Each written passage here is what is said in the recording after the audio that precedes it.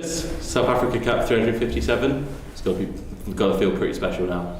Oh, yeah, I think so. I didn't think maybe like 2 years ago that it would happen, but it's happened, which is quite cool, and hopefully there'll be many more to come. Can you take us back to when you got that first phone call that you were going to be included for that India series? What were your emotions there? Well, I was actually playing for the SAA side against the West Indies, and the test coach was coaching the SAA side. So he actually didn't call, he just called me into like a room, and I thought I was in trouble almost. And then he just said, "Well done, you've made the India test squad," which was quite surprising. I mean, I've spoken to him about it before, but it was still quite a shock. The first people I called was definitely my parents, because I think they've done a lot for my cricketing career. So yeah, quite a proud moment, and yeah, I'm glad it happened. And then obviously you go on to you get a 50 on test debut. Not a lot of people get able to do that, so that must have been as well like a special feeling. How difficult were the conditions out there? Well, I think honestly, because we won the toss and bowled, and it was almost overcast like this, maybe a bit warmer, and we bowled them out for maybe like 220, and then the pitch settled down to a degree, but I think our openers and number 3 did quite well. So when I came in, it was a bit flatter. I'm not saying it was easy, but it was definitely a bit flatter. And then once I got off the mark, the nerves kind of settled, and I could actually just enjoy the occasion. And then you came out of that series with a 1-1 draw, and then due to the SA20 going on, you were one of the more senior guys after 2 caps going down to New Zealand. You've mentioned in previous interviews you pulled yourself out of the SA20 auction or to be considered for New Zealand. Was there any sort of hesitation there, or was it just you've now got a chance to play Test cricket again for South Africa? You want to take it? Well, I think so. Like that conversation happened, I reckon, August last year. So before the draft obviously happened, before the India Test matches happened. So like the coach called me and kind of said, "Look, if you don't put your name in." So like everyone thinks like I pulled out like I was dead certain to like get into the auction or get into the SA20, but like I just thought, like weighing up the pros and cons, I thought to play a test match for sure for your country, I think overweighed the chance of playing in the SA20, yeah. And then you go down to New Zealand, first test, you don't get the big century, but the second test, second innings, you finally get to that 3-figure mark. Can you talk us through, once you got past 50 and kind of that second part of your innings, and then obviously the elation when you do get that first century for your country?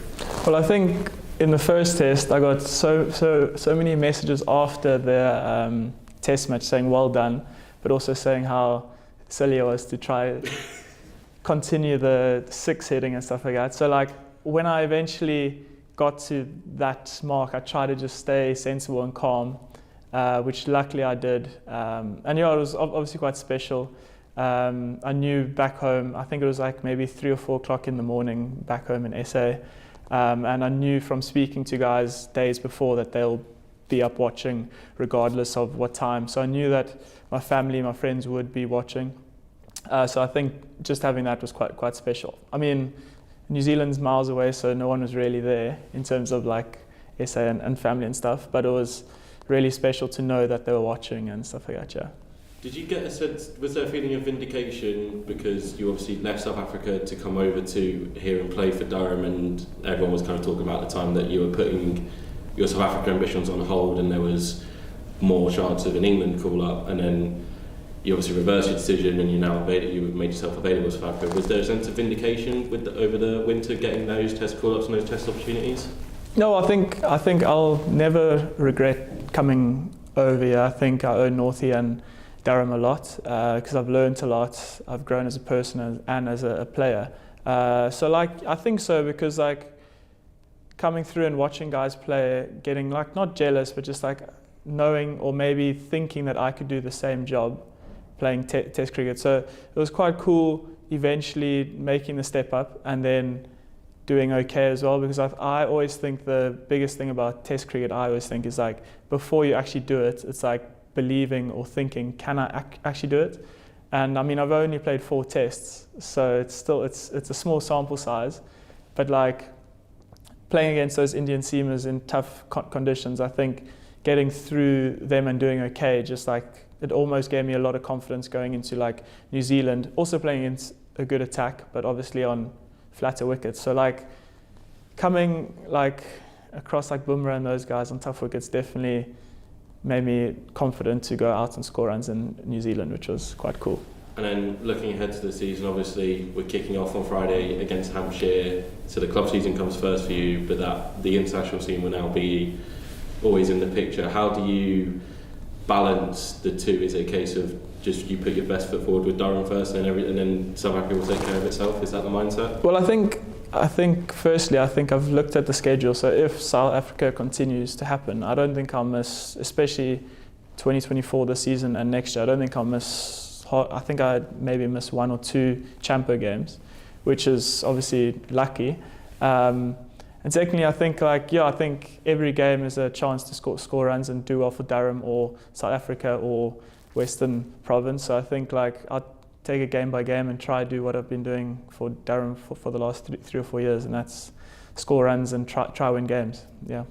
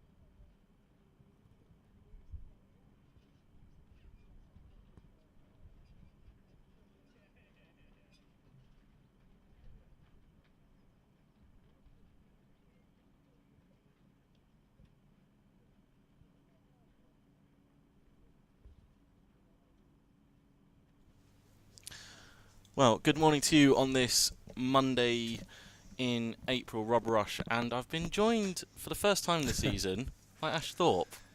Morning, mate.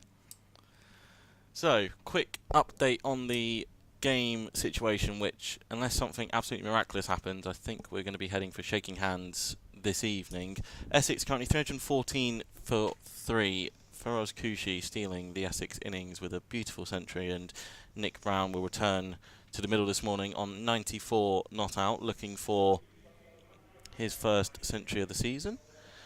He'll be joined by Jordan Cox, who's currently 19 off 74, and the umpires now making their way out to the edge of the boundary as the Durham players are having a huddle. What do you reckon Scott Borthwick's saying in there, Ash? I think possibly Essex are looking to tee off here for the first 12 overs up until that 110 over mark, trying to get as many runs as they can and as many bonus points as they can, which in turn might give Durham a few opportunities to pick up a bonus point as well with what will they need, 3 wickets in that period. So yeah, it'll just be an exciting period. Try and keep a lid on it a little bit, but be interesting to see if Essex transfer that pressure back onto Durham and put them in as soon as they can.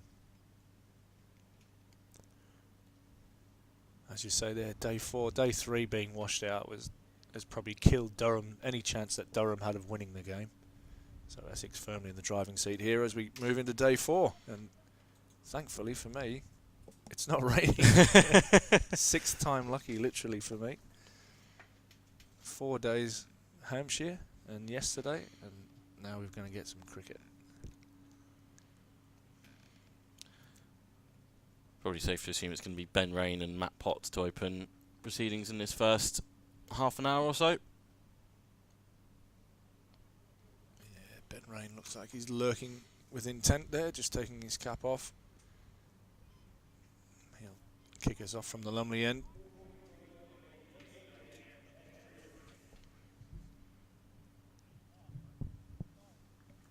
Be interesting to see the field placings here. It'll be pretty defensive, you would like to think, from Durham this morning.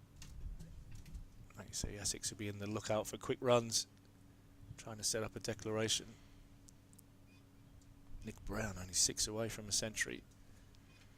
And Jordan Cox, exciting. We've seen him in a lot of white ball cricket, haven't we? Do some damage in various franchise competitions.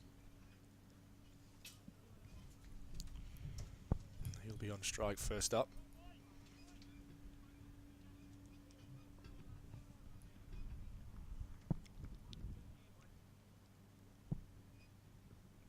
Comes Ben Rain, right arm over the wicket. Jordan Cox on strike. 1 slip in place, a catching cover and a catching mid-wicket, and Cox flicks this away. Times it nicely through square leg. Out to Alex Lees on the boundary, and he collects 1 and gets off the mark this morning and moves on to 20. And the score under 315 for 3. Some pretty attritional cricket on Saturday, Rob, by look at the scorecard. Yeah, it was very measured approach by Essex when Feroz Kushi. They did get through that opening new ball spell. Dean Elgar and Ben Rain had a very interesting battle. There were a fair few LBW appeals that weren't given, even though on another day they might have been. As Rain now round the wicket to the left-handed Brown, who strikes him in front, and he might have just got outside the line there. Little appeal there early doors from Ben Rain. Ackerman at slip, Robinson behind the stumps. You have Scott Borthwick catching at mid-wicket. Paul Coghlan catching at cover. Deep backward square, fine leg in place, mid on, mid off. No third man. As Ben Rain comes in again, round the wicket to Nick Brown. And this has fallen straight and flicked away to Borthwick at mid-wicket for no run. Yeah, they got through that first hour, Elgar and Sam Cook, and then Paul Coghlan was brought into the attack and continued his form from Worcestershire last week. Managed to get Sam Cook to chop on. And Matt Potts, after both Coghlan and Rain had a good tussle with Elgar, picked up the former South Africa opener just before lunch. And then Feroz Kushi and Nick Brown took control of the afternoon session. Kushi offering no chances on the way to his magnificent century. There's Rain in again, really close to the umpire around the wicket. And perfect line and length. Now we have 2 catching mid-wickets in place, as Ben Rain's going to look to attack the stumps. Nick Brown just defends this one away to Paul Coghlan in the leg side.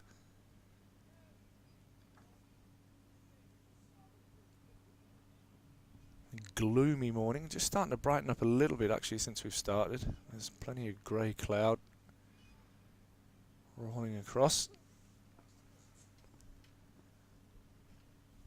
Pretty fresh breeze out there this morning as rain comes in again, and this one's defended out, this time into the offside.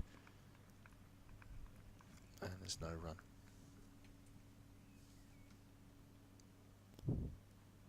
One ball remaining, first over, day 4. Nick Brown quite content there just to get his eye in and have a look and probably make sure he gets to his 3 figures. Cox might look to be a little bit more expansive. Essex will try and get to at least the 350 mark and maybe push towards 400 this morning. As rain comes in again now around the wicket, and oh, he's picked the gap between the slips all the way along the floor, and that will bring up a boundary. 319 for 3. Right off the toe of the bat, dribbled between the slip and wicket keeper. Both of them kind of looked at each other, but it perfectly dissected them. And that goes away. 319 for 3 now, and Brown just 2 away from a well-deserved century. Yeah, absolutely bang on. Matty Potts is going to open the bowling from the Finkel end. It was a good start from Ben Rain. Asked some good questions there. He seems to enjoy the angle of coming round the wicket to left-handers. He, as I mentioned, he was involved in a very good battle with Elgar on day 2, and was very unfortunate not to pick up his wicket. And he loves that. He started off, I think, over the wicket to Nick Brown, and Brown was able to clip him away for a few runs and didn't seem too bothered. But as soon as Rain switched to come back round, immediately presented more issues to him. He likes to attack the stumps, doesn't he? And I think he's probably watched Rushy bowl for quite a number of years here as well, and Chris absolutely loved bowling around the wicket to the left-handers. As I'm sure Alistair Cook, if he's listening or watching, might have just got a shiver up and down his spine there, because he's definitely claimed him a few times. Just the one slip in for Potts, and Cox starts defensively. Interesting, yeah, there's quite a lot of similarity between the way Cox bats and Ollie Robinson, both Kent graduates through the academy system there, and both of them looking for adventures new after Sam Billings kind of took over the role there. Yeah, Kent fans not exactly happy that those two have been allowed to leave. And this one turned away for another single, but their loss is Essex and Durham's gain, and Jordan Cox, certainly the way he started about this season, making the most of his fresh start. Yeah, very good player. Another wicket-keeper batsman, or batsman wicket-keeper. Very, very handy pick-up for Essex. I think you'll see Potts come around the wicket as well to Brown, who's just 2 away from a century.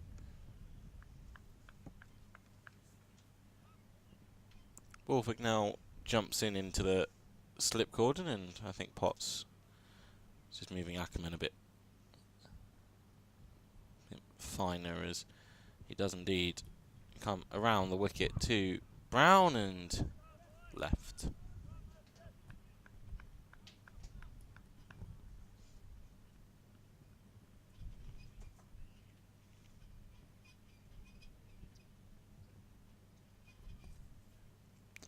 pursuit of first-class century number 20, Nick Brown.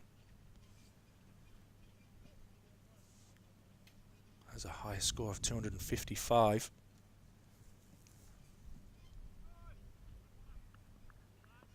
A very, very good career for Essex.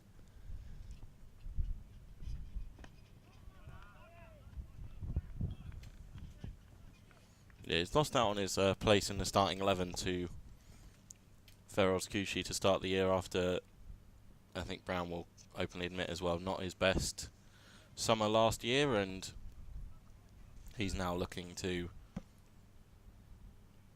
put his best foot forward as maybe a change of Is there going to be a change of angle here from Potts? No, he's going to continue around. He's had a long run, 138 first-class matches for Nick Brown. Opened the batting with Cook for a long time. He's been a stalwart of Essex cricket for quite a period now. Forward to this one. Just a single off Potts' first 5 deliveries. Debuted all the way back in 2013.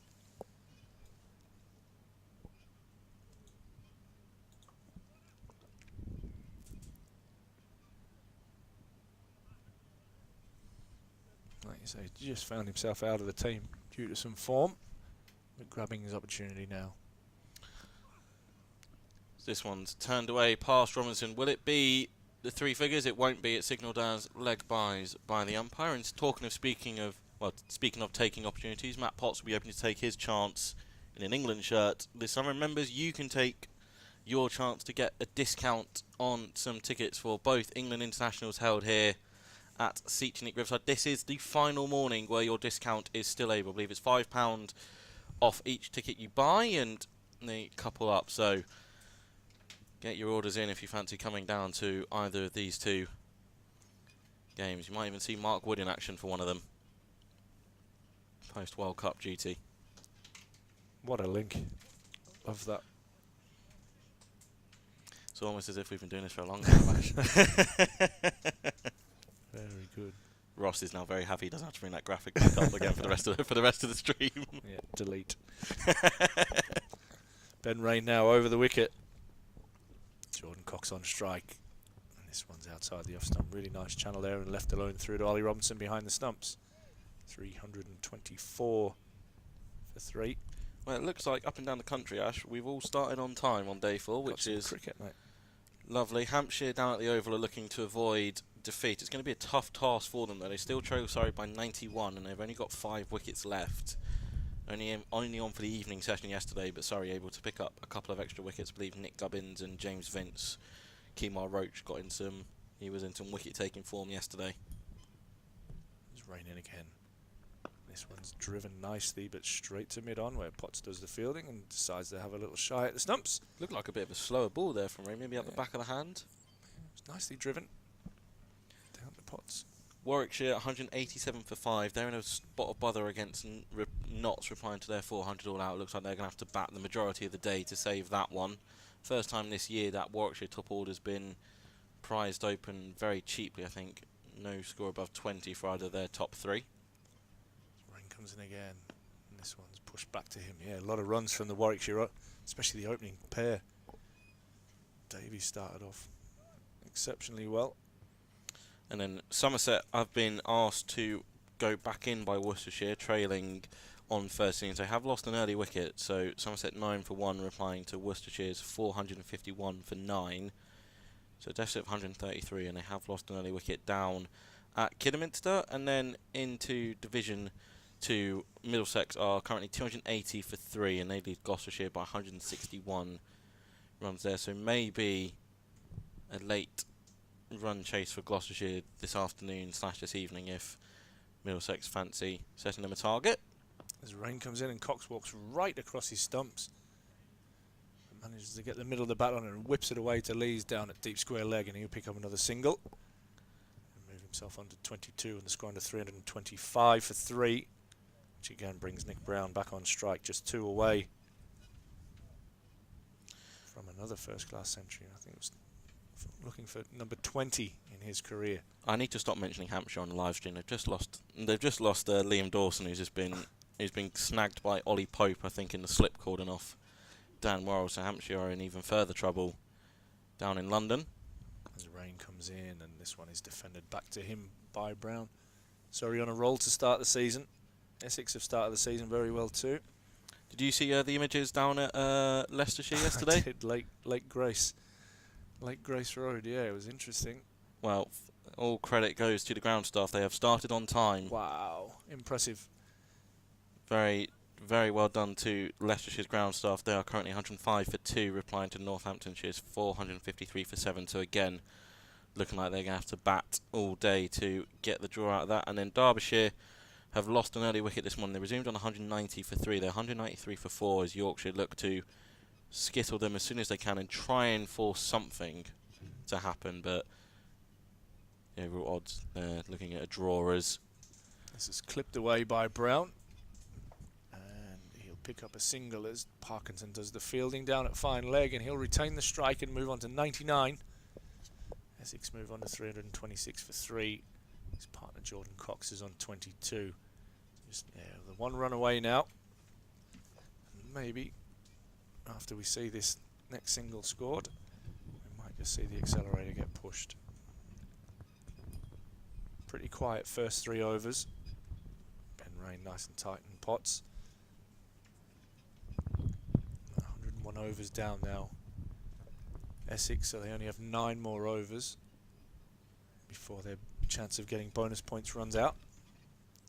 It'll be interesting to see what the tactic is once those 110 overs are up, as Potts will continue around the wicket to Brown, and he pushes this one out to David Bunningham. Understandably, everyone in on the single bar Alex Lees and Graham Clark, and then in fact Graham Clark has now just been asked to move in from his position off the square leg boundary. So yeah, it's Alex Lees who's down at fine leg.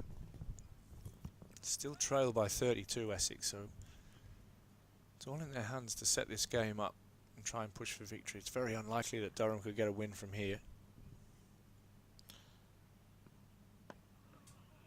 Nice anger win from Potts, but defended. Yeah, we spoke to Graham Onions after day 2, and he said that the bowlers, they had a chat on the morning of day 2 about what lines they needed to bowl, what needed to happen, but they also knew it was going to be a bit of a slog, for lack of a better term. It was going to be a long day. The pitch has got generally better for batting as the game has progressed, and Essex are showing that here. So I imagine something similar would have gone on this morning, as Potts is into Brown, who trying to beat Callum Parkinson at backward point, but unable to. He's missed out there, hasn't he? That was short and wide from Potts, and he's managed to probably mistime that to Parkinson. A little bit quicker pace in the pitch, he was probably be able to steer that down towards third man and pick up that much needed 1 run. It's crazy how much 1 run can mean, either getting off the mark or when you're on even 49 or 99.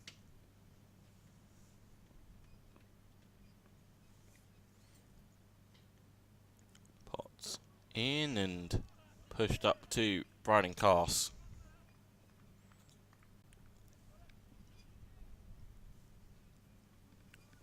Cloud moving pretty quickly now. That breeze is keeping things moving along.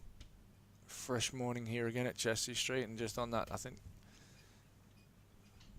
full credit to our ground staff as well for having this place looking the way that it does. I know Vic would love a little bit more pace and bounce in the pitch, but it just hasn't had the temperatures or the dryness to be able to produce probably something that he's ultimately happy with. Not that groundsmen are ever ultimately happy with the surface, but he's done a brilliant job along with the lads.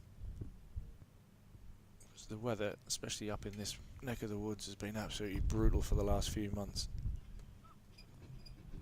Some slight field tinkering from Potts. Ackerman has come out of slip, and can Nick Brown take advantage? Not with accurate bowling like that, he can't. It's a good area that from Potts. Good length, challenging the top of the stumps. Brown looking really comfortable. Had a couple of nights to spend on 94 not out, but I'm sure it'll be some good night's sleep for him. Much happier going to bed with a few runs under the belt, waking up and looking for that milestone the next day. As his teammates are all on the balcony. They'll have to wait another couple of minutes as Potts is able to bowl the first maiden of day 4. That's the 5th in his spell. 23 overs, 5 maidens, just the 1 wicket for 56, but that economy sitting at just under 2.5 is exactly what Scott Borthwick wants him to be able to do. Yeah, I think Borthwick would be happy with the control that he's had in this innings. They haven't got away Essex at any stage. Whereas Durham on that first day were going along at between 4.5 and 5 and over. And That's become really, that's become the standard. yeah, That has become the norm. it's the way that they want to play their cricket and try and set up for results. A little bit of contrast here from Essex, who, let's be honest, if they come up to the northeast and go away with a draw, they're still in a pretty healthy position. But again, they do have the opportunity to be able to push for a win here on day 4, even though that would be unlikely. But they probably thought that when they played Nottinghamshire also, as Ben Rain comes in and Cox guides this one away down to third man. There's a big chase on for Parkinson, who will lose that race. And it's nicely guided away, and Cox picks up a boundary. First boundary of the morning off the bat. We've had one off the backside of Brown a couple of overs ago. Cox moves under 26 and the score under 330 for 3. Lovely shot from Cox. You see it. Joe Root seemed to have mastered that one in ODI cricket. Well, definitely around the time of the 2019 World Cup, just opening the face of the bat and running it down, and some extra bounce in that delivery. And Cox was onto it very quickly. As the rain comes in again, a little bit wider of the crease, and Cox defends this out into the offside and will pick up a quick single. Good running there from the Essex duo. 331 now for 3, and Cox moves on to 27. And it brings on strike Nick Brown, who is still 1 run away from the century here at the Riverside. Scott Borthwick just trying to get a little bit funky with the field placings, just to keep Nick Brown on his toes and make sure he just doesn't get that single easy. He's got 2 catching mid-wickets. He's going to come into a kind of a leg gully position. Ben Rain's going to be round the wicket. I was just going to say the square leg had dropped back onto the boundary, but he's now coming into the circle. It looks like Beddingham from that running style. It is indeed. And Ben Rain will come in now round the wicket. The ball nice and straight to Brown, who's on 99. And he defends this out into the offside to mid-off to Matthew Potts for no run.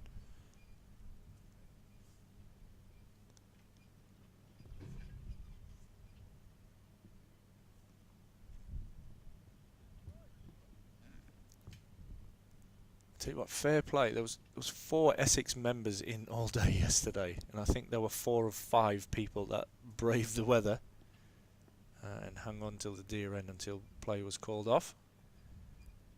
As Ben Rain comes in again, this is slashed away by Brown, backward of point, and that will race away for 4 and will bring up his century.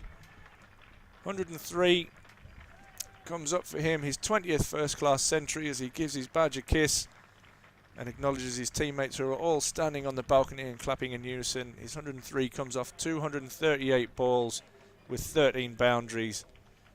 Well played. Yeah, it's been a very good innings to back up Feroz Kushi to start with, and then to keep the partnership, well, to develop that new partnership with Jordan Cox. And fair play to Brown. You have to make the most of the opportunities when you're given them. He's not had many first team opportunities to start the season. This is his first appearance for Essex, and he's taken full advantage. So well played indeed. Does that spark an acceleration? As Rain comes in again, and this one's nice and straight and defended perfectly out into Paul Coughlin, who is one of 2 catches in the short mid-wicket region. We've got 7.1 overs left before the bonus point situation ceases in this game. Essex only 15 away now from their next batting point, which comes at 350. The next bonus point after that is available at 400, which would be entertaining as Rain comes in again, and this is defended with a dead bat by Brown. He's not going to throw it away after just bringing up his 3 figures. So 335 for 3. And that deficit is now just 23. So will that trigger, as Rob says there, the acceleration in this innings?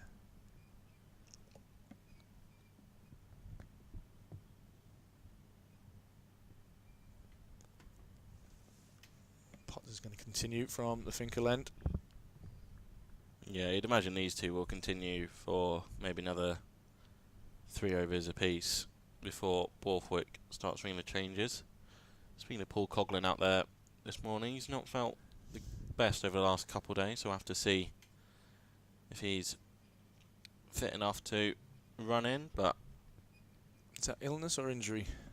I'll let you know after Potts pulls out of that one. I think He might have hurt us. Abort mission. I think back spasm. Coughlin suffered yesterday, so I have to wait and see. But I don't think Borthwick will push. No need really at this stage, is there? He's got other options that you can use in Cast, and then you've got the likes of Parkinson and Ackerman. Maybe even Borthwick himself if he fancies a Why couple of not? overs of leggies. As take 2 of that one and defended by Cox. So yeah, just need to play, especially with Paul Coughlin as well, having had some very poor injury luck over the years. He's a high impact player. He's an unbelievable athlete, Paul, and he just gives everything every time he runs on. And sometimes you just wish he would just take the throttle back a little bit, but he doesn't know any other way. And I was personally thrilled to see him on the park. This one's driven and Potts almost makes a throwback. Any of that happen in your game at the weekend, Ash? Bowler throwing one back at the batter? No, not any. It doesn't happen anymore, really. I used to have one guy in my club who used to love doing it, but he'd get angry at his own shadow, I think. But yeah, it doesn't seem to happen much these days. You know that you're going to cop a ban if you do it, so yeah, it's pretty much been put away.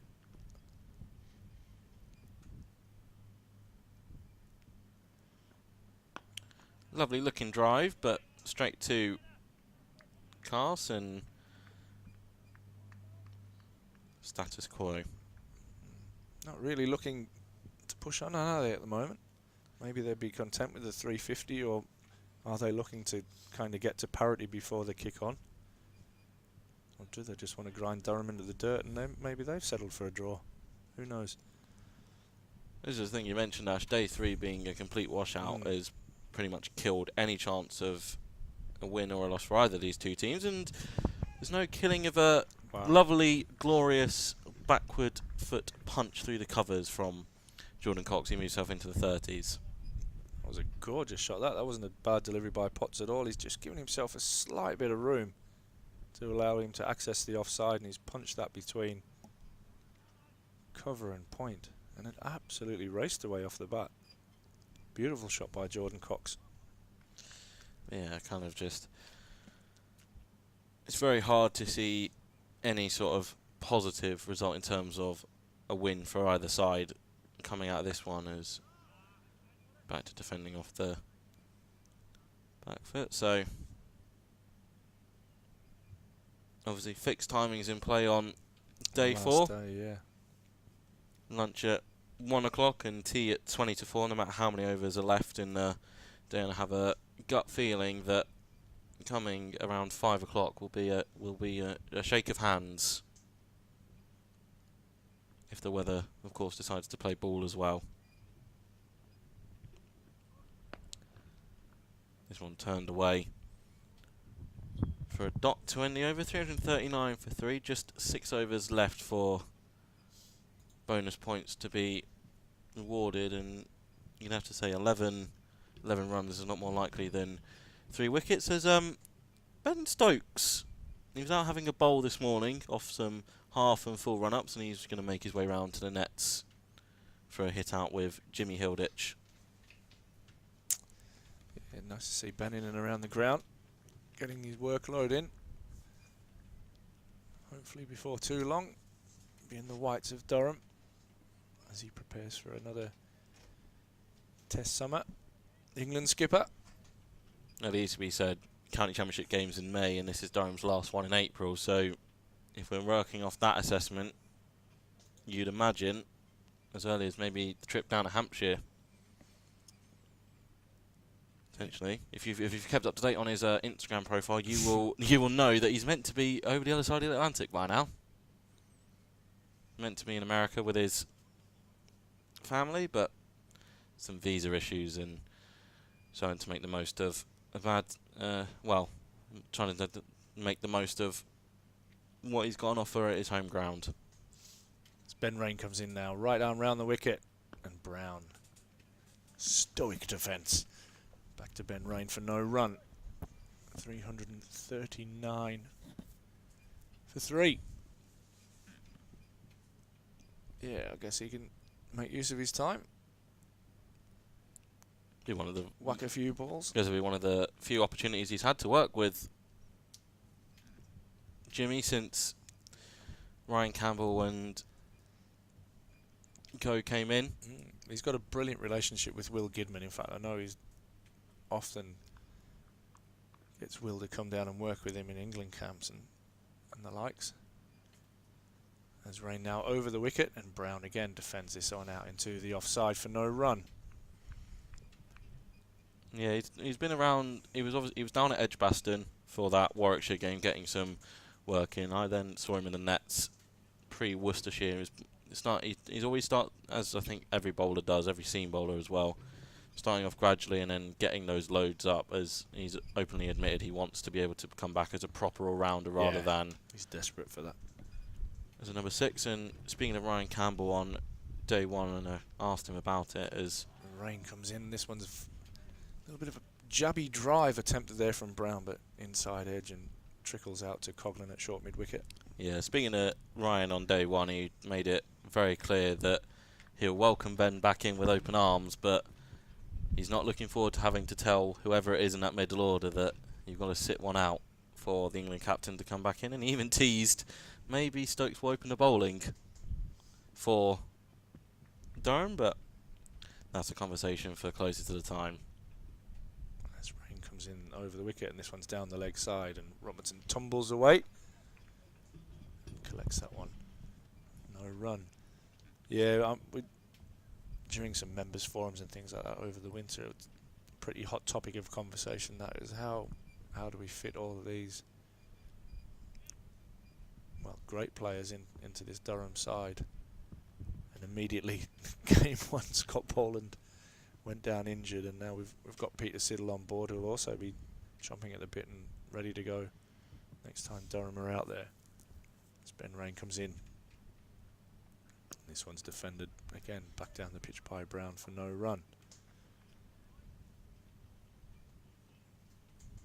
You've got the likes of Michael Jones at the moment missing out. He's done well for Durham over the last couple of years, scored a big 100 for the second team in his first chance this season at Old Trafford.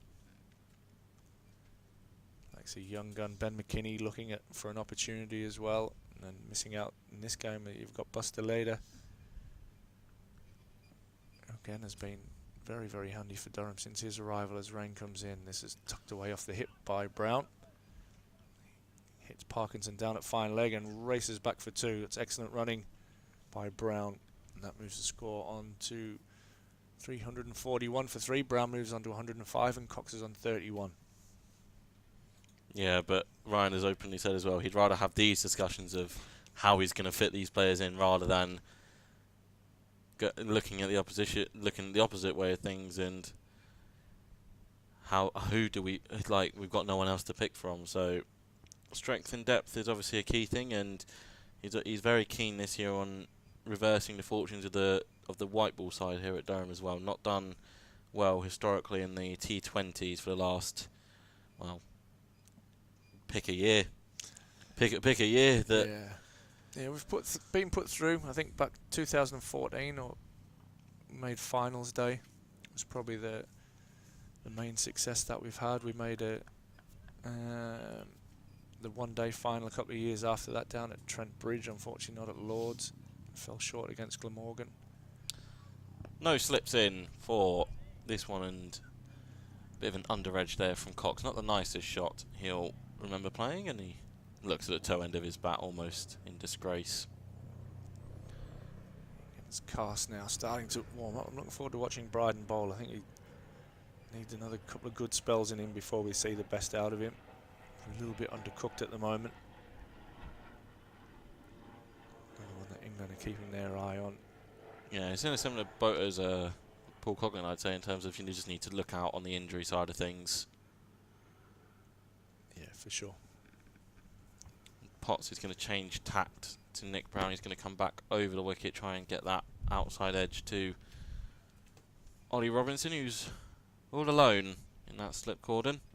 He's going to have to cover a lot of ground if anything comes his way. That's an LBW shout, and despite the best intentions, I did mention that Potts seems to have learned off Stuart Broad of the school of celeb repealing, but it's not worked for him so far this game. And this is the thing, when the right-hander comes over the wicket to a left-handed batter, it's so hard to get that LBW shout because you're automatically working with that ball 90% of the time pitching outside leg stump. Yeah, Potts has definitely asked that question. Umpire Milnes, I think it is, at this end. He was convinced, I should say, the old celeb appeal. I think Potts is always convinced. He's always convinced, no matter what method of dismissal. He's always convinced. It was close, that is for sure. This one gets a play and miss out of Brown, but no harm to Essex there. Looks like he's got some good rhythm at the moment. Potts hitting the crease nicely. He'll be happy with the start of the season in terms of the runs column. Not so much in the wickets column so far. And he picked up his 200th first-class wicket down at Kidderminster against Worcestershire, but he's played on some pretty benign surfaces, hasn't he, so far? He's got another one here to try and work with, but the overall quality is good as that one gets a drive out of Brown, but it is just straight up to Carson. We've mentioned it countless times over this stream, Ash, but he's definitely looking at that vacant spot next to Jimmy Anderson in that test team, and he wants it. He's given himself every chance. I love the way that he goes about his preparation for cricket, his fitness, his diet, and what's making me really happy at the moment is how hard he's working on his batting again. Saw the fruits of that with his first-class century down at Warwickshire. In again and just defended. I think, well, I have to get a bit of a fact check after he only got 4 in the first innings, but I believe he'll still hold the leading average for Durham this year. So people like Colin Ackerman and David Bedingham have probably be on the butt end of a few jokes in the dressing room. Oh, he'll tell them. He will let them all know. He's a good character, he's a good trier. Big heart, and he'll keep charging in for you all day, as he does again now. Clipped, and I believe that was a chance for Coughlin in at mid-wicket, just to his left. He was a very good diving effort, but by the way, Coughlin has only now just picked himself up the deck. I think that will go down as a dropped catch. And Definitely off the reaction, isn't it? They run through for a couple, 344 for 3. Coughlin, a great athlete, diving away to his left. And yeah, judging by the reaction of him and the players, that is a chance. Brown whipped it away from a straight delivery. 344 for 3, just 6 runs away from the next bonus point for Essex, which will move them on to 6 for the game. It'll be the final bonus point of the game, It looks most likely. Unless we get a hat-trick or something random. As Rain comes into bowl, and this one's down the leg side, and Cox tucks it away. You'll find Graham Clark at fine leg, who does the fielding and does well, fires in a good hard flat throw to Ollie Robinson and prevents the second run. That'll bring Nick Brown back on the strike. 345 now for 3. Brown's on 107, Cox on 33. Have just fact-checked that Matt Potts still does have the highest average. Ollie Robinson's giving him a gentle tap on the shoulder with obviously his 5 consecutive 50s to start the season. Dave Bellingham also averaging above 50. Rain comes in over the wicket and Brown defends this one. A little bit on the walk. This time back to Ben Rain. I think William was doing some checking of himself with regards to consecutive 50s for Durham. I'll get the stats off him shortly. I think John Lewis has matched him and maybe gone better than the 5 consecutive 50s. It's a bit of a topic this morning. Let's sat with the scorers. As Rain comes in now over the wicket, and this is flicked away nicely by Brown. Around the corner to Parkinson at fine leg, who Comes in and looks like he's got every jumper that he's got in his kit bag on this morning.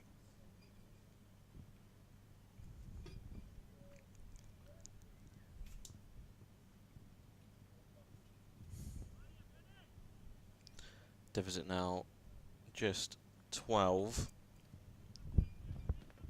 But as we've already mentioned, Ash, I don't think there's going to be... If the accelerator was going to be pushed, it would have been done by now. As Rain comes in, and this one punched away nice and tight by Rain there. Cox looking for a little bit of width, just starting to stay leg side of the ball, which is the way he likes to access the offside.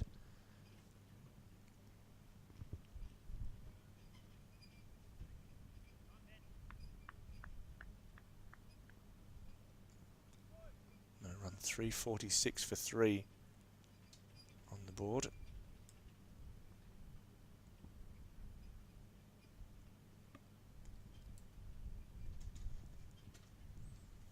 Rain comes in. Ooh. Big loopy bouncer as Cox avoids that. And Ben Rain throws his head back and probably has a bit of a laugh as he's tested the middle of the pitch, and then it's tested Ollie Robinson's shoelaces as it loops through and down about ankle height. Safely through for no run.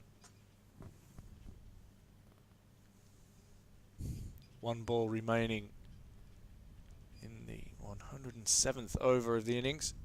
No doubt Durham bowlers will be thankful that they had the day off yesterday. Rest their bodies after a long day on Saturday, and Cox defends this one back and ends the over. 346 for 3. Cox is on 33, Brown on 108.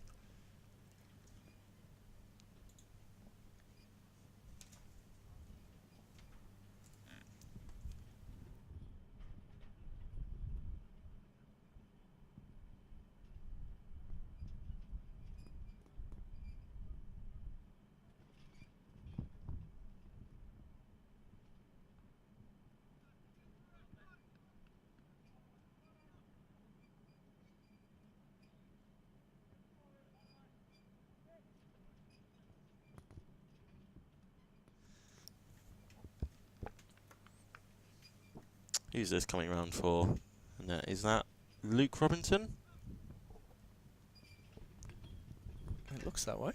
With Cole Pearce.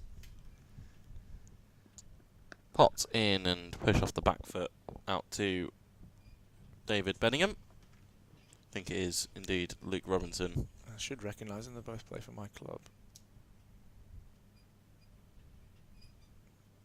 Luke just had an injection in his ankle last week, so be hoping to get out and play some club cricket this weekend with us, which would be nice.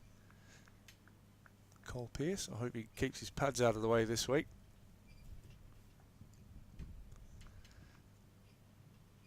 Cox on strike to Potts, and he's driving for a single down a cast. Brave man, shorts. Shorts on today for Cole Pearce. Looks like he's got his little slinger there. He's going to have a bit of work with Luke Robinson in the nets.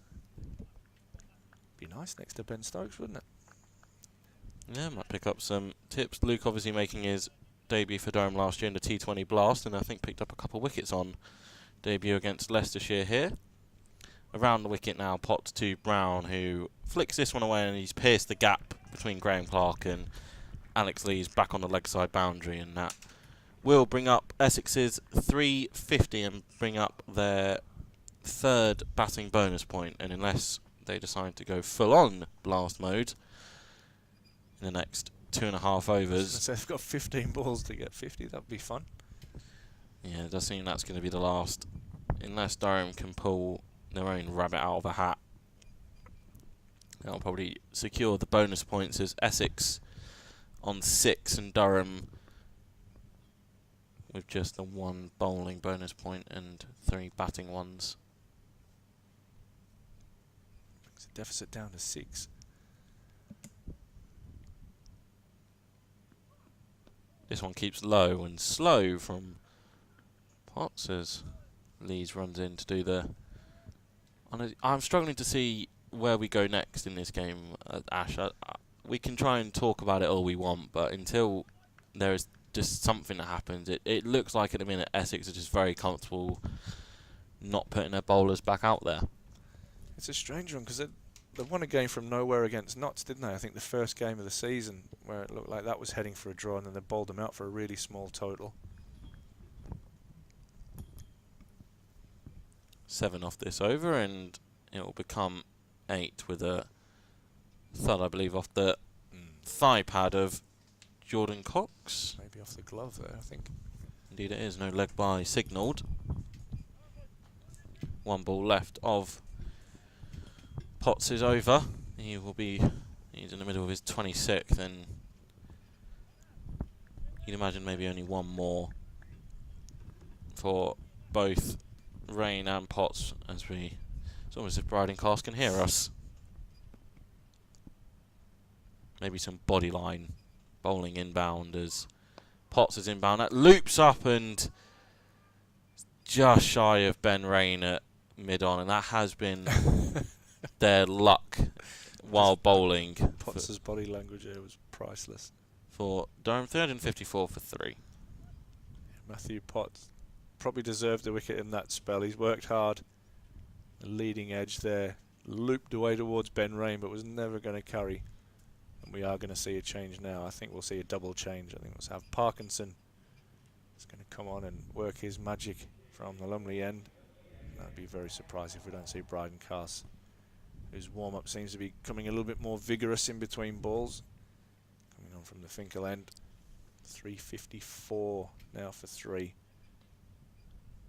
Essex trailed Durham by just the 4 runs. 2 overs remaining in the bonus point situation. As Rob said there, well, I think we've probably seen the last of our bonus points. Essex have taken 6 so far, with Durham have 4 on the board. Parkinson sitting on 5 first-class wickets for Durham. He's already picked up 1 in this innings. Figures of 1 for 52 with 1 maiden from his 18 so far in the game. Economy of under 3, but that's exactly what Borthwick wants. It's just going to be Colin Ackerman in it. Slip for the Bolton fan. As Parkinson comes in, and immediately a reverse sweep attempted by Cox, and there's an appeal from the Durham fielders. And Parkinson, that's not out by White. Might have hit Cox quite high up in the ribs there, by the way. He's reacting, having a little bit of a stretch. Good start from Parkinson. He does have those footholds to work with outside the off stump. He comes in again, and Cox gives himself a little bit of room and slams this down to long off, where Cast does the fielding. He'll pick up a single. He'll move on to 36, and the score under 355 for 3.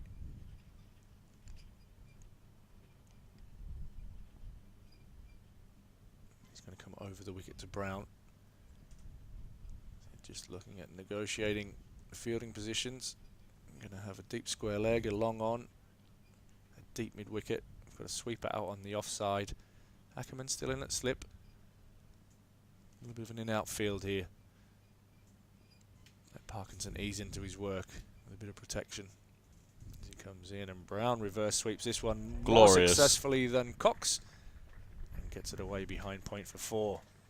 Glorious reverse sweep there from Brown. Obviously the Essex batters don't feel as if there is much spin out there, and able to open up their repertoire of shots, and Borthwick has immediately responded by removing Ackerman from the slip cordon. That gives Essex the lead. They are 1 run in front now. Power is all in their hands as to how they set up the rest of today. And Brown drives this one down using his feet to Potts at mid-off, who does the fielding. It seems there's a little bit more of intent now against the left arm spin of Parkinson. He's now going to try around the wicket to Brown, which is a little bit of a change in the field.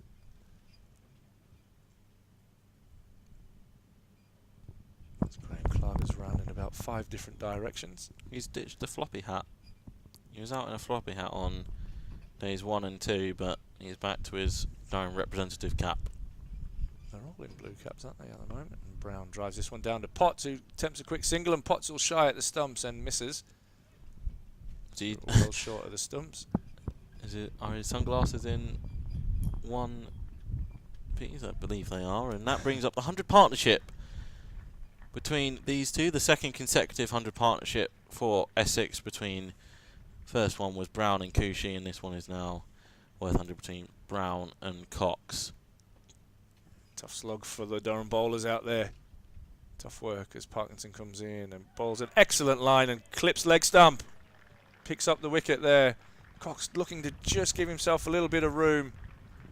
And as I picked up earlier there, the line was excellent. Managed to get through the defences of Cox and hit leg stump. Well done, Callum Parkinson. Cox goes for 36. Bowled by Parkinson. 99 balls he faced there, which is not like him. He's a little bit more aggressive than that normally. Just the 3-4s in his innings. And Durham pick up their 4th wicket. And maybe a glimmer of hope. Still 1 over left and a bonus point available. 6 balls to get 2 wickets. It's been done before. You never know. Never say never, especially with this Ryan Campbell-led group, as Matt Critchley will stride out at number 6, leggy all-rounder, more than capable with the bat, and I am impartial to a leg spinner, and I do like the look of Matt Critchley for the future. Yeah, very handy cricketer. Good all-rounder. Signed from Derbyshire a couple of seasons ago. He made the move there, looking to further his career.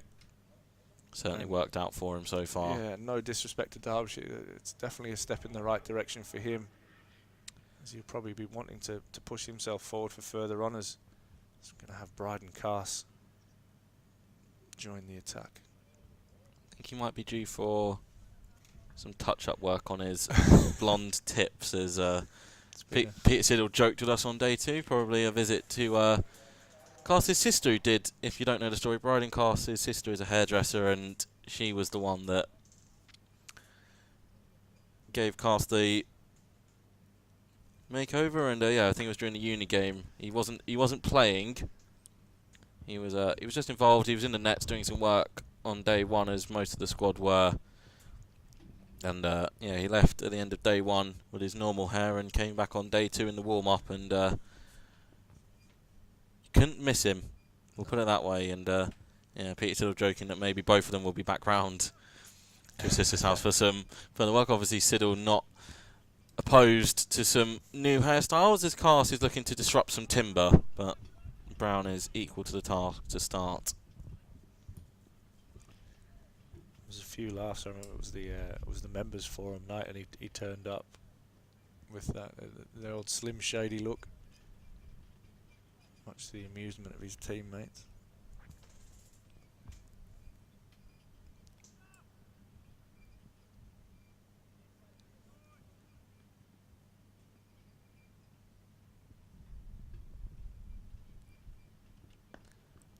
Glorious drive that should have been stopped by Alex Lees, but it wasn't, and David Beddingham does remarkably to save the boundary, but it shouldn't have been 3 runs in the first place from Durham's point of view. Slight misfield there from the Red Bull vice-captain. Yeah, Alex Lees letting that one get through there. Beddingham did very well. Always makes me nervous when he runs around and attempts to dive or slide with his shoulder, but he did excellently there, and Borthwick doing a good job also getting close to him and preventing any further damage. It went for 3.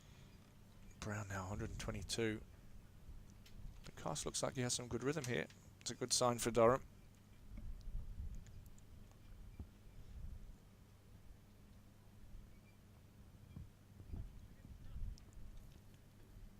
Matt Critchley's first ball will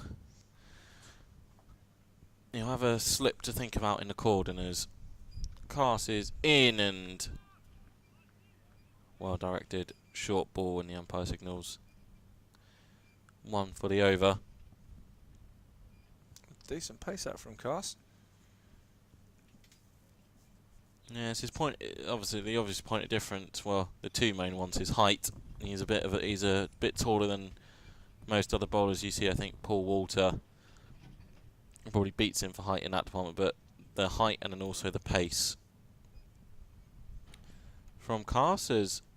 This one's down the leg side and a very good stop from Robinson to stop 4 byes, and Durham will need 2 in 2 from Slim Shady to pick up the second bowling bonus point. Imagine the actual Slim Shady. He's a big NFL fan. He's a real Slim Shady. Detroit Lions, isn't he? Indeed, and I think if there's a sport that he's a fan of that uses a similar size, well, it's probably baseball. For him, as Cast looks for that first wicket, and it eventually beats Ackerman at mid-wicket. So bonus points will be confirmed as 6 for Essex and 4 for Durham.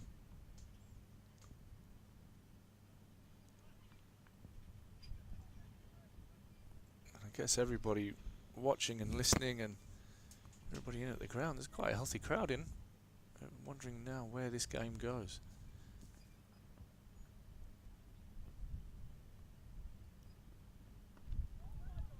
Ooh.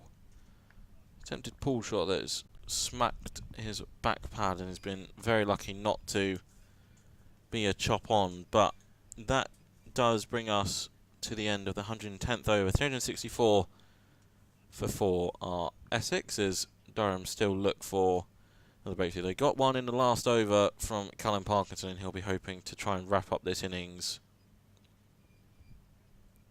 as quickly as possible to try and get this game moving in some direction.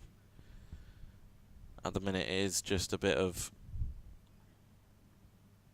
waiting and waiting and waiting, and ultimately I do think we are heading for some handshakes at around 5 o'clock. Hampshire have lost their 7th down at the Oval. Gus Atkinson, after touring England, or touring India with England, back taking wickets for Surrey in the county championship. As Parkinson comes in, and this one's defended down to mid-on by Critchley for no run. Lead is 6 now for Essex.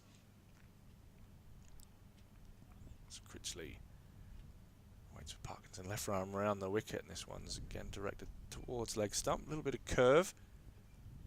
Other hand there from Parkinson, and that one collects another single. Moves Critchley on to 2. 365 for 4 now on the board for Essex.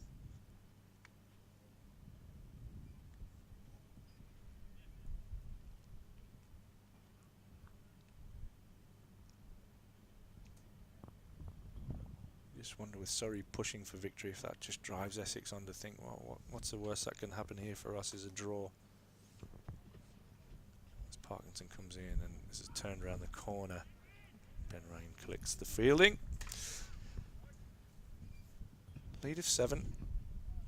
So lots of time left in the day as we approach midday.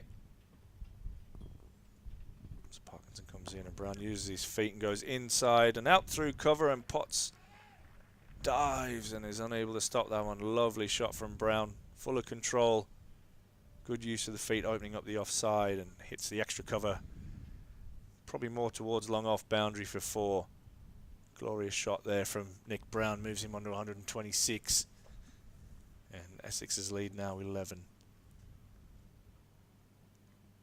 Another sweeper now as Potts goes back down to the boundary.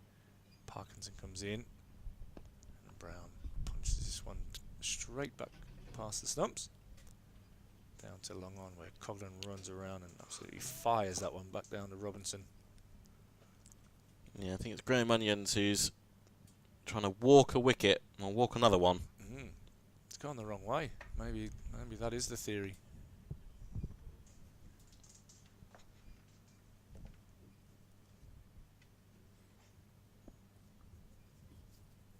As Parkinson comes in again, and Critchley jumps on the back foot and tries to slap that one through mid-wicket, but drags it and only gets a dot. Parkinson finishes the over.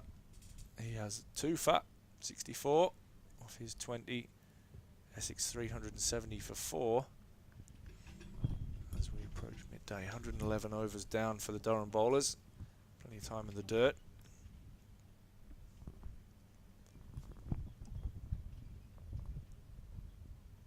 It's Nick Brown now just looking to accelerate a little bit there. He's on 127. Probably tough to get the read of the pitch straight away for the new batter. Quickly just on 2 from 6. Pass in and attempted swat through point. Comes to no avail.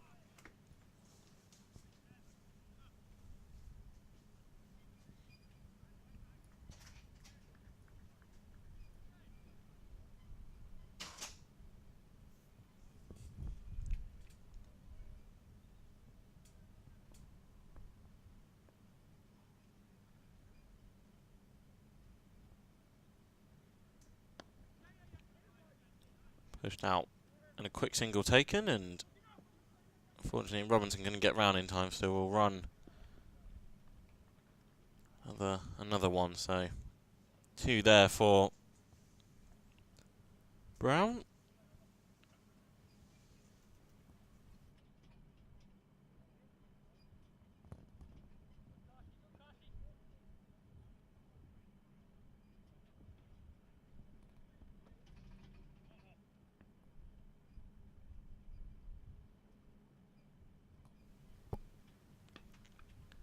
Heaved leg side, but just for a single.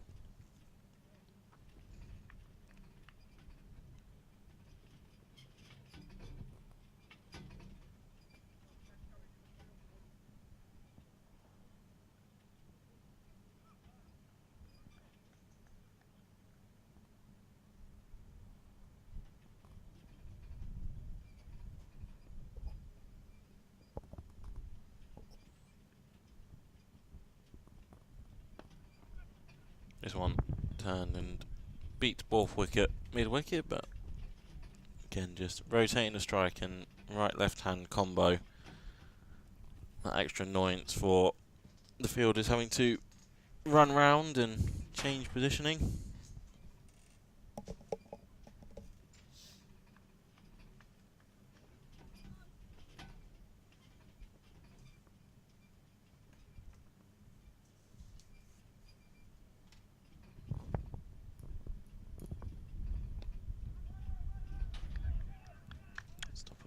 Point. Six games have been played here at the Riverside between these two before this one. An even split of 1-2, lost 2, and 2 draws for Durham. I believe that will be changing to 3 draws as Cars send some fielders out on the leg side, so maybe some shorter bowling, which hasn't really been. Does obviously take a lot out of the bowlers.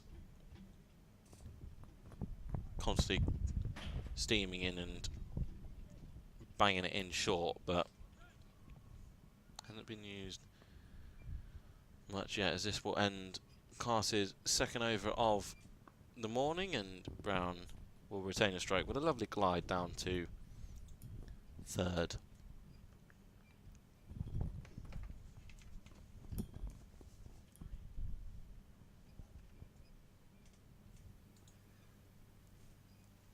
$375 for 4. Nick Brown 131. Critchley new to the crease on 3 from 7. Jordan Cox the last man out, bowled by Parkinson for 36. A lead of 17 for Essex.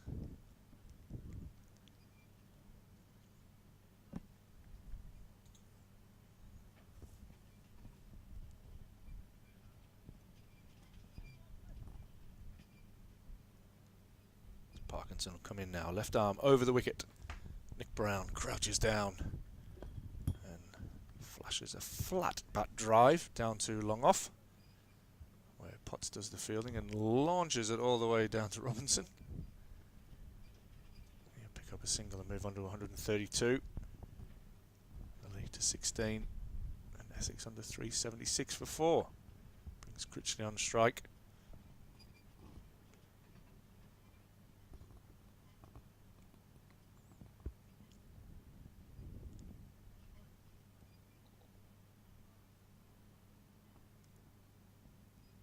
Parkinson just trying to warm up those spinning fingers on a cool morning here at the Riverside. And he's got right through the defences and bowled him again. So Parkin picks up wicket number 3, Parkinson. Critchley just pushing forward there. And missing one, clean bowled. Callum Parkinson is doing a good job here for his captain. Just keeping a check on Essex's lead. And he's bowled for 3 from just 8 balls, Critchley, and on his way. Yeah, very good.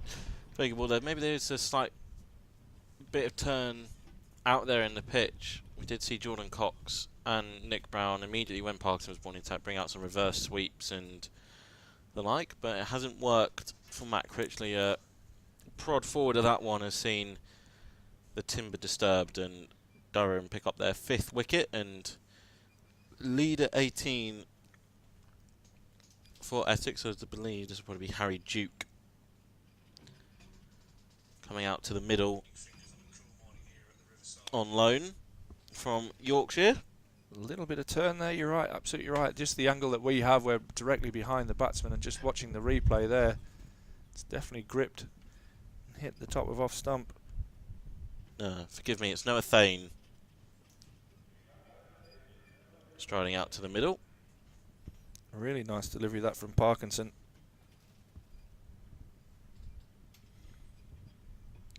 Gives us enough time to bring you up to date with some of the other scores. Hampshire 153 for 7, still trailing Surrey by 55.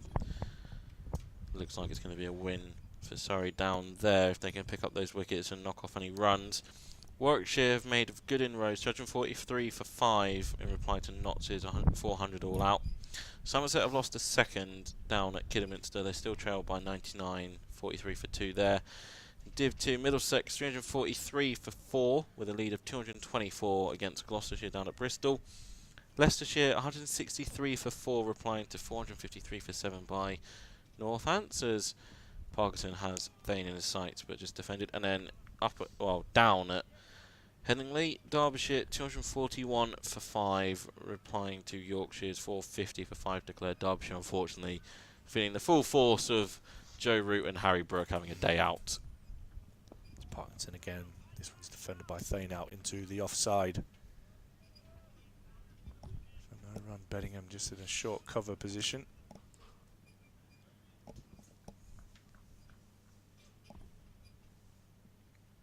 Parkinson again in, and Thane on the back foot this time. Defends out to Skipper Borthwick at short mid-wicket. So just, again, some excellent control here from Durham's bowlers. Yeah, keeping Essex in check. As Parkinson comes in again, last ball of the over, and Thane just gives himself a little bit of room and pushes this one past Bedingham and down to Paul Cogling at deep mid-off, who makes sure Nick Brown runs. Fires it into Robinson. 377 for 5. Thane off the mark now, off his 4th ball with 1. Nick Brown still there, 132 not out. Have got some Women's T20 World Cup qualifiers just starting as well. Scotland women facing USA women. Scotland 8 without loss after 1.5 overs. And Ireland women v Zimbabwe. Ireland 13 without loss. And bring that up because we should have Rachel Hopkins joining us this afternoon after the amazing news that there will be a Tier 1 women's side playing most, if not all, of their games here at Seton Nick Riverside next year. And obviously a lot of work has gone in behind the scenes. We'll be able to talk to Rachel about that and get a bit more in depth into the plans that have been in place to try and get the bid, and the plans for next year as Cars continues and Thane is playing this one off the back foot. So keep those questions in mind for when Rachel does join us this afternoon, as I think Rob White taken off guard by the wind and he's had to go chasing his hat from square leg. It is blowing, isn't it? Right across the ground from the pavilion side. If we'd have picked up on the cameras, we could have edited that with the Benny Hanna theme music.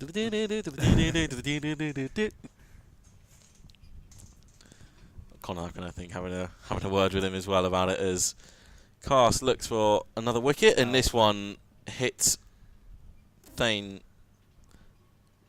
on the side. It'll go down as leg by. There's no shot attempted there by Thane. So Feroz Kushi receive a fair bit of treatment after Cast struck him on the side, and Cast in his 19th over, just one made, and he has been slightly expensive. Economy of 4.4, none for 80 for him so far.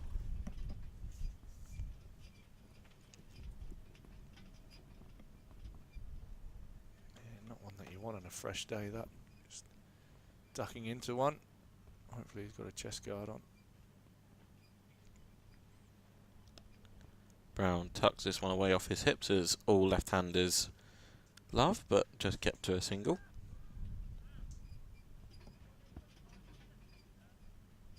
There's been no acceleration at all so far today from Essex. I think they started off 3.3 and the run rate is still around that same mark.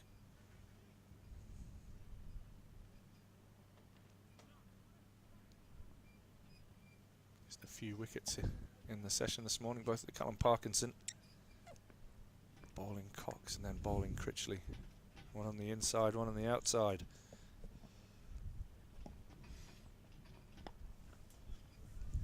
Turned away, but mid-wicket is packed.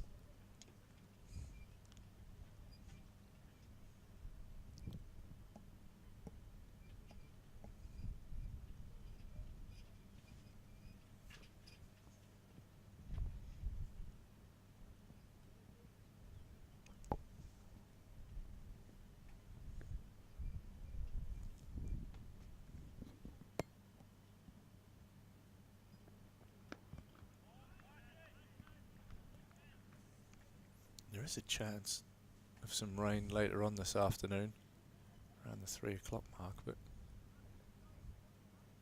I don't know what I was expecting. I don't know if I was expecting more today to be set up.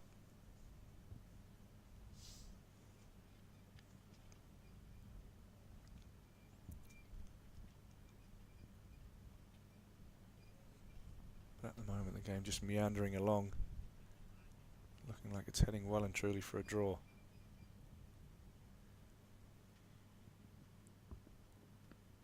Ooh, turned away, and Scott Borthwick has moved himself into a leg gully and bounces just shy of him. Leg slip, leg gully? Yeah, in and around there. Just to keep Thane on his toes, new to the crease. Gosh, they're just targeting the hip and the ribs. Ends the over there, 379 for 5. Thane still there on 1. Nick Brown, his marathon continues, 133 not out.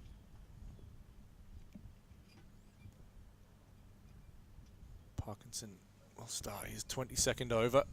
That's 3 wickets to his name.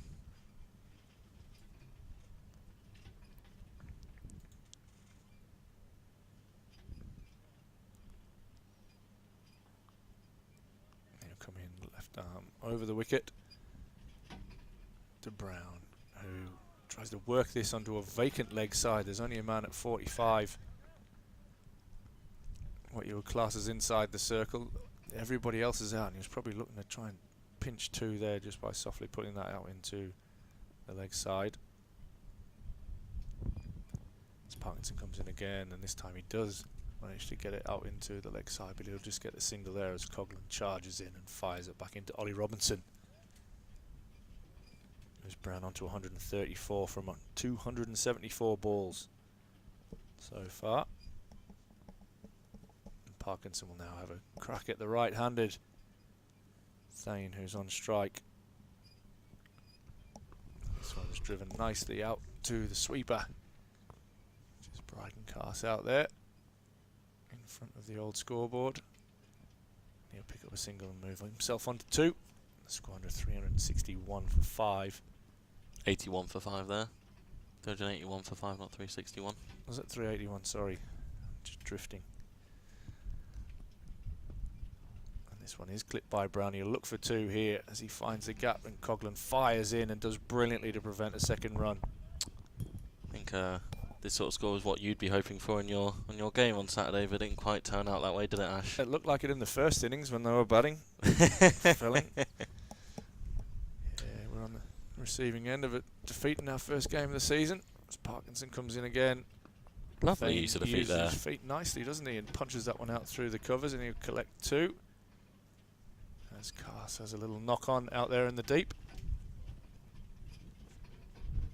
Getting the nod from next door. Probably about how we got hammered on the weekend as well. From Graham Madison. I'm fully aware of it, mate, and my body's telling me all about it, even still so today. As that one gets a bit of turn and bounce there from Parkinson, and Thane defends this one out into the offside, and that ends the over. Yeah, this weekend saw the return of the North East Premier League. Had some fun on streams. Well, some returns were happier than others, I think. Indeed. I think Stuart Pointer had a day out. He had a day out on Saturday. He did. Poor Tyndale, first game in the league. Stuart Pointer striking over 200, hit 247. Would have been the highlight of that. It's probably, I would have thought, a record score and a record total in the league. Kicked off Burnmore, who are a really strong side. A few ex-Durham players in that lineup with Ryan Pringle and Josh Coughlin also in that squad. But yeah, they'll be tough to beat. South Northumberland started off as well with the win, and they're again going to be tough to beat. Them two will be the two. Open face of the bat from Brown, but straight to backward point. Yeah, I think them two will be the sides that we'll all be chasing in that league, that is for sure. Yeah, so had some Durham players were in action as well. Ben McKinney, Mitch Killeen were in action amongst others. Ollie Gibson was out there having some cricket. Bridge. Yeah, for sure. Yeah, hopefully we were due to have Luke Robinson play for us, but like I said, he had an injection. Just an ongoing management issue with his ankle. Speaking of Luke, he's finished up in the nets, as this one's shorter from cast, but turned away comfortably. I think he's having a chat with Graham Onions out to our right-hand side. Yeah, hopefully we get to see Luke in action for us on Saturdays. We're at home to Benwell Hill. But yeah, some strong starts. But yeah, definitely the one that caught the eye was ex-Durham wicketkeeper Stuart Pointer, belting 247.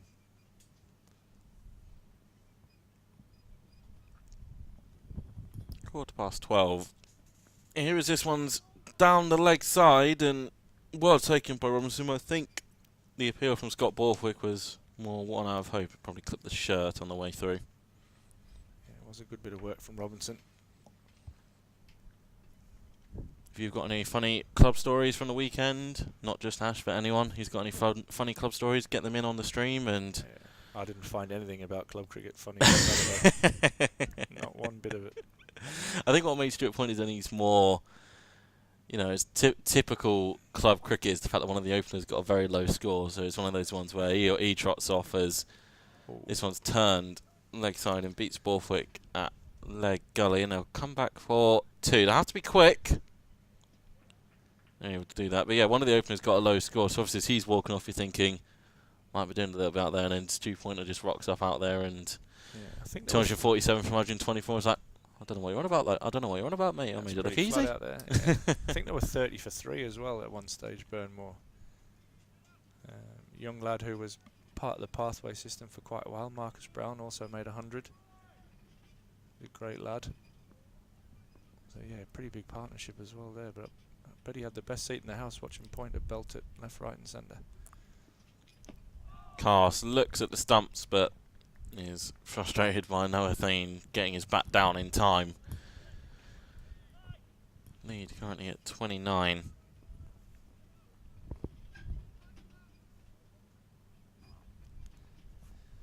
Yeah, thought you start off with all these hopes and aspirations at the start of the year, and we were a bit similar to the predicament here. How are we going to fit all these guys into the team? Then one bloke's on holiday, a couple are working, one's injured, and you end up with we still had a really good side. And then our opening bowler went down after after 8 balls.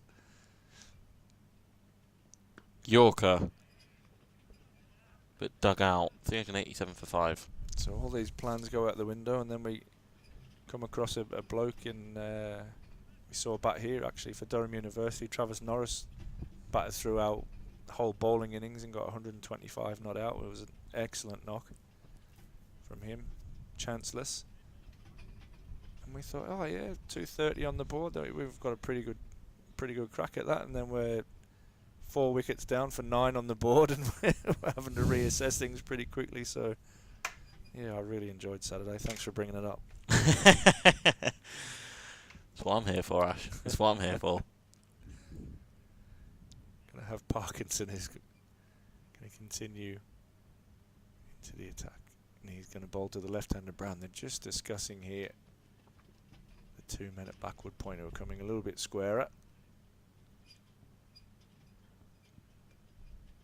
As he comes in now, left arm over the wicket to the left-hander Brown, who squats down and gets an under edge to a reverse sweep, and Ackerman athletically comes around and prevents a second run. Excellent fielding there from Colin Ackerman. Yeah, little under edge on that reverse sweep. Brown thinks that that's a good option to score for him against Parkinson. Big flourish of the bat as well. A lot of intent in that shot. Noah Thane now on strike, scores 388 for 5.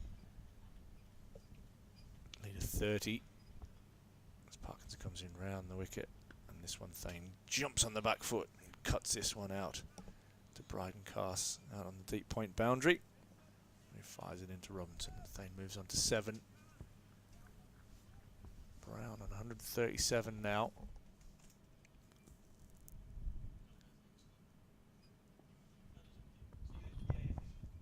And Parkinson comes in. This one's short, and it's pulled away as Borthwick tries to anticipate where that one's going and took a couple of steps to his left, and it went a couple to his right. Hope everyone's just a single there. Hope everyone's enjoying the new stream setup for this year. Got Ross and Stephen managing it us for this season. Unfortunately, had some issues on day 1, but big thank you to those guys. It was a very good stop from Ben Rain. Got the roving camera in place as well as the 2 end-to-end ones, as Luke Robinson has finished up his net session. Walks back around. Wouldn't be surprised if he is having a quick break and then having a bit of a bowl during the lunch interval. Parkinson comes in again, and Thane, this one, punches this one off the back foot straight down to long off, as Parkinson probably a little bit short of where he wants to be. Robinson does some good work tidying up a throw in the half volley from Coghlan.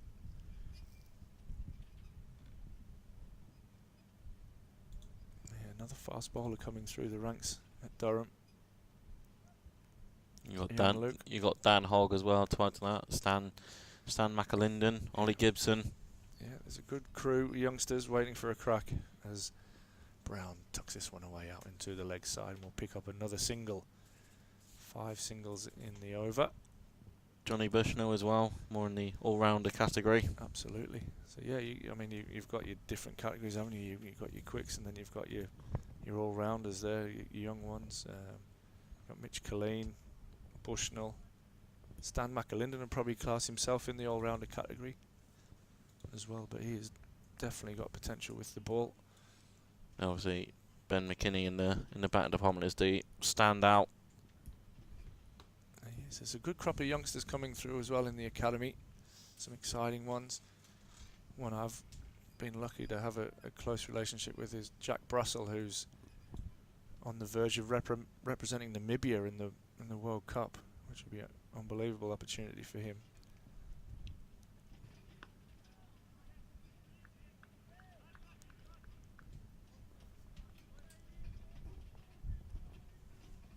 This one's just defended out there into the offside. So yeah, there's some good lads, and they were hoping to get their season underway last week, but they've got a 2-day game against Yorkshire this week, the academy. John Windows, young Chargers. John does a brilliant job, along with Stewie Pointer, Cole Pearce and Nathan Remington, bringing that talent through.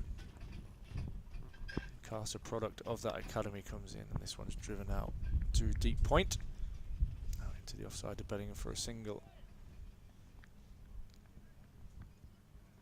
It's a great thing. You look out on that field and you've got the captain, product, you've got Potts, Clark, Coughlin, you know, all these guys getting opportunities. I think it's probably easier to name the players who haven't come through the academy system than when Alex Lees from Yorkshire. Yeah. David Bellingham from Western Province, Callum Parkinson from Leicestershire, and Colin Ackerman. We've got Ollie as well, haven't you? Ollie Robinson. Fairly even split, but no matter how far Durham will go as Cars is in, and this one's down the leg side and bounces to Scotty Robinson. But yeah, no matter how far Durham go in terms of success, you can guarantee there'll always be a link back to the academy. Oh, 100%. You look. Phil Mustard's young fella Hayden, the baby colonel. He's an exciting prospect. He's going to play a lot of second team cricket this year, and probably He'll be pole position for the One Day Cup with absolutely both get Ollie and Graham Clark, who took the gloves to start the One Day Cup. Both of them have been picked up by the Superchargers. So Baby Colonel will probably get the first crack at keeping, and it'll be a great experience for him. And Ryan Campbell spoke very highly of him back during the uni game, of how he's been impressed with that first opportunity in being around the senior environment. And yeah, he did well in Zimbabwe, didn't he? In that innings, I don't know if it was the final, was it, or the semi-final, where he belted them at the end. He's a clean hitter. Unfortunately, he's right-handed, not left-handed. is that your? Nah, he's his dad. This one's Fuller, but driven up to Lees. He'll be the white ball skipper for second season running, after Ryan Campbell appointed him that, taking over last season. Hampshire are in further trouble. Carl Abbott's gone for 8, 165 for 8. Down at the Oval, they still trail Surrey by 43 runs. It looks like Surrey in the battle for the top of the table are going to get that win over the line. This one strikes Thane on the pad, but safe from any LBW, and 393 for 5 here on what's been a fairly modest batting surface at Chester Street. Yeah, Car's trying to extract everything he can out of the pitch. Having a crack there with some short pitch deliveries at Noah Thane. Maybe one on the gloves and one on the thigh pad, and he's still there though. He's on 8. Brown on 140. Essex 393 now for 5. There's the beautiful smiling face of Graham Onions is down below us, keeping an eye on his bowlers.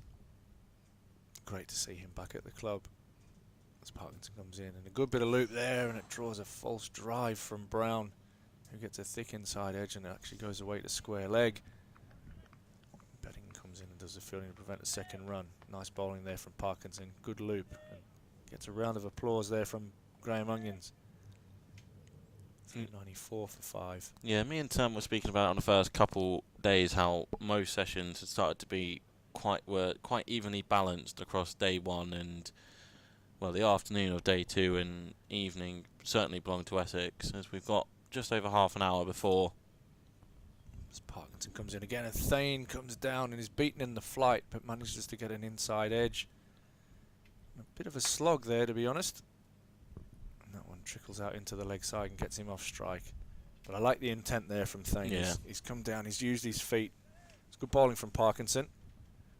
How would you sum up this session so far, Ash? Obviously, Essex have picked up their bonus point, and that is a lovely reverse sweep by Nick Brown, and Colin Ackerman will set off in pursuit, but he won't win that one. A lovely, fine reverse sweep there from Brown, who moves himself onto 145. Yeah, I don't know.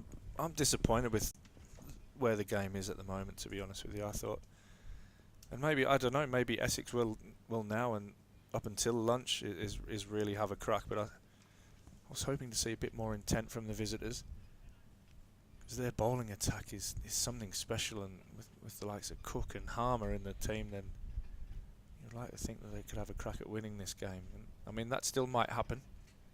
but certainly drifting at the moment as Parkinson comes in again, and this one's a bit shorter, and Brown punches this on the back foot, and Lees comes around and does the fielding. Pick up another run, and that brings up the 400 for Essex. 118.4 overs on the board. Thane now on strike. Parkinson round the wicket, and he tries a reverse sweep. And overbalances, and I wasn't sure if that had bowled him at first, but he backed away and nearly fell over in his shot there, but he survives. And Brown comes down just to have a word with Noah Thane.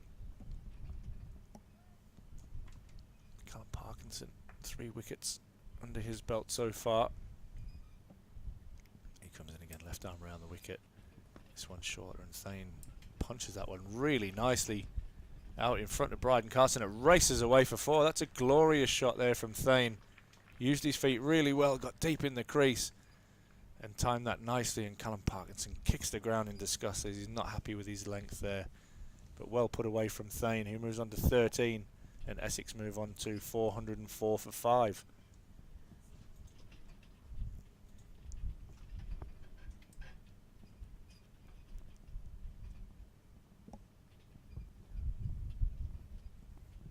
See Carson continue there as Michael Jones is just running him a drink out there. He was about to take that round to him, and he's had to chase the ball in the field.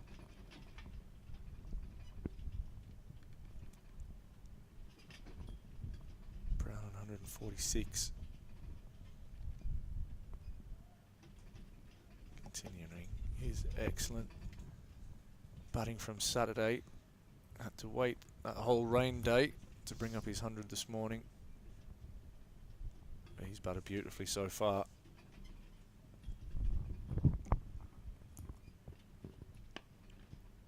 Lovely drive out, but there is a sweeper there in David Bedingham. Sure, we'll see Cast continue the short ball attack here to Thane. So we're half an hour away from the lunch break. Essex lead by 47.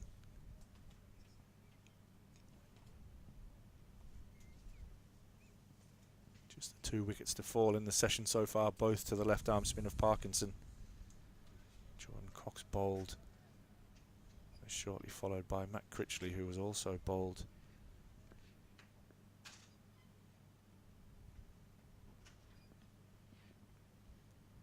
Cast take 3. Able to get this one right, and this is short, and there's an appeal for caught behind by Carson Robinson. Umpire had no interest whatsoever. Interesting field. You've got a fine leg. You've got Borthwick catching at a leg gully. You've got a Coughlin at square leg who's really close in. You've got a deep square. And you've got Potts at a catching mid-wicket as well as Cast is going searching for that short leg stump line.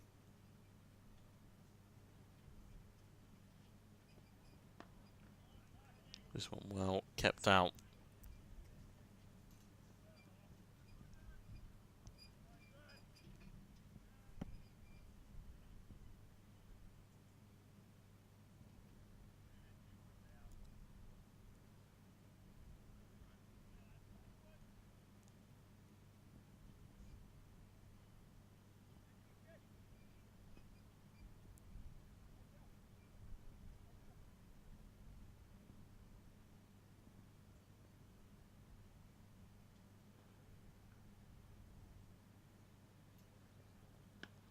Short Oof. and pulled with conviction.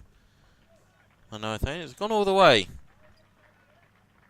You mentioned that Carr's probably going to continue with the short ball approach, and Noah Thane, the only batter this morning this morning session to really come out with a clear mind to go after everything from the word go. Cracking shot that. Probably knows what's coming from Cast with that field.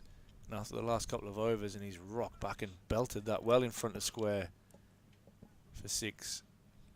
Just sees a change in the field there. His pot's going a little bit deeper at mid-wicket. This one's Fuller and, well, stopped by Borthwick.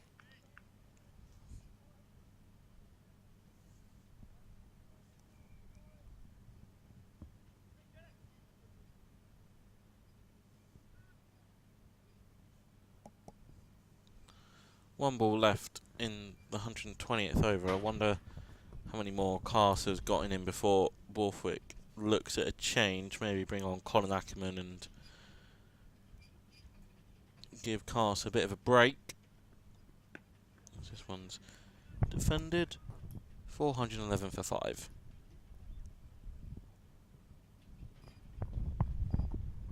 Yeah, you might be right there. That might be the end of Bryden Carr's spell. He looked like he had some good rhythm in that spell. Oh, there's some nice pace. Noah Thane now on 19. Nick Brown, 147. Carse has got through 22 overs. He has none for 92. Parkinson just about to start his 25th. Currently has 3 for 87.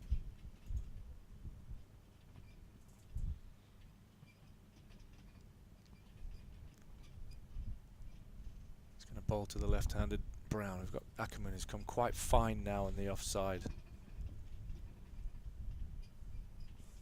Got 2 men behind square on the offside because Brown's been quite successful reverse sweeping this morning, picking up several boundaries. Lee Parkinson now in, and Brown comes down and comes outside the line of the off stump to access the leg side. Picks up a single down to deep long on. Bring Noah Thane back on strike. Brown 148, Essex 412 for 5.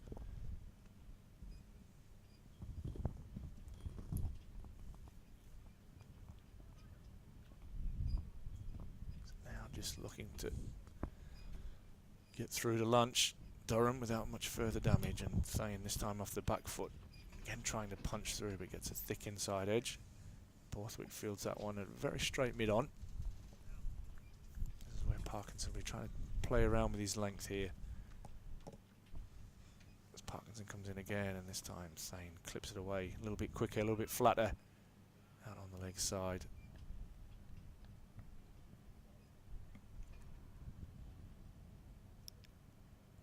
Some grey, really dark clouds away to our left. And this time Thane punches off the back foot back to Parkinson. Quite happy to sit on the back foot at the moment.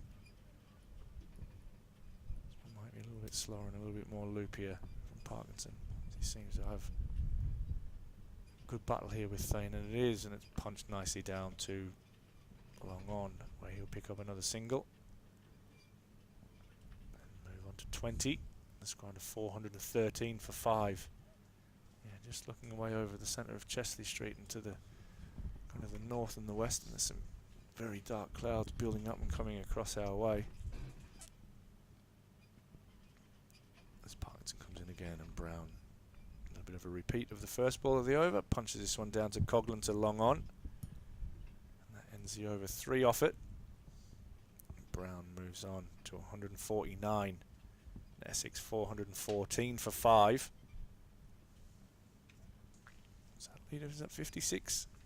Indeed, 101 runs added this morning, and it will be, as you anticipated, Colin Ackerman coming on from the Finkel end.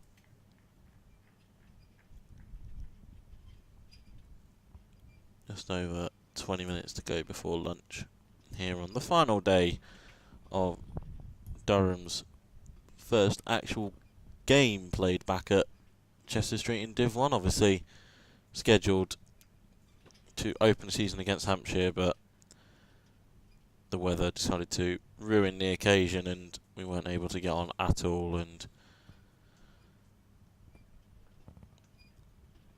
it does look like this game is just going to peter out to a draw.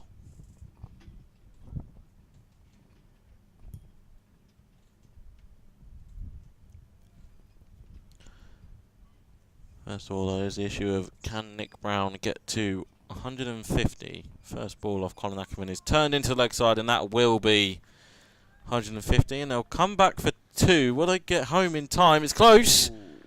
It's a direct hit, but Nick Brown does get to his 150. It's been a very well built innings by Brown. 17 fours in there, 200 off 290 deliveries, and his partnerships with, first of all, Feroz Kushin and Jordan Cox have been able to steer Essex into a very good position, and ultimately, it's personally for him, first appearance of the season, you mark it with 150. He's planting the seed in Essex's mind that I'm still a valuable contributor, and he then tries to go for a sweep. A very fine sweep, but pulls out of it once it wasn't there to be hit, and Ackerman responds immediately by moving Matt Potts a bit finer. That long leg.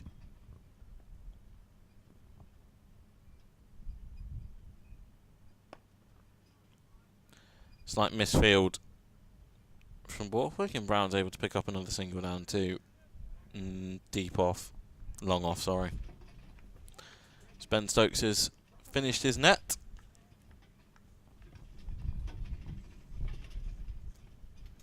Loving the old school power. Was it the power spot? I think he's got Nick Brown. Loving the retro stickers of butts in the last couple of years.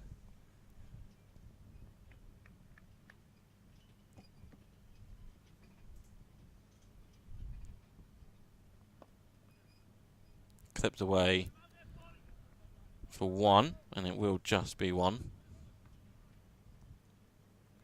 Yeah, deflected off the batter there, and it's going to trickle away, but the batters are not going to run.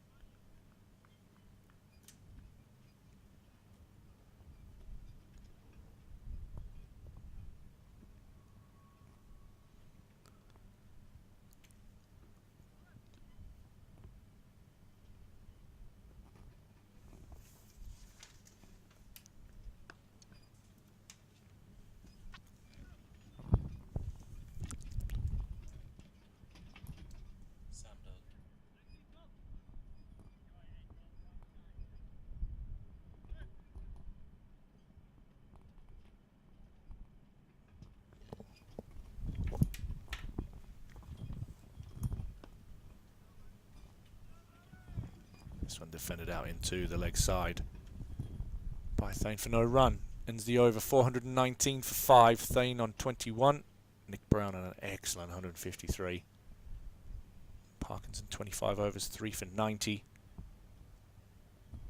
He's going to continue in the attack as Ben Stokes seems to be the old mullet on the go here as well. I think he's probably had an influence on Potts, because Potts is rocking a very similar trim. Yeah. It's just the go at the moment. There's loads of the kids at you're school are doing that. You're only seeing it in rugby players. Yeah. Rugby players are obviously very big on their mullets. As Parkinson is in, and Nick Brown is taking the lofted route, but with the man right back on the boundary, he's able to get the single. And yeah, I think that will suit Ben Stokes. He's had a bowl. He's had a bowl this morning. He's had a bat in the nets, and maybe he's going to drive down to Manchester and try and finally board that flight. Parkinson in, and Thane drives all along the floor. Yeah, Durham fans, you shouldn't have to wait too long before you're able to see England Test captain back in action. Durham with a week off next week. But after that, down at Hampshire, there are some rumours of Stokes being available, and if not, definitely looking at Lancashire and Somerset here at Seat Unique Riverside for. It'd be unreal. It's been a while since we've seen Ben in Durham colours, and I know he loves representing his county. It would have been Worcestershire away, as Thane cuts this one away in front of square. out to Brian and Carson. I think Josh Baker certainly. He'll remember the date. He what was it, 30, 32 off and over, or? Probably hasn't slept since. Yeah, it'd be nice to see him. Maybe even his little mate Mark Wood. Love to see Woody in action. Wow, that's. I'd love to see a reverse sweep from Nick Brown, and that's the second one he's played. This one is behind square on the leg side, but that is. He's treating us with some lovely cricket shots today, Nick Brown. That confidence in full flow, and that brings up the 50 partnership between these two. 63 balls in 40 minutes as Essex moves themselves further into lead, and some cloud cover makes its way further onto the square. I'm quite happy we're in here, Ash, and not out in the middle, as this one's down the leg side. We've got a nice heated room here.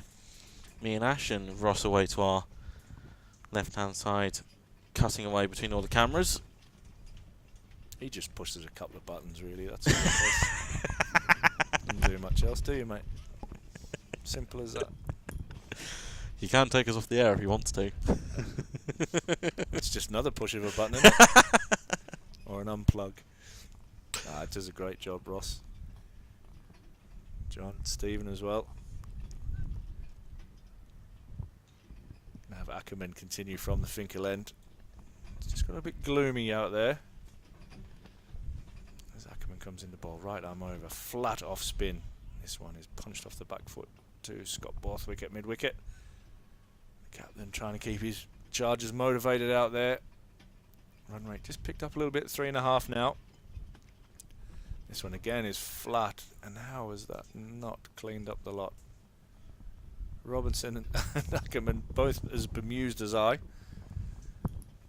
As that one, I was expecting it to see Bales flying all over the shop, but it somehow missed the off stump. I wonder if you might try and drag this one a bit wider and try and get Thane maybe using the feet and bring Robinson into play with a stumping.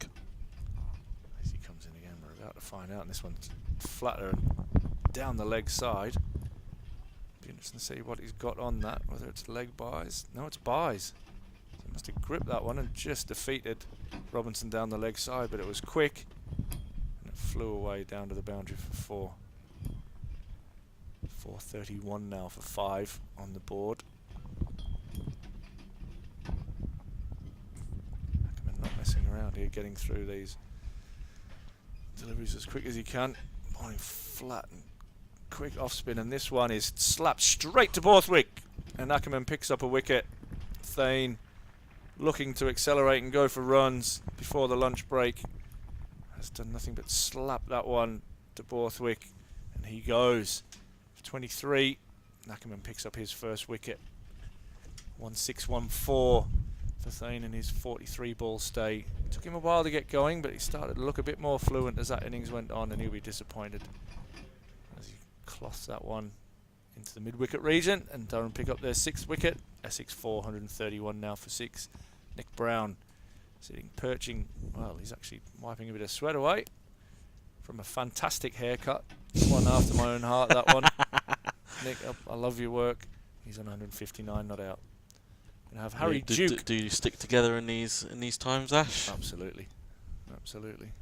Surprised he hasn't got a woolly hat straight on there when he takes his helmet off. Now, on the scoreboard, it does say Harry Duke wearing the number 2, but those of you who were with us on day 1 with Duke behind the stumps would have realised shirt on, didn't he? it's Robin Dass and number 47 on the back, and I think it's one for the village cricket submissions that both Yorkshire and Essex said that Duke would wear the number 2, and yeah, he rocked up on day 1 behind the stumps wearing Robin Dass's shirt, and he's got another Dash shirt on today.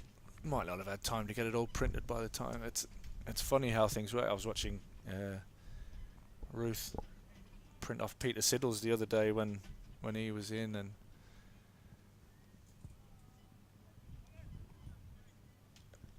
he's saying that they haven't. I'm getting the nudge that he hasn't got a long sleeve shirt with anything on, so it's beg, borrow and steal, isn't it? Hey, in this weather. Well, to be fair, he's from Yorkshire, so he's used to this weather. A bit softer down south, aren't they? From I can attest to that one, Ash. Ackerman is punched out into the offside. Mate, I'll be honest with you, I'd have every layer on that I could possibly get. I had hand warmers, the lot. Half of our team fielded in beanies on the weekend. And the 2 Aussies in the team, we both had normal caps on, and the rest of them had beanies. There you go. You draw your own conclusions. As Ackerman is coming in. Last ball of the over. Brown is on strike, and this one's flat and turned away around the corner to Matthew Potts, who does the tidying up, and Brown will pick up another single, move on to 160. Essex on 433 for 6 now. Here's the question for you. You've got obviously you've got your normal cap, you've got your floppy hat, you've got the beanie. What is your preferred? Is it the normal cap for you? I like a floppy, if I'm totally honest with you. See, I'd agree with you. Floppy is probably if I was out in the field. Graham Clark and David Bellingham have rocked floppy hats. Yeah, I'm a floppy man in many more ways than one. But yeah, definitely when it comes to the headwear. Yeah, I think I would. I'd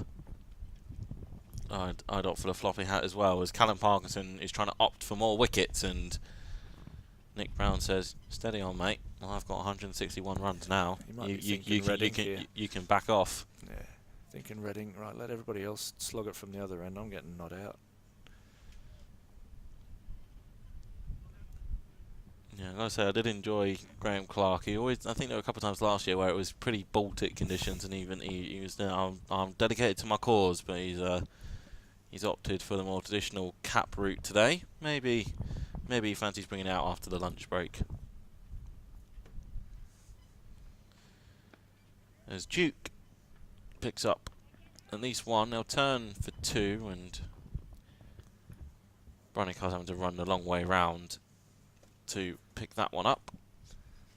If you want to get in on any of the chat here and with our in-house stream, which I'm absolutely loving, there's Durham Cricket 095@gmail.com, and we'll be fed through all your questions and quips. So yeah, if you've got a favourite retro bat that's going around at the moment, or you've got some preferred headwear, please feel free to join in. We'll be happy to read out some of your emails and comments as we go through the day. Keep us entertained, and we'll try to entertain you. Nick Brown does not entertain his stumps being removed. He's not entertained that thought since he strived out to the middle on day 2. Yeah, hairstyles as well. I'm getting the nod from Graham Madison next door, who has a very similar hairstyle to mine, and Callum Parkinson. Yeah, as this one's turned out the track. Me and Cal have we know a common Leicestershire fan, and he was certainly feeding me all the intel on Cal. But Cal did switch up the hairdo for the pre-season tour to Zimbabwe. If you can't quite remember, as this one's turned away. Mohawks. Yeah, I think him and Ben Rain decided it's time for a switch up, and I think Ash, they might have to try and work their magic onto you, or have those days gone? Mate, I'll be like them. The only mohawk I'll get is from my neck at the back up about to the top of my head, and they were exactly the same. I did go through a phase in lockdown. I have an autistic niece back home in Australia, and I went through a phase of mohawks with various different colours. Not something I'm really proud of, but she loved it. So, yeah, not many people saw that, thank God. But yeah, hairstyles for me is 2 days and get it off. As Ackerman's going to continue round the wicket, right arm to Nick Brown. And this one again is tucked away, as we've seen so many times this morning, our way onto the leg side for another single. And Nick Brown moves on to 163. Essex sitting pretty on 439 now for 6. The busy Harry Duke at the crease. Ackerman's going to come back over the wicket. This one's flat and at leg stump, and again tucked away by Duke, who shows plenty of intent with the first run. But Cast races in and fires that back into Robinson. He'll just pick up the 1. Moves him on to 5. Essex under 440 for 6. Lead building nicely. Ackerman comes in again now, round the wicket. And Brown this time off the back foot. Still manages to get it into his favourite leg side, but this time off a thick inside edge as he looked to punch that one away on the offside. And he'll collect a single. He's on to 164. Warwickshire having a little bit of a wobble down at Notts, so they've found themselves 285 for 7 as they approach lunch on down at Edgbaston. Harry Duke this time clips this one away to continue the sequence of singles off this over. Somerset have done well, only lost one more wicket as they are 64 for 2. Hampshire still 8 down at Surrey, but they seem to be clinging on for dear life, and it's hopefully, in Surrey's eyes, not going to last much longer. Ackerman comes in, this one's punched down the ground and beats the dive of Ackerman. That's got to be one of the most frustrating things. Yeah. He put in a full-length dive, he even stuck his arm out, and the ball's literally just bounced before it and taking a hop, skip, and a jump. Over at Middlesex, 397 for 6. They lead Gloucestershire by 278, so it does feel like that's going to be a afternoon chase for the Bristol outfit. Ackerman in last ball of the over. This one breaks the sequence of singles off the over. Dot ball, 5 runs coming from that one. 443 now for 6. Leicestershire 230 for 4 in reply to Northants 453 for 7. That game has a very similar feel to ours. Peter Hanscom 50 off 55 and Rayan Ahmed 48 off 55 to back up Louis Kimber's 65 for Leicestershire. And then Derbyshire have lost their 6th wicket and Yorkshire have picked up their 2nd bowling bonus point. Wayne Madsen with a lovely century, 104 off 226 deliveries, and Aneurin Donald, former Glamorgan and Hampshire player, is currently there, 58 off 83, and Derbyshire looking to save the game down at Headingley as this one is on the leg side by Brown as we move towards lunch here on the final day of this Division 1 encounter. It's nice to be able to say that about Durham again this year, back in Division 1.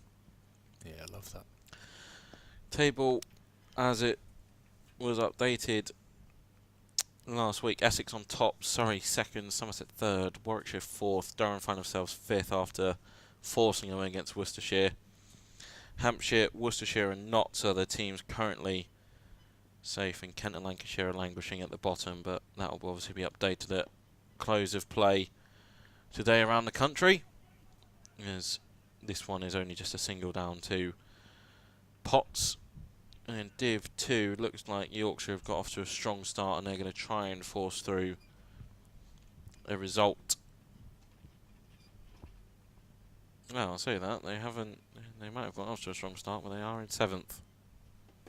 2 draws and a loss down at Middlesex, but now we're looking to end their stay. At the minute, Sussex and Middlesex are leading the way in Division 2 as they look to join the party in Division 1 for next season, but an awful lot of cricket still to be played between now and September. Fortunately, not as much of it in the red ball as some of us would like, but powers that be trying to force through more white ball cricket have got a T20 World Cup to look forward to this year.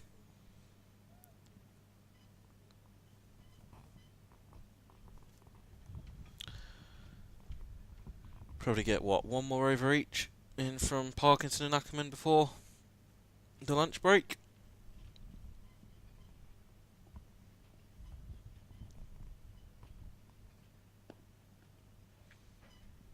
This one's pushed down. Hampshire have lost their last recognised batter. Ben Brown has fallen victim to Cam Steele, who's, I think, still leading the way in Div 1 for wickets. That was another 5 single over as Essex just gently ticked the lead over to 90 off that, as Brown is on 168. It's been a very composed innings from him, and Duke has been busy at the crease just running for singles as Scott Borthwick looks to his number 3 in the batting order and is taking their time to I think ensure there's only one more over before lunch is my theory. Well, I would quite like my lunch. I presume you would as well, Ash. Always. Always, yeah. So just 3 minutes now to the lunch break. Durham not in any hurry to get this over started. Just a few tweaks to the field and a few tactics being discussed between Ackerman and the captain. Now Ackerman, just a few little subtle changes in the field as he comes now right arm round the wicket to Nick Brown, who is on the back foot defending a foolish ball. Back to the bowler, and this again might just have a chat between captain and bowler. Try and make this over go right the way to 1 o'clock.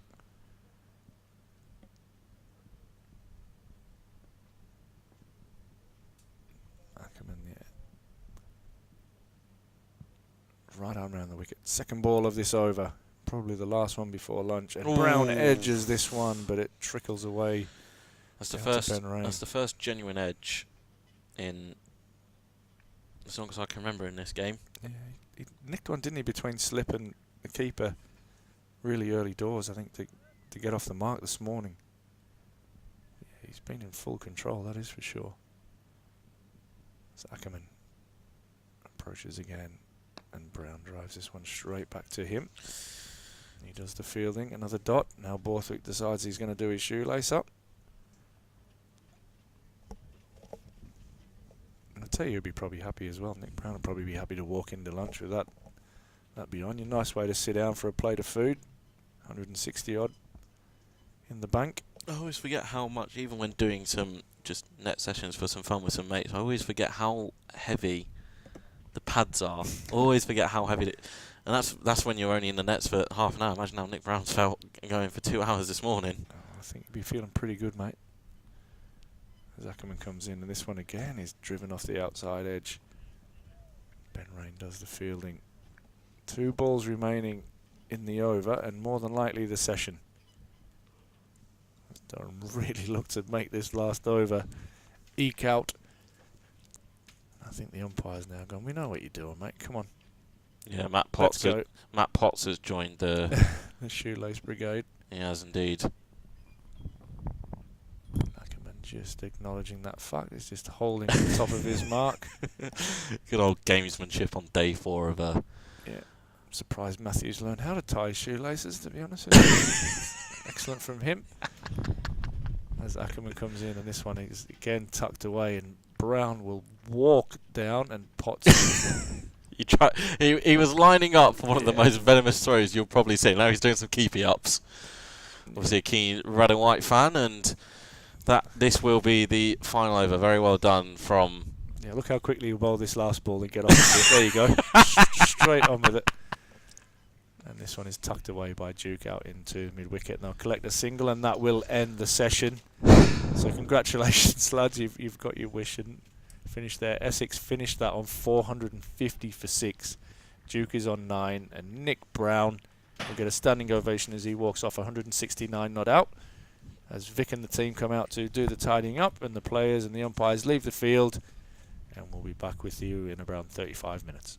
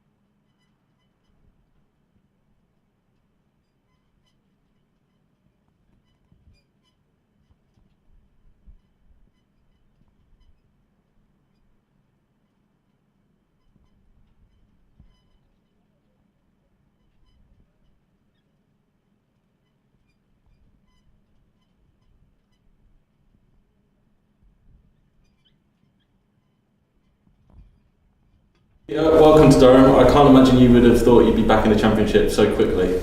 No, I didn't. I was planning on this year having a bit of a holiday and sort of just relaxing in the off season. So when the opportunity come up though, obviously very excited and looking forward to it now. You mentioned it there. Can you describe what the last kind of 48, 72 hours has been like for you from that first sort of knowing that Scott Bowen's been ruled out to then Marcus North kind of making that call? Yeah, it was obviously really rushed in the end, I think. But yeah, it all ran smoothly. I think obviously Scotty and I being good mates, we were chatting a lot throughout his like little niggle and stuff over the last couple of weeks. So obviously disappointing for him. But yeah, I think just that connection. Obviously I played a lot of cricket with Marcus back for Australia. So I think that friendship there, we've always chatted about potentially coming and playing here one day. And yeah, it's come about now. You played with Marcus or did you play against him back in Australia? I played against him in Australia and then played with him for Australia. So we've got a good history together. There were always good battles against him, but it was good fun playing alongside him. Get him out many times while you were playing against him, or? I don't know. I can't really remember. I don't think so. I think when I was younger, I wasn't really good against left-handers. Probably not as many as I would have liked. You mentioned you're excited about the opportunity. If you could pinpoint it down to one thing or one or two things about Durham that made you want to jump at this offer, what were they? I think obviously initially the connection with Marcus. That's probably always the one. But I think I've played the boys a few times over the years, and it's always been a good bunch of guys, a good group. So yeah, I wasn't hesitant about joining this group of guys and playing with them. So yeah, I think that was probably the biggest draw was knowing what type of group they were. I think I've been pretty lucky to the counties I've played with over the last little bit have always been similar to that, good groups, and that stood out with this group. Down at Somerset last year, spent time with Essex as well, and I believe Notts are on that list as well with your previous counties. Yeah. There. So you're not exactly a stranger to the county game. How do you think that's going to help you? Do you think there's not going to be as much of an adjusting period coming up now because you've already played in England and you've got used to the Duke's ball? Yeah, I'm very accustomed to playing here. I think that's the good thing. I love playing here. I enjoy the English conditions and the English grounds around the country. So yeah, really looking forward to it. I think there's not much to adjust to, which is good. It's probably more just obviously it's been a very short turnaround, but yeah, feeling good and looking forward to the next couple of months. You are coming into a dressing room where I don't mean to bring this up as like an insult, but you are coming in as, I think, the oldest bowler in the dressing room. First of all, what kind of gives you this still desire to keep on playing at, I think, 39? Because a lot of other bowlers or players just in general would have decided, I've had a good enough career, that's enough for me, but you obviously decided to carry on. What is that passion for you to carry on playing? Yeah, I think it's just love for red ball. I love playing first class cricket, love bowling the red ball. Obviously it's a bit of stupidity, I reckon. It's obviously there's a lot easier formats to play these days, but I think the challenge of playing red ball cricket, I've still got a desire to play it, and I think that's what keeps me going. And like I said to you earlier, the love for playing in England. Yeah, I really enjoy my time here, always have, whether it was playing county cricket or even the international tours that I had here.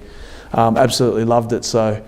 Yeah, it was a pretty easy decision. I stay fit. I'm feeling good. Why not keep playing? And that's been my mindset over the last few years. And yeah, touch wood, I've been able to stay fit and continue to play. So yeah, just looking forward to this next couple of months now. Yeah, you mentioned that you enjoy playing in these English conditions. Obviously you're from Australia. What's your favourite thing that you've developed a good taste for when coming over here and playing in England?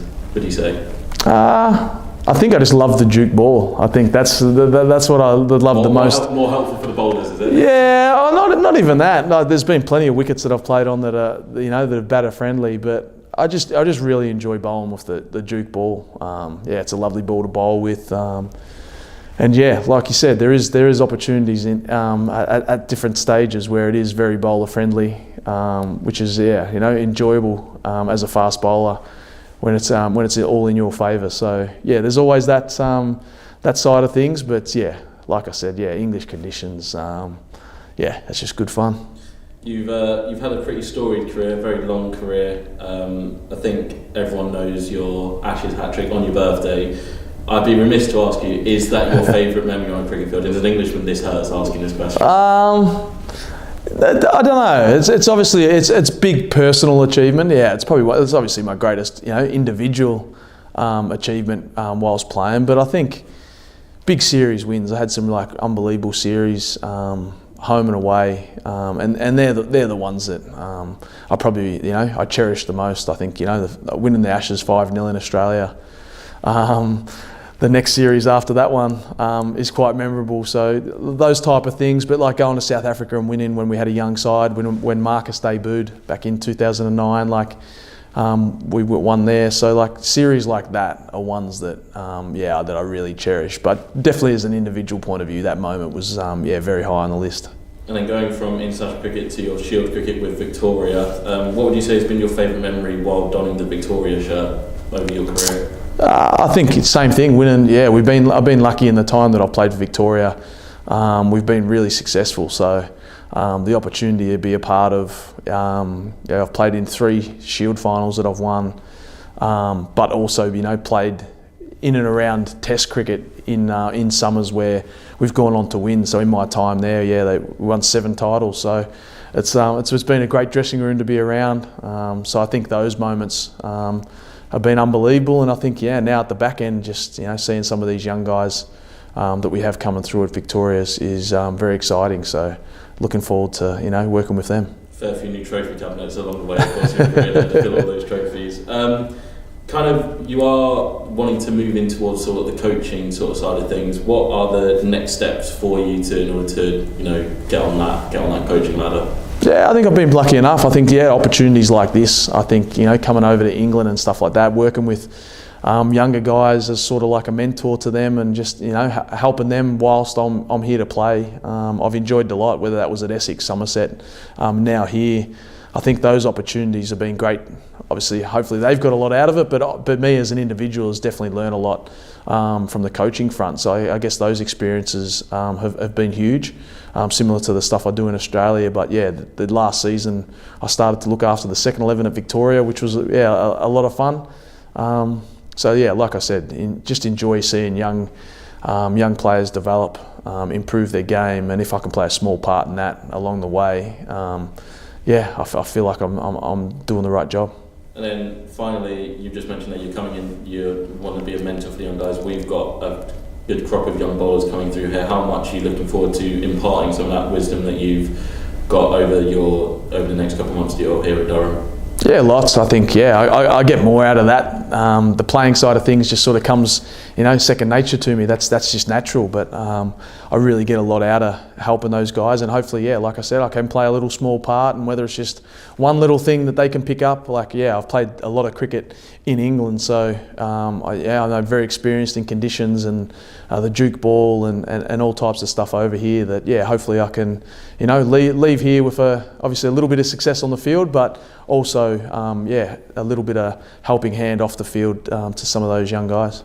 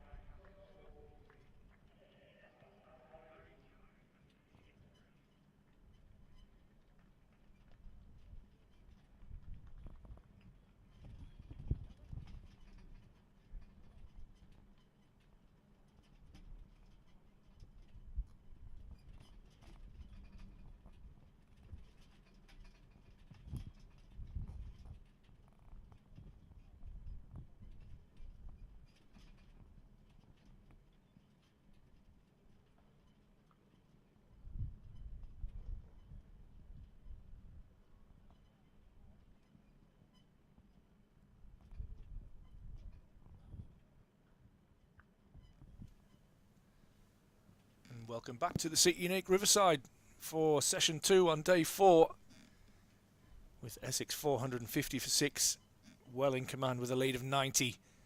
The imperious Nick Brown 169 not out. What a way to go to lunch with that sitting behind you. And Harry Duke just new to the crease on 9 not out. Some tough work for Durham in the field. And Essex in a strong position with a healthy lead. Let's just see if they try and set something up. We've been saying that all morning. Are they going to try and set something up and put Durham into bat and transfer a bit of pressure back on to the home side? But the visitors firmly in control here. It's Callum Parkinson. He's going to continue after the lunch break. He will bowl from the Lumley end. What's a very overcast and blustery and what's actually pretty typical at the moment. A real cold day here in the northeast. Welcome to all our listeners and viewers on the Durham Cricket in-house stream. Coming to you live from the Seat Unique Riverside. The Vitality County Championship well and truly underway. Essex and Surrey, the early front runners. And Durham beginning with a total washout in the first game. A draw and a win as Parkinson comes in, left arm round the wicket, and Harry Duke immediately onto the back foot.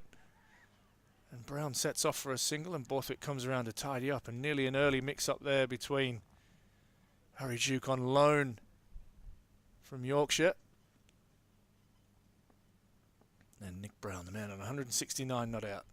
Definitely doesn't deserve to be out, run out that way. As Parkinson comes in again, and Duke just opens up the front foot and drives this one nicely down to Paul Coughlin. That long off, and he gets off the mark after the break and moves into double figures to 10. Essex move on to 451 for 6. That brings Nick Brown on strike. It's been really strong into the leg side and actually played some really nice reverse sweeps as well off the spinners. His first championship appearance of the season.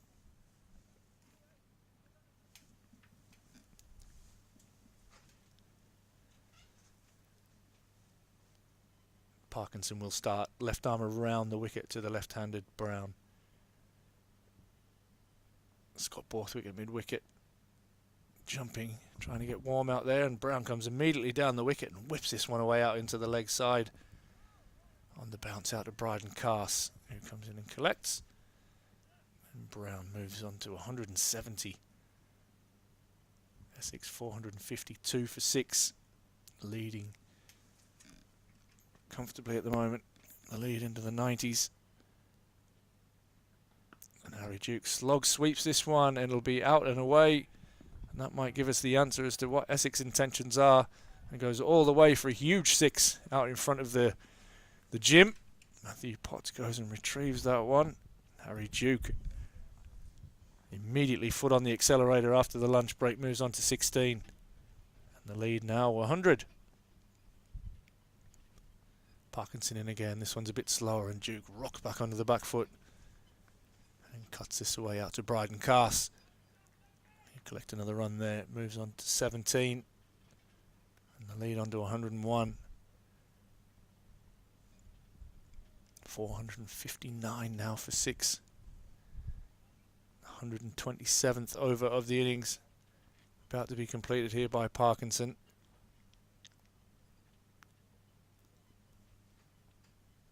He comes in now round the wicket. Brown comes down and pushes this one out into the offside. They're going to look for 2 as Potts comes down and does the fielding and does well to restrict that for a single. 10 off the first over after lunch. And again, maybe just a sign that Essex have gone, okay, we're going to bat for a little bit and then put you back into bat, Durham, and try and make this a tricky last couple of sessions for the home side. Matthew Potts is going to take up the attack from the Lumley end.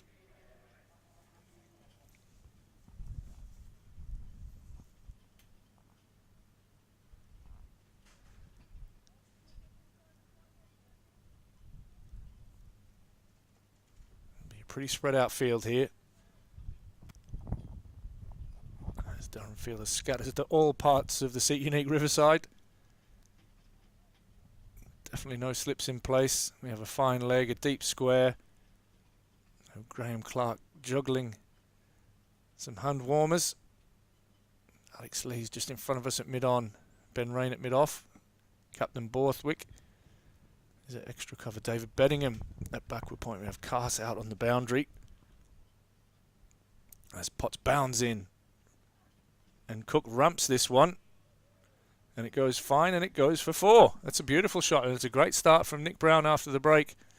Gets inside the line of that one and scoops the ball down to where a short, fine leg would be, and it races away to the boundary for another 4.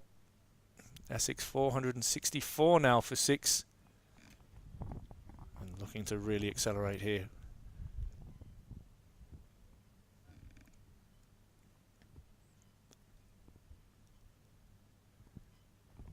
Potts in again, legs pumping, and Brown this time clips that away, and it just clears mid-wicket, and he'll collect the comfortable 2 as Alex Lees trots around and picks up the ball and just jogs it back in.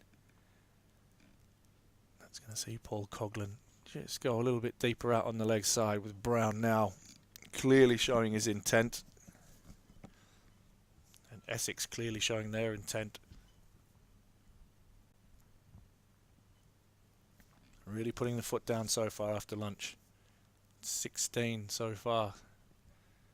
And Potts is full at leg stump, and this one's tucked away out to the athletic Paul Coughlin, who runs around and does the fielding, and just the single to Brown,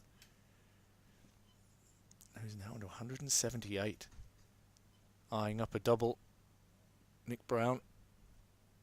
Harry Duke on 17. He's on strike now, right-handed Duke. Diminutive keeper on loan from Yorkshire. Gets into position now.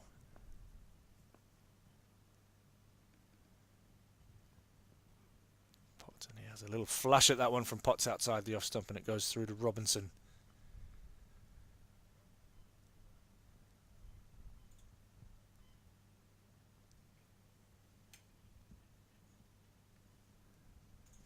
There is the potential of some rain a little bit later on.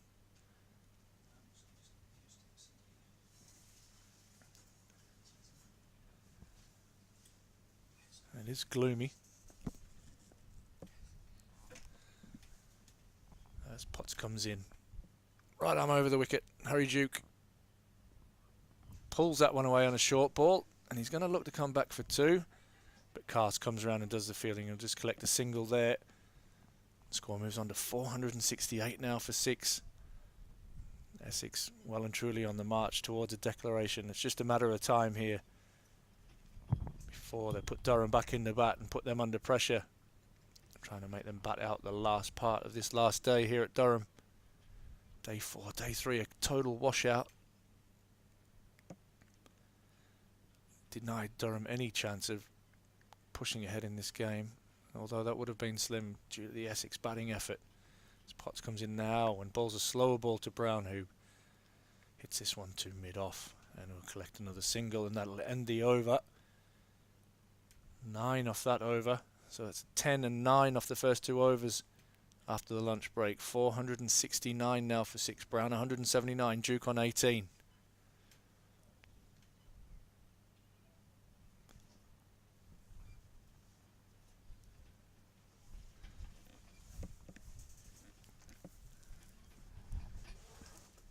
Definitely clear intentions here after the lunch break. Essex looking to accelerate. Nick Brown looking to get towards a double. Just 21 away now. Let's see what we have in store this afternoon for everybody here at the Riverside and watching in-house on this excellent stream.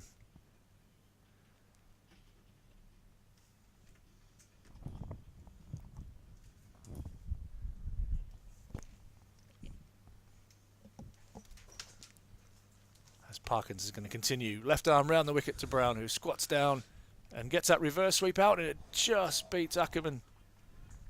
So it's Potts, isn't it, who's in that position? Beats Alex Lees as well. And it beats Lees and races away to the to the Toblerones for 4. It's been all go since lunch, Rob. They've really put the foot down. That's 23 they've scored now since we've come back in just 13 balls. Yeah, that lead going up to over 100. And let there be light as the lights come on now. It has got really gloomy here as the wind is bringing some dark cloud across from the southwest. And the artificial lights have now been turned on as Parkinson comes in, and Brown now down the wicket and hits this one down to mid-off on the bounce. And he'll collect another single there, moving the score on to 474 for 5, and he moves on to 184, Nick Brown. Outstanding innings from him so far, putting Essex in a strong position where they can chase what would be an unlikely victory on a pretty flat wicket here. But we saw what the Essex attack did to Nottinghamshire earlier in the season. As Parkinson comes in and Harry Duke has a lovely little lap sweep. And he gets that nice and fine. Alex Lees again comes around the boundary, and Nick Brown with some excellent running. He's short, is he? He's gone. He's gone. Risked the third run and just pushing into the wind. And Alex Lees with a firm, flat, hard throw right next to the stumps. Ollie Robinson whipped the bails off, and it looked like he was well short of his ground in the end. But that ends a fantastic innings from Nick Brown. He goes run out by Alex Lees for 184, and Essex are now 476 for 7. Nick Brown's innings, 184, 321 balls, included 20 boundaries. Well played, Nick Brown. Very well done, Neil. He gets a very nice standing ovation as he has his way back up the steps, and all of his Essex teammates on the boundary. He's a very popular member of that dressing room. Hasn't played so far this season for the first. Feroz Kushi has taken his spot at the top of the order, but that is a innings of the highest quality and timely one as well. For him, it brings out Simon Harmer to the middle. They did get. I think he was he was coming back for the second, wasn't he? Third. Coming back for the third. So so Harmer will be on strike. So they picked up a couple. So it was a run out plus 2 runs off that ball. But yeah, great fielding from Lees. Raced around and a good flat throw in. Robinson tidied up. We've got some traffic lights some car headlights just behind the sight screen there, which is shining bright. Now the floodlights are on here and starting to take effect. It is really gloomy out there. It's windy, it's cold. It's just another day in the northeast. Yeah, Essex. We were slightly surprised in the first session, maybe not going as quick as we were anticipating, but they have clearly changed their approach since the break, and Scott Borthwick replying in kind, 3 men deep on the leg side for Simon Harmer's first ball, and this one's down the leg side, and good work from Alex Lees at short, fine leg. Lead currently sits at 118. Probably moving towards a declaration pretty soon. Trying to pick us on wickets as Callum Parkinson has to chase after this one. And there's a chance of another run out. There's a mix-up in the middle. And that's gone as well. There was a quick single. They were trying to come back for the second. Harmer had set off halfway down the track, then got turned back. But Harry Duke had already then changed his mind and decided to come back down for the second. He then realised what was going on. He turned back around, but by that time, the throw was in, and Ollie Robinson has his second run out of the over, and Essex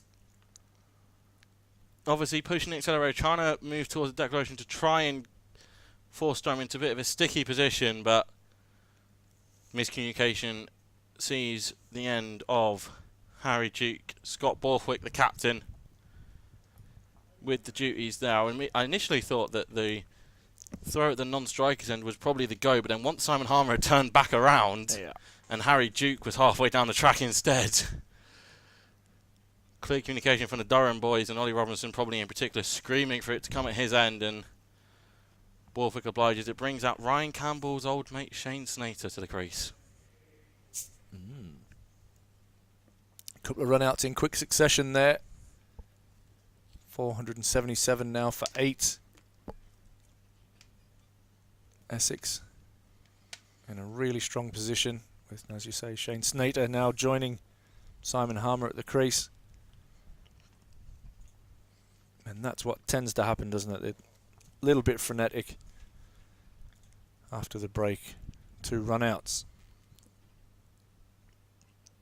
Snater plays this one out to Borthwick at Dean Wicket. He'll retain a strike. That running reminded me of my run round from the sticky wicket back to the commentary box. I was just having a chat with a couple of friends, Bex and Michael, who started the Metronomes CC. I don't know if you've seen them on social media. Ash, they've done brilliant work since 2022, raising awareness for special needs, particularly autism, and playing to raise money for charity. I've had auctions. Durham have donated a signed T20 shirt from last season to raise money, and it's really got to the heart of the cricketing community. So it was just catching up with them.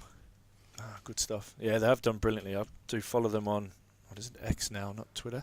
I still call it Twitter. I can't get around it. But yeah, they've done fantastic work. Their season has just kicked off as well. They're playing several games up and down the country. So if you want to get yourselves involved and go down to either support, or they're always looking for players, trying to drag me into it. I feel one of the Durham boys have got a spare bat for me, then I'll no doubt be joining them as well. And it will be Matt Potts, Scott Borthwick, trying to end this Essex innings as quickly as he can. He's got Shane Snater in his sights. This one's short and pulled. There might be another run out. Ooh! If that was a direct hit, Simon Harmer's walking back, but Scott Borthwick not able to get the throw on target. And yeah, this running from there is a fine line between pushing the accelerator and craziness. And mate, after this first session that we've just witnessed, I'm absolutely loving what I'm seeing here. There's big shots being played. There's chaos in the running between the wickets. Let's see a bit more of that, and then hope it settles down from a Durham point of view after the innings closes. But yeah, a little bit of chaos. It's just what we all needed after the lunch break.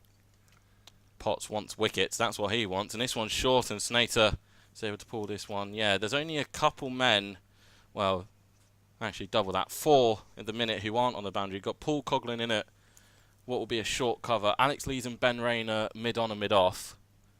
Scott Borthwick's put himself in at mid-wicket, and then everybody else is back on the boundary in some capacity. That'll be Brian and Cass, David Bellingham, Graham Clark, Colin Ackerman, and Callum Parkinson. I think I've covered everyone there. What has Potts got for Simon Harmer? What Simon Harmer got for Matt Potts? This is, as you say, this is exactly what we needed after that sedate morning session. As this one's a bouncer and pulled along the floor, though. No chance of a wicket there, and they'll take a single. What do we reckon then?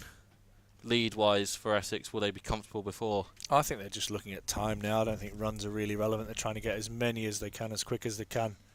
Probably don't care if they get bowled out now. They're safe, aren't they? Let's be honest. Durham can't win this game. And it'll just be, what are they comfortable with? How many overs left in the day? So 63 on the board. So Potts in. This is full, and Snater glides this one down a third. I believe it's Callum Parkinson doing the fielding down there. He'll obviously have one eye on Bolton and how they'll perform in the League One playoffs, trying to get back up to the Championship. Very keen Wanderers fan is Cal.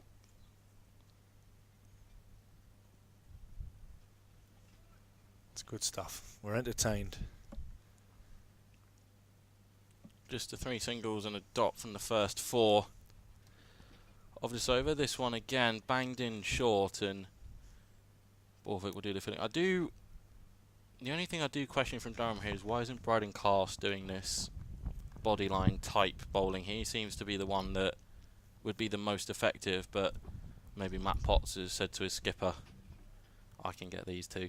Yeah, might be just looking at the workload of both. I know Potts has bowled more overs than Cass, but they're trying to ease Bryden back as well. It's a good question. Cass a little bit quicker. Snater down the track and ends up pulling this one. They might come back for 2, and this one should be a safer 2 than in the last over, and it will be I a love it. pair to end that over as a fairly mild over from Yeah, it was calm. Comston, and that one was more like the opening session.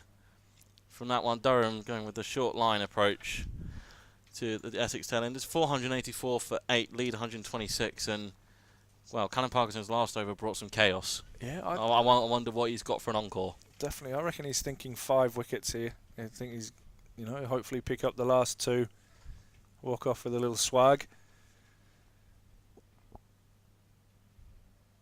There's no doubt Essex are trying to get as many as they can, as quick as they can, as the sun now comes back out, ironically, after we've turned the lights off. But the sky to the north now is black as Parkinson comes in, and there we go. There's 4 of 5. Harmer slugs across the line, a bit like a fat left-hander for Chesley Street on Saturday, and loses his stumps. He goes for 3, and Callum Parkinson picks up his 4th wicket, 484 for 9. I was just looking to see if they are going to declare, but no.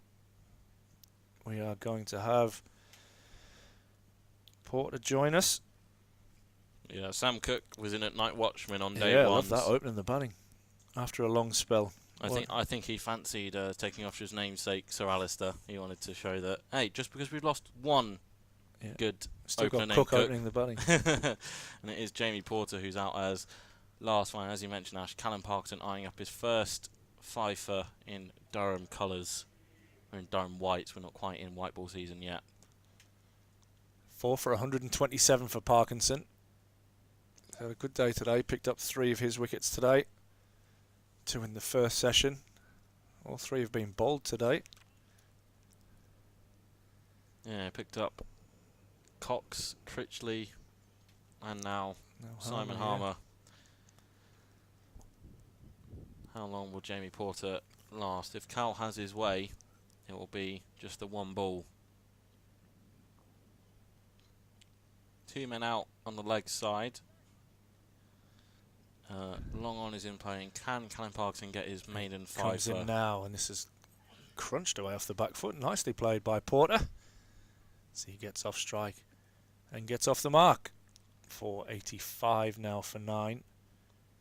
Brings Snater back on strike. Is that pink Dukes there, Ash, that you've... No, it's a pink... it's our school ball that we play with. It's a Newbury. Yeah, nice balls, actually. As Parkinson comes in again, round the wicket. Snater down the pitch and has an absolute mow at that one. Gets a thick inside edge. Out to Graham Clark at deep square leg. Snater definitely showing his intentions. All action since he's been at the crease. It's been a busy run of ball, to be honest. As Parkinson comes in again, and Porter drives this one nicely down to long on. And he'll collect another single. 487 now for 9. And the game moving forward. Parkinson comes in again, and this is a little bit of a helicopter shot out of the block hole from Snater, as Parkinson seems to enjoy that one as well. 488 now for 9. Snater on to 7. Porter on 2. Parkinson, last ball.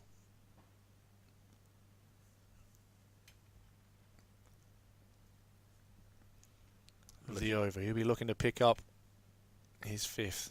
Porter down the wicket and hits this one down towards long off. There it is! is! He's got it. 5 wicket haul for Callum Parkinson. Well done. He picks up his 5th, and Essex are all out for 488. Really good work from the left arm spinner. It's given his captain some control today. And Essex, as we say, all out. What's that, a lead of 130? Yeah, So going to be a tricky afternoon period for Durham to bat, but all the attention right now should be on Callum Parkinson. Made the move from Leicestershire to the northeast over the winter alongside Colin Ackerman, but he's bowled very well today, and he's had I think some people say he's had a bit of a tough start to the season, especially with that short boundary down at Warwickshire, Yeah. but yeah, it's well-deserved fifer. Paul Coughlin taking the catch of Jamie Porter, who goes 4-2, and I think me and Ash will take a very quick break while we wait for this inning while we wait for Alex Lees and Scott Borthwick to come back out with the bat.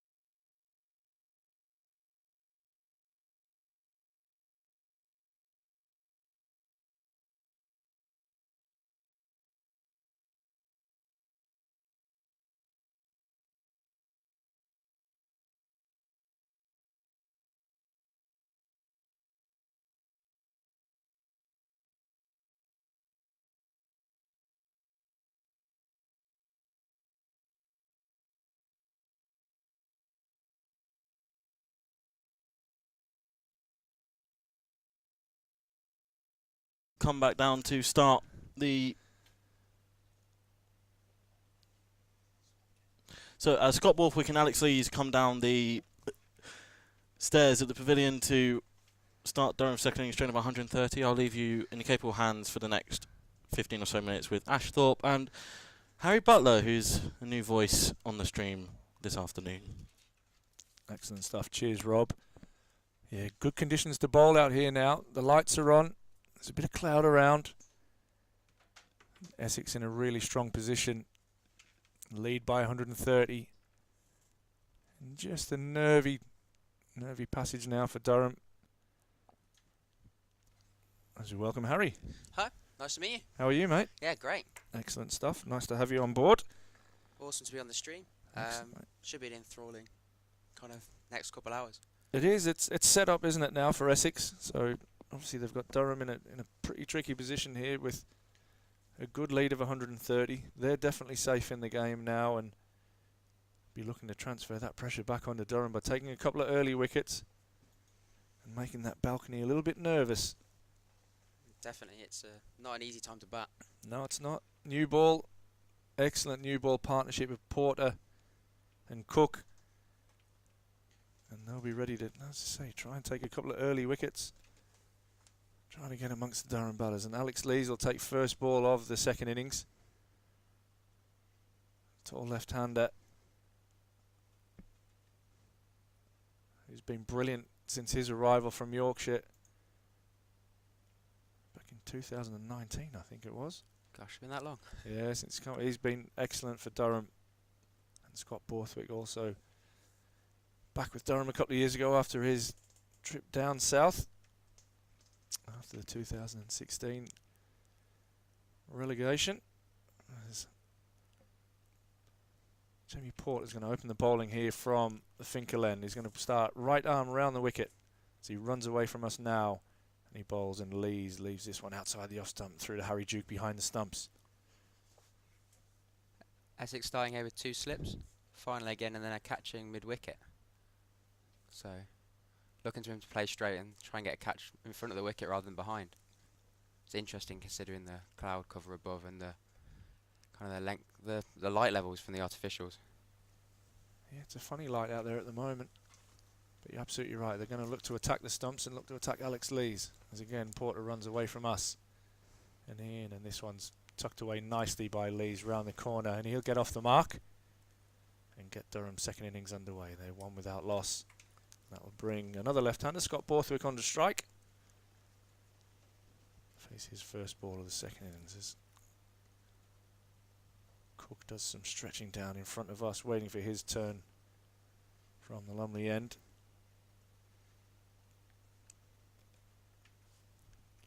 One without loss.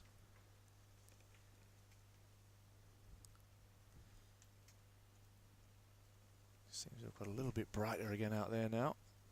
The natural light starting to come in. Scott Borthwick on strike. Facing up now, left-handed. 2 Porter around the wicket. And this one traps Borthwick on the crease. And it might have been a little bit high and possibly going down, but it's a shout early doors, and that again just makes everybody just a little bit nervous because it was a good shout. It's a good decision from White. But just straight away in the thoughts that Durham are under pressure. That's the line they're going to look to bowl there. Try and hit those stumps early on and induce a mistake pretty quickly on from the Durham opening batsman. Excellent stuff. Turns. Looks to come in again. Yeah, we've got Porter again. I've got a question here. Somebody's emailed in. And this one from Borthwick, it stays really low, and he does well to get the bat on that one. It was straight, it was on target. Borthwick tucks this one out into 2 catches, as Harry's mentioned out there on the leg side. Looking to trap Borthwick, and yeah, just got a message from David Fennick. Thanks, mate. Yeah, it was an absolute road on Saturday. It was for Travis Norris, who got a lovely 125, which was in total more than my whole team. But no, he played really well. Thanks for messaging us, mate. Good Durham uni batter, him. Yeah, absolutely. Good player. As Porter again comes around the wicket. And this one is tucked away nicely by Borthwick. That'll be fine, and that should race away for 4. And it's a leg by, actually. Just tucked away there off the thigh pad. But that's Durham, and Durham will look to score and try and eat into that lead, and by being positive and scoring, that'll just take the pressure off them a little bit as well.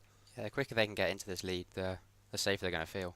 Absolutely. Especially early on with these more attacking fields. Any loose balls, especially ones where they're trying to bowl straight, and you just tick around the corner. Eats into it quite quickly. Absolutely bang on, Harry. As Port again comes round the wicket. And this one is guided away down to third man by Borthwick, well in control. And that's a good start for Durham. They'll be happy with that. There's 9 off the first over, and then that again just eases the pressure there. Really nice. Both batsmen off the mark. And they're stuck in now to this second innings. 121 still behind. 9 without loss. Borthwick on 4 and Lees on 1. Can't ask for a better start than that for Durham. First over. Both batsmen getting off the mark. Finding the bat. Yeah, it's what you want, isn't it? As a batter, you just that first run is so precious. We were talking about it earlier with Nick Brown being on 99, that the fine margins that one run can make in your whole psychological makeup. But that first run and that last run, if you're on 99, even on 49, sometimes you see a bit of chaos. Especially early on, the one that he tucked around the corner there. It had been desperate for some bat to have been on that, but then to get the 4 down to third man that time gets him away. Definitely, mate. Definitely. All yours. It's going to be Cook from the other end again. Into Lees. Facing up left-handed. Short leg in this time. Gully, 1 slip and a leg slip. Right arm round the wicket. Patted nicely back down the pitch. Yeah, pretty evident the plan, isn't it? They're looking to bowl straight and full. Yeah. Bat pad. Get as That many- leg gully and the catching mid-wicket. Definitely looking to extract any movement that they can out of this pretty benign surface, but take advantage of that new ball and the overhead conditions while they can. Have as many as they can hitting the stumps. Absolutely. In he comes again. Into his gather. Length on the stumps again, stays a little low, but tucked into that short mid-wicket. Nicely along the ground. Lees won't mind this too much. He's very strong off his legs, playing straight. He's happy enough patting this back down the pitch. Yeah, you're absolutely right. He loves to feel bat on ball as well, so he's probably more comfortable with them bowling there than wide outside off stump. Maybe backing himself to score runs from this as well. Absolutely right again. In again. Ooh. Good delivery, that's the perfect ball there he wants. Essex going to hammer that length away. Try and get Lees to make a mistake or extract anything they can off this surface. Try and make one go into the bat, around the bat, whatever they can. I think that was the length, wasn't it? That attacking the top of the stumps there, and just any variable bounce here on this last day pitch. But well kept out by Lees. Just saw Lees go back to that and have to jab down on it. And that's that length. You've got to make the batsman think about going forwards or backwards. Got a message here from Stanley McAlinden as well, which I'll read out in a moment. Lees pops into the leg side again. Not looking too threatening. Yeah, touch wood from a Durham point of view, not at the moment. But yeah, Stanley currently injured. Durham's young speedster. He wants to come and join us and do a bit of commentary. Him and George Drizzle, who are apparently roaming around the ground and hopefully having a listen. Stanley, I've heard your chat. I'm not sure you've got that much to offer, but you're more than welcome to pop in, mate. Get them in.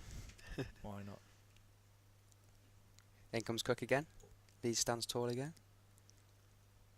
Hits him on the thigh pad, but comfortably going over and down leg. Starting to brighten up a little bit now, isn't it? And with the cloud a little bit lighter, but looking from the southwest again, there's a little bit of dirty clouds from behind the pavilion, which looks like it's coming this way. Hopefully we get a full afternoon's play in.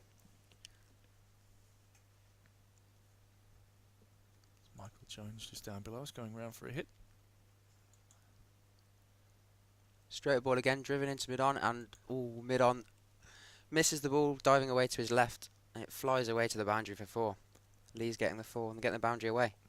Yeah, lovely bit of timing from Lee's, just a little bit over pitch there, not quite hitting his length. Lee's punching that nicely. Probably should have been stopped by Snater. Yeah. There at mid-on, but Lees will be happy that he gets his first boundary. He moves on to 5, Borthwick on 4, and Durham 13 without loss after 2 overs. Nice start for Durham. Yeah, 2 overs. looks pretty good at the moment, doesn't it? Hasn't been anything massively alarming. A little, I guess, a half shout against Borthwick in the first over from Porter. But both bowlers and the plans look really clear that they're looking to attack both left-handers at the stumps. Looking for any variation in the pitch or off the seam. That clear plan is something Essex are going to want to stick to. There's a lead of 100 to try and win this game. The more they can stick to that plan, the more times they can execute it, the better. Absolutely. It'd be interesting to see how long it takes till Harmer comes into the attack also, especially with the 2 left-handers. As Porter comes in again. Oh, hit strikes on the pad. And this one he's given. Oh, I'm not sure about that one. That looked really high. But the finger was up really quickly, and Borthwick goes LBW to Porter. And exactly what Essex wanted. They've got the early breakthrough. Durham are 13 for 1. And Borthwick is on his way for 4. LBW to Porter. That's that exact length we were talking about. Trying to make the batsman think about coming forwards or backwards. Borthwick chooses backwards and can't quite get the bat across his pads and stop it striking him. Yeah, he has to go. He's not happy with the decision, but he has to go. And Essex are absolutely flying here. 1 early wicket. They'll be looking for 2 and 3 just to transfer that pressure. And in comes Colin Ackerman out to the middle now. Just going to try and have a look at a replay on there. My first look at that live, I thought it might have been a little bit high. Definitely seemed in and fair way. Yeah, I'm not. It's got to do a lot from there, and it looks like it has done an absolute load. It looks like it's flying down leg side to me. Umpire's decision though. Yeah, it's out, and we move on. And it's like I said, it's exactly what Essex wanted. They've got the breakthrough. Durham in early trouble, 13 for 1. And right-handed and a left-hander in now as Ackerman joins Alex Lees out in the middle. And Essex now absolutely flying there with confidence. Be looking to put 2 and 3 on the board and really putting the nerves in the Durham change rooms. 1 or 2 more soon. You never know. Absolutely. I mean, in a no-lose situation, the best that Durham can come out of this game is with a draw. Sometimes that's a dangerous mindset to be in. So the lead still for Essex is 117. And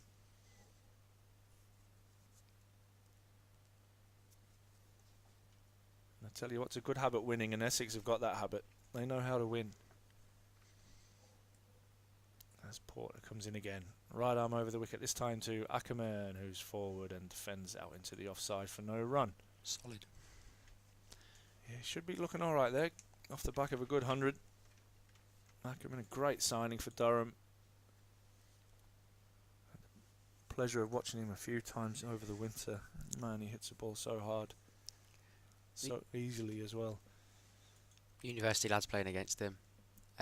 Pre-season this said every time he hit the ball you could hear a crack of it. Yeah, absolutely. As Porter comes in, and this one again is defended, this time out into the leg side. This one's a little bit straighter from Porter.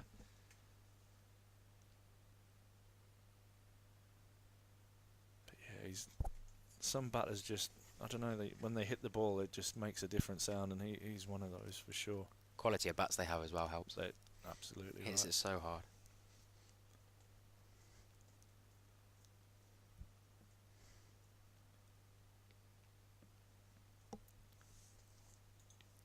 Porter in again.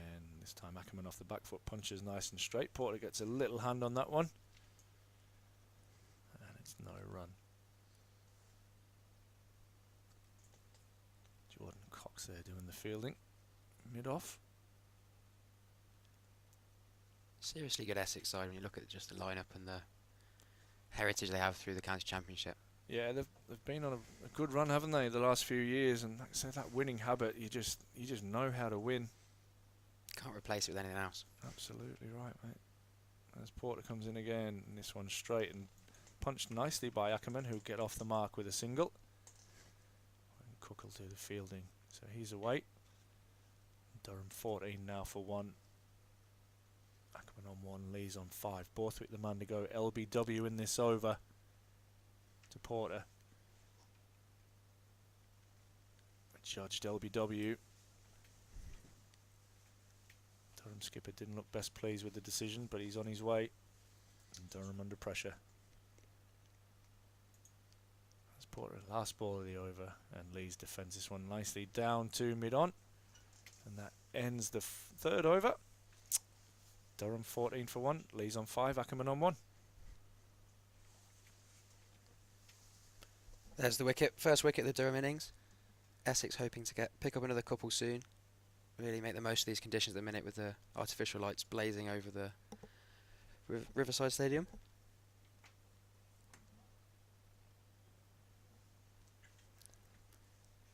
Ackerman on strike for this over, facing Cook for the first time, who eventually did displace him in the first innings for 112.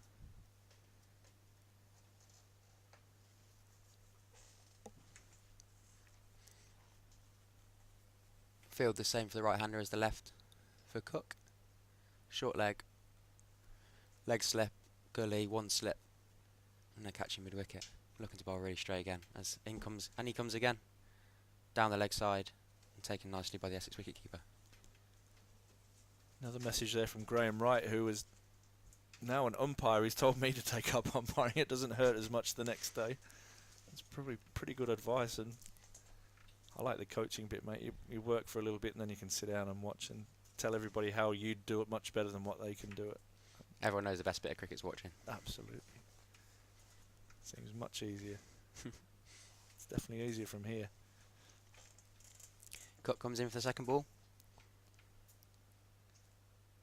On a length, Ackerman straight down the pitch. Solid again. Just looks like he's got time. Yeah, all the great players do, don't they? That Ackerman seems to be one of those where, and I got to watch that uni game as well. Yeah, and I felt sorry for some of the bowling at the time and some of the fielders as well, how hard he was hitting them. And I actually thought he was going to get 100 and try and get out, and then he just went absolutely berserk and kept going and going. There's some hands hurting the day after, I can tell you that. I can imagine. Cook in again. Hits a length, squirts away past gully. Not flying away across the outfield, so they'll get one. Even though Lees looks back to try and get a second. Just looking back at Ackerman there, I thought that was pretty comfortable too, actually. Ackerman decided very early he was getting one. It's easier to bat from the non-striker's end. Especially in conditions like this. Over to you, Lees. You can have that one, he's probably thinking. I can't see him minding though, he loves batting. He's an professional opening batsman, he's going to enjoy scoring runs no matter the conditions. He does love scoring runs too. Scores plenty of them. He's a greedy man. All the best batsmen are. Bowlers too as Cook comes in, searching for his first of the innings. Outside off stump, and Lees has a go as the ball seams back in with the Essex wicketkeeper diving back across the stumps. No contact made. That was a big drive from Alex Lees. It was full, it was wide. If I'm not mistaken, it was something similar down at Warwickshire.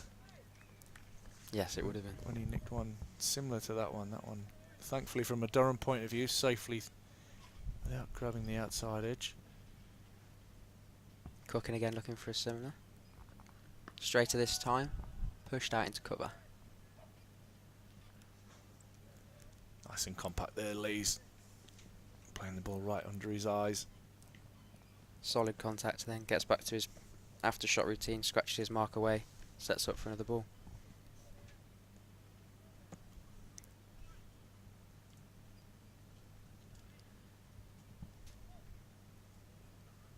Cook turns to come in again.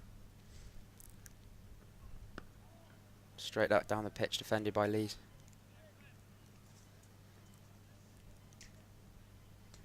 End of the over. Durham Cricket 15 for 1 after 4 overs. Ackerman on 2 and Lees on 5. Right, well, I'm going to love you and leave you. Nice to meet you, Harry, and I'm Yes. going to leave you in the capable hands of Rob.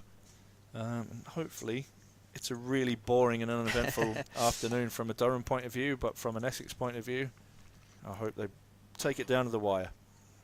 Certainly, Ash. For the cricket, we'd love to see another wicket, but from a Durham sport standpoint here, we'd love a boring afternoon of cricket. Porter takes the ball again. Ackerman on strike.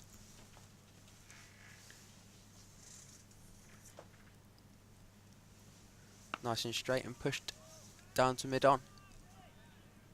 Looking very solid despite the catches there on the leg side.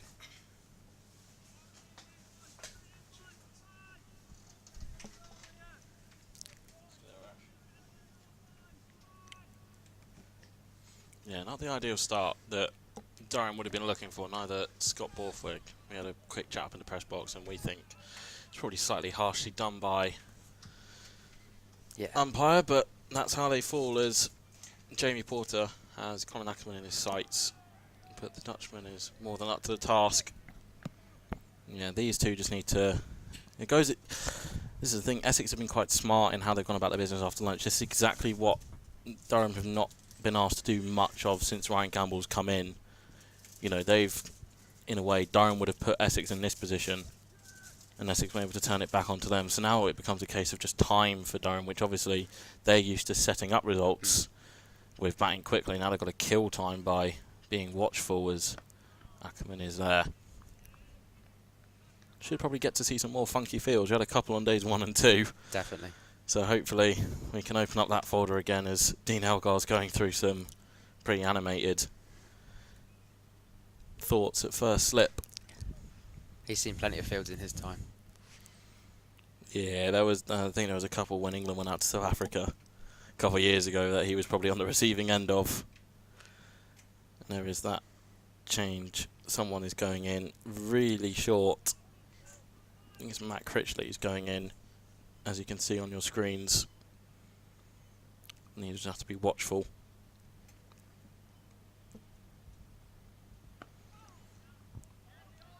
Straight in Nick Brown. Yeah, the scoreboard here doesn't really mean a lot for Durham. They just need to be looking at that. They want that wickets column to stay as low as it can for as long as it can. Exactly, you're going to see stuff from Essex here because they know that they've got 100 runs to play with and they've got to take.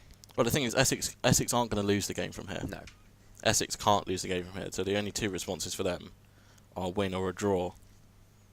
So it just frees up Sam Cook, as he can pretty much do anything he wants. Whereas Durham are at risk. They're going to give it a go here, and you would. I expect we'll probably see Harmer quite soon. Yeah, you'd imagine so. Well, tea in just over an hour and 5 minutes, obviously set at 20-4 on the final day, rather than the 32 overs left in the day's play. And yeah, you'd imagine probably a couple or three more each from Porter and Cook, and then probably Harmer gets into his work quite early. We did see Callum Parkinson able to get a few to rip on his way to maiden 5 for, and Ackerman's on top of that one, and that completes another Porter's first maiden. He's got figures of 1 for 6 from his 3.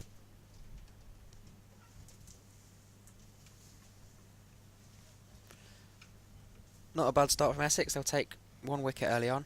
Trying to sneak another couple in here soon with this new ball, when they can get any sort of movement they can from the pitch. Yeah, it's not offered a lot over the last day and a bit of action, but we have seen more variable bounce, more on the lower side today. Even the bounces that the Durham bowlers were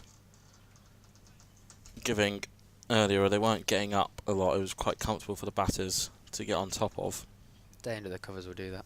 Yeah, see what Sam Cook's got here. Lees again, pats it back down to mid-on.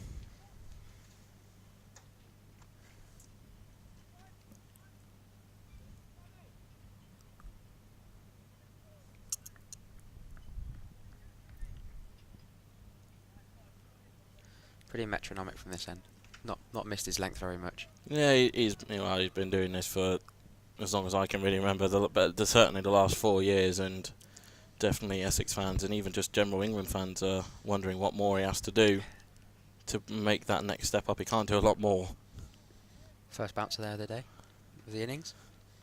Yeah, you can see you can see on the screen there. You've got Dean Algar at slip, Simon Harmer's at more of a gully, and then you got Critchley's in at a leg slip. Nick Brown's under the lid at a short leg. We've got Noah Thane who's on fine leg duty. Shane Snater's at a normal mid wicket, mid on, mid off, and point is the field.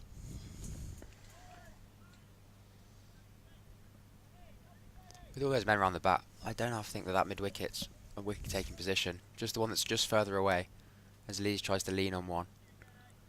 Yeah, It's one of those like understated positions that you seem to pick up wickets to quite often. it's one of those ones where you think as the bowler takes the pace off the ball is one that they're able to get that chip.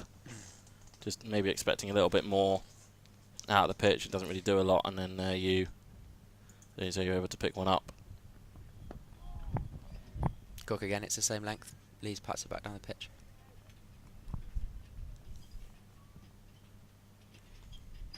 Lees will look to be really boring here and keep patting it down as much as he can. And Yeah, this would be play this more. time out.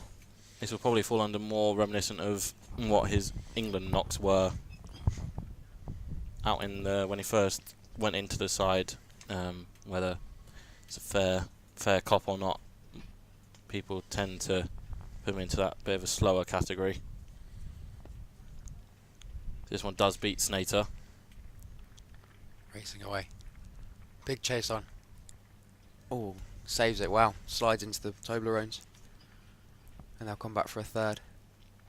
Yeah, return the strike. Yeah, when he first went into that test side, he probably fell on the media pigeonholed him into a bit of a slower scorer. But since Ryan Campbell's taken over last year, he wants Alex to really lean into his own game. And I think if you asked Alex himself, he'd probably say he's on that faster side. You saw last year, scored runs at a good lick. Yeah, averaged 90, strike rate of about 70 odd if I remember correctly, and led both divisions in scoring with 1,347 runs. Can't ask for much more. The thing is, when he made runs, he went big. It wasn't just obviously hundreds of great achievement, but he went big. He made them 120s, 130s, 150s. He got season high 195 here against Gloucestershire, against the Kookaburra. That is an accurate over from Cook. But yeah, that ability to make big runs and not take too much time. Obviously, it takes time to set up your innings and get going, or it can do if you're up against some very accurate bowling. But the fact that he's able to make those runs at a fairly decent lick and be able to save some time for that bowling attack to go and chase those 20 wickets you win to need a match. Talking about Ackerman hitting the ball hard, Lees, as he goes through his innings, big man, strong man, hits the ball very hard, straight down the wicket especially. Yeah, also very strong off his hips, as all left-handers are. They'll have anything that is able to just bounce up on that nice length, and Porter will be looking to do anything but that. Gets a defensive shot. But Durham also have just been shown by Essex that this is a good pitch. This is a good pitch to bat on, as shown by the lead of 130. Essex have managed to build up on it, so they know if they can just get through this opening stint, it will settle down. Especially as the ball gets a bit softer with a deader pitch as we've seen. It's going to get easier. But Lee's doing his job so far, pushing it back down the pitch, keeping Porter and Cook out so far.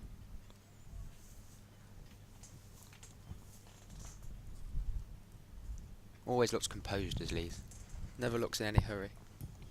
Yeah, that's the thing. That just comes down to, probably as most players will tell you, when they get older, they're more confident in their own game. They know how they want to play, and they know their strengths, they know their weaknesses inside out, and they just get themselves into a rhythm. As you get themselves into a rhythm, they're more than happy to block out that noise. And I think with Alex in particular, you know, he's played for England now. He's always looking at if he can get back in that test side, and you know, you'd like to think he's on that list.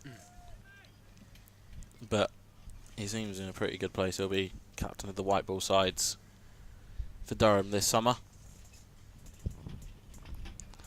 Squirts away down to fine leg, inside edge. And take one, get back off strike.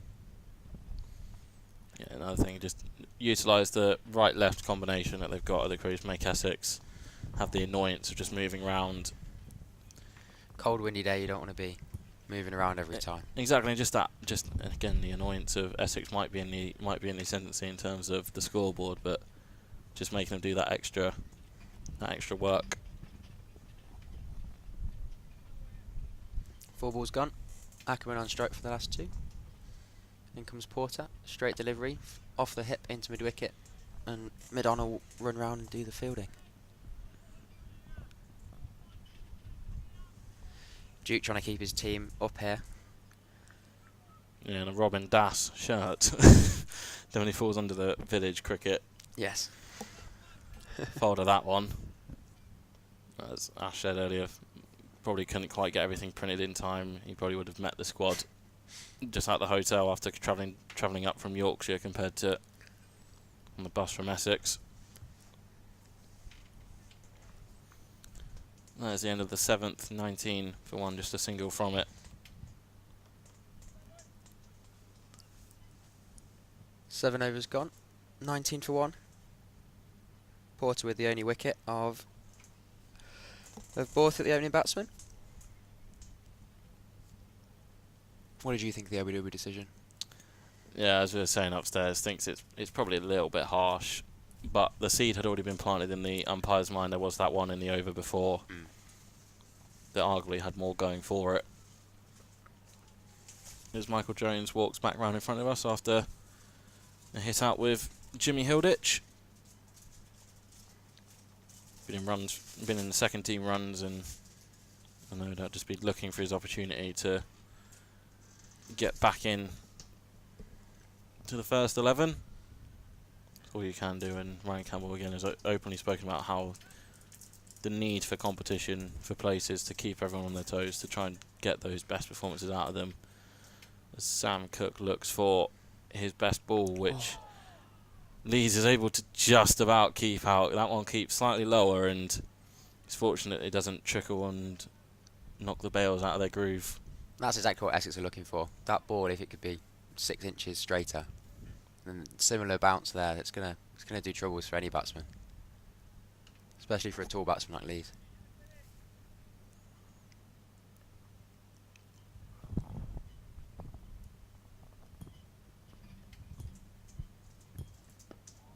More confident this time. Yeah, definitely got the... It did say on the forecast that potentially about 3 o'clock we would see some showers about, and there is a dark cloud away to our left-hand side making its way over the pavilion. Lights have been on since Durham have come out to bat. Very helpful bowler-friendly conditions. Maybe that was on Essex's mind. That's why they went about their business the way they did, and this one keeps low as well when Lees is late on it and fortunate not to get an under edge. I think he looks to be batting just outside of his crease. He's trying to negate as much as he can, but I think it just might be striking the footholes. Oh no, it's short of them. Yeah, just staying really low off a length wide outside off stump for the left-hander. Something to think about for Essex. Try and extract as much as they can. Try and look for this second wicket as early as possible. And get them in a game looking for a win. Again, just met with the full face of the bat. Just over 50 overs remaining in the day, and it's just not, as we say, it's unfortunate that day 3 was a complete washout. There is still, Essex have set the game up nicely post-lunch, but again, something miraculous would need to happen from their point of view in order to get this game swinging ultimately in their favour. This one stopped by Cook and the follow-through. It'd have to be some collapse from here, but you've seen stranger things happen in cricket. We have indeed. We have indeed.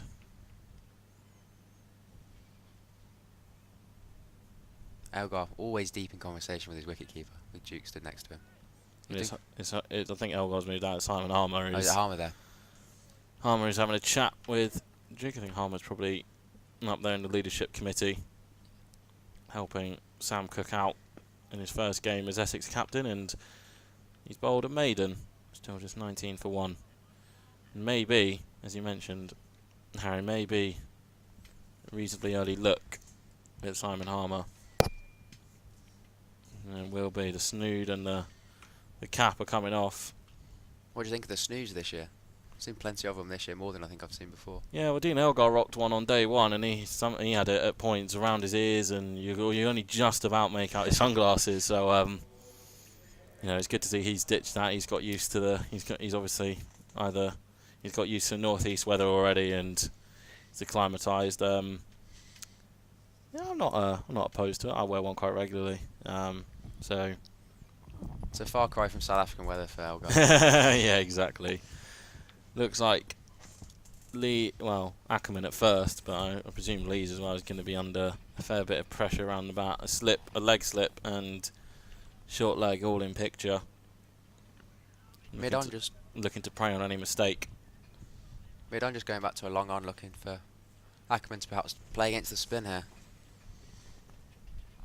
Yeah, but Ackerman was pretty moderate in how he went about his innings on day one. Turning this one away. Yeah, I wouldn't expect too many big shots early from Ackerman. He's made it very clear. All we have to do is go look at his innings this season.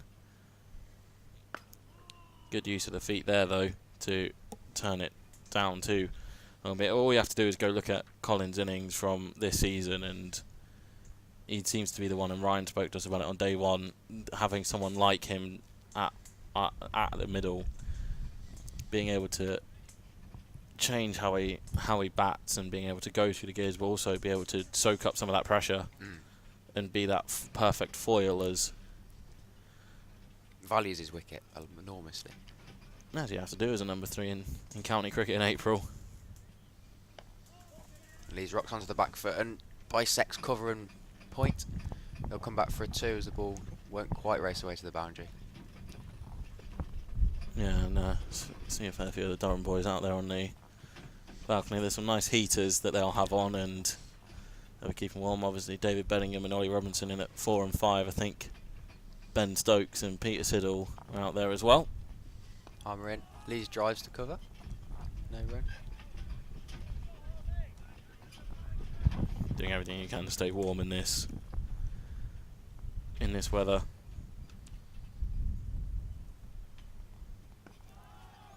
Flatter and fuller. Really pushed through the air there from Harmer. Harmer in again. Slower. Ooh. Beats the outside edge of Lees. I think that's just struck him on the back pad.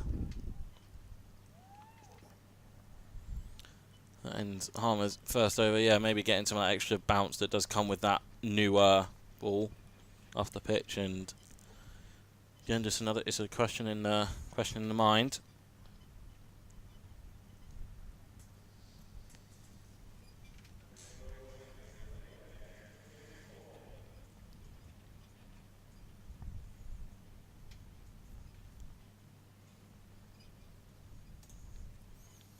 There you go, who else like that? Alan Walker, Scott Borthwick. I think that'd be Dan Hogg.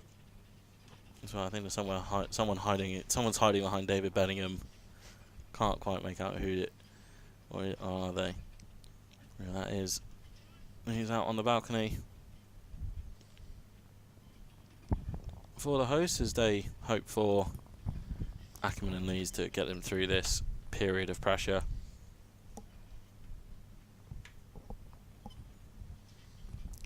Porter to continue. That catching short mid on in place now, as you can see on your screen. Ooh. Beats the outside edge there, outside off stump. Yeah, it's like, I think it's a switch of ends.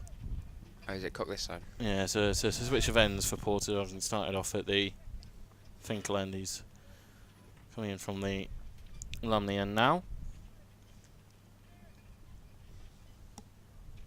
Change of fielder and that catching the mid on. Now got Brown in there with his pads on. Porter comes in. Back of a length and push down the pitch by Ackerman.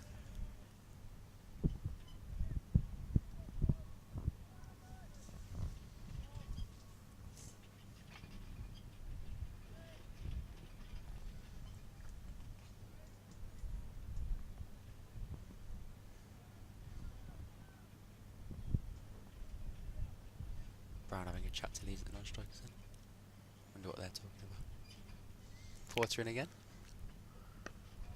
Probably something along the lines of it's a bit cold for April, isn't it? A bit cold, windy. Lees, I'll hope, is as pleasant as that.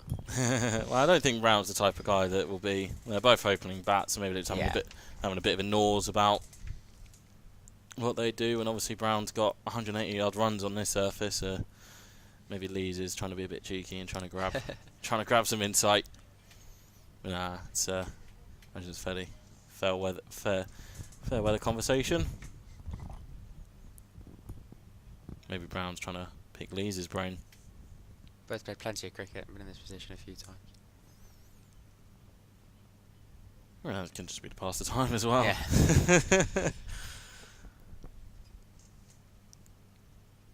Porter in again. Straighter, driven, back down the pitch.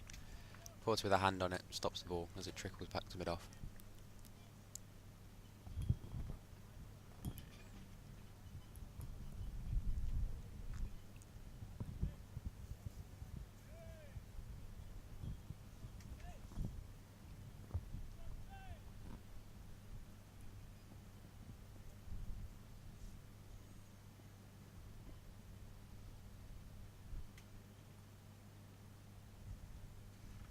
Porter again. Straighter, back of length, squirted out to point, no run. No danger. For Ackerman. Just looking at the results around the grounds, it's pretty much everyone's in a similar position, with days yesterday being washed out. First innings and declarations everywhere trying to force a result for one team, but draws looking likely pretty much everywhere. Do you fancy getting in touch though on the live stream? Welcome to the 1,800 or so of you that are joining us. Very thankful to have you with us. Had very good numbers on the live stream across the 4 days, as we mentioned earlier. Stephen and Ross doing a very good job of keeping us on the air.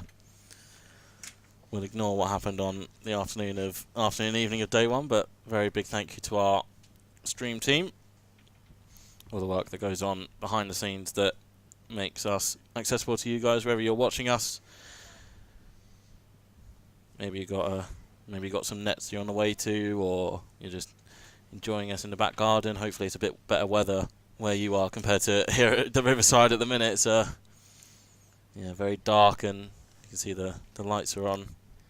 End of last week really threatened to brighten up, and then it just has gone back to what it was, dark and gloomy. Harmer want to lighten Essex's spirits as Ackerman is playing across the line. That's what Essex will want. They'll want Ackerman playing across the line to try and bring in all the types of signals you can get, whether it's a flick up somewhere, if it's a LBW, if it's a clean bowled.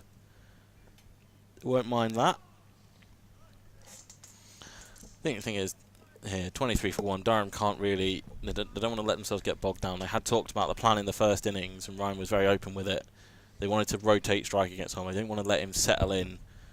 You see now Dean Elgar going in to try and restrict that strike rate even more. You need to find a way to get off strike, and Ackerman does that here.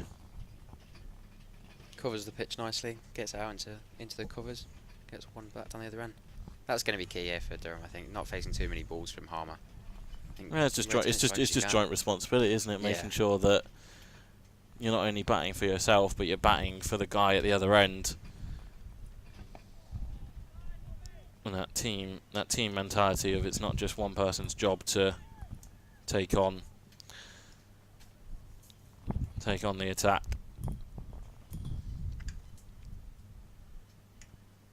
Across the line, sneaking down leg. Not a very serious appeal there from Essex.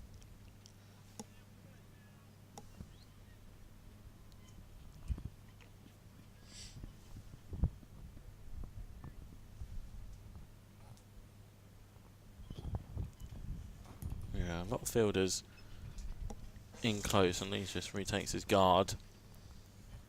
Another helmet being run out onto the field. It is indeed. It's going to be Dean Elgar who's going to go in even closer.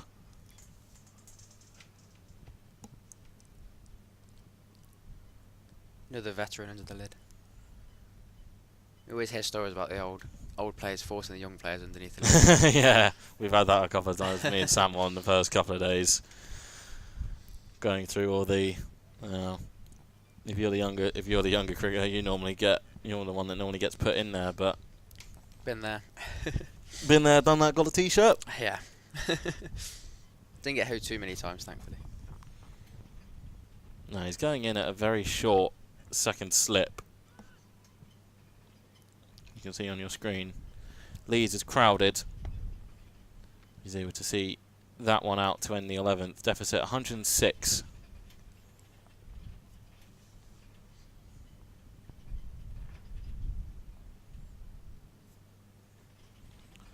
See a comment here on the live stream. You got any nuggets of wisdom about Burmese cricket, Harry? Yeah, it's quite a niche one, but I completed my dissertation last week in history, and I did a kind of a review of cricket being played in Burma during the colonial period.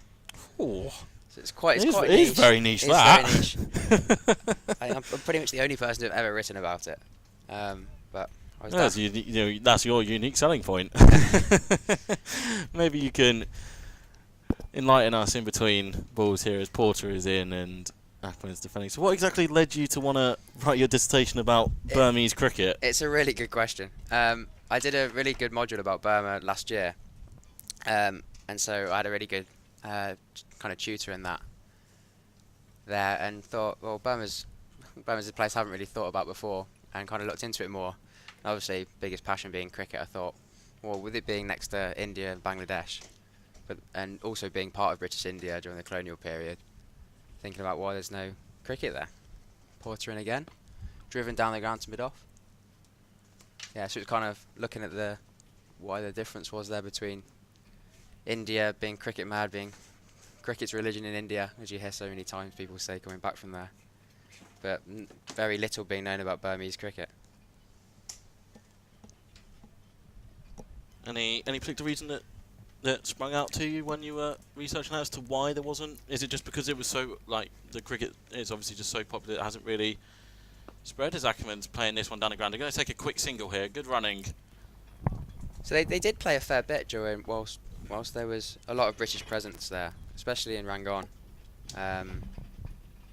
They had quite a few games. I was uncovering kind of newspapers from the colonial period, like English language British newspapers talking about different games. So the MCC toured there in 26, 27. But for the first and only time, with those two games being played there, it was the only ever first-class game played in Burma. And trying to think about why they went there and why they haven't been back since. But you kind of came to think about the youthfulness of the colonial structures in Burma compared to that in India, where it was more entrenched and Burmese people never really got involved. As this one is very, very interesting, especially with such a niche topic. It's obviously as close to your heart. So what made you want to? What enticed you to cricket in the first place? Then why is that your main passion? As we get you. Well, I started playing. As we get you entrenched with the Durham live stream. So I played cricket since I was 11. Played down in Warwickshire. Played pathway stuff over there, and then came up to Durham for university. Played up to 18s at Warwickshire, and now in Durham. As Paul comes in again and pushed into extra cover.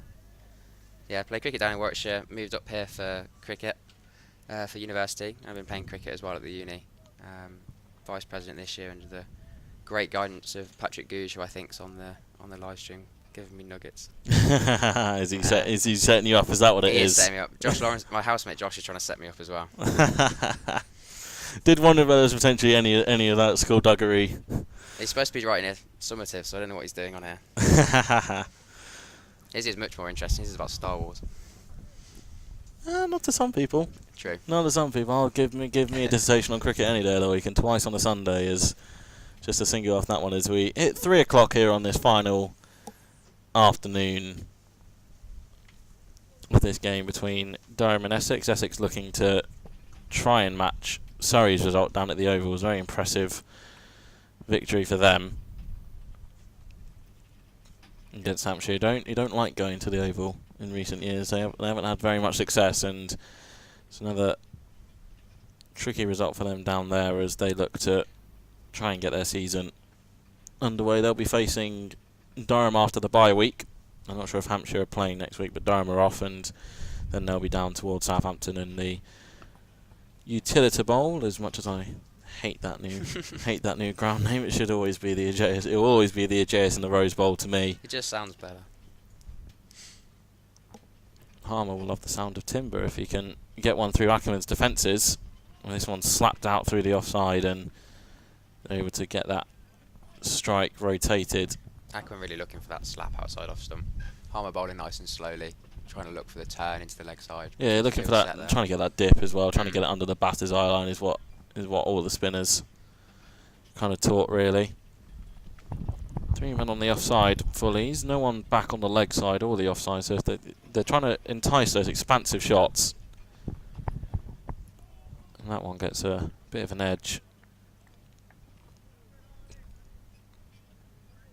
Wonder when Sam Cook turns to Shane Snater. Didn't offer a lot of control in the first innings for him, so I wonder if that's played into his mind a little bit as Harmer lines Lees up. Lovely looking drive, but he's not able to pierce the ring.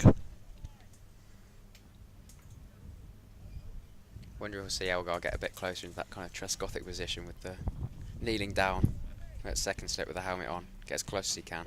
Yeah. Not for the faint-hearted. Nah, you can leave me out of those conversations. I won't be doing any of that. Lees is punching this one lovely off the back foot. It probably won't run all the way. Sam Cook is in pursuit right down in front of us, and he will put it up inside the rope. They're going to come back for 3 as well. Very good running from the pair out in the middle. So with Essex after the lunch break, the miscommunication leading to a couple of wickets. Flying up and down the pitch. Yeah. Not always in the right direction. Yes, no, maybe, no. Oh, I'm out. That is a bit of an edge there from Ackerman, I believe. Might have quite just got outside the line. Yeah, I think you're right. Struck the back pad. There, 29 for 1 off 13. Run rate is very un-Durham-like at just over 2 and over. Here on day 4. It's nice to be at a ground watching cricket. Well, it's a lovely ground to come and watch. Come and watch some cricket being played. Obviously got some internationals here over the summer. England, men and women both have got a game here. And hopefully Rachel Hopkins is going to be joining us soon so we can discuss the women's Tier 1 successful bid that Durham have. Great news. Wonder how that's going to work with the... We'll be able to ask Rachel if she does come on, how it's going to work with the Northern Diamonds and how many... Because obviously that's a split between Durham and Yorkshire. How many of those girls will be coming over and playing for the new Durham team? As ask and you shall receive. Rob Shane Snater's into the attack and Lees is punching him off the back foot. Yeah, it was expensive in the first innings. I wonder if that's partly in Cook's thinking as to hold him back for a little bit longer, but he's into the attack now, replacing Jamie Porter. The change of ends just lasted 1 over, didn't really get an awful lot out of the surface from that end. Looking for that kind of that low bounce we saw previously from Cook, but Porter couldn't quite find that length. Though it was quite wide, that the low bounce, couldn't quite get it on the stumps. Comes in again to Lees, tucks off the hit past the two waiting men at short mid wicket. And it's fielded around by the boundary and they'll get back for a second.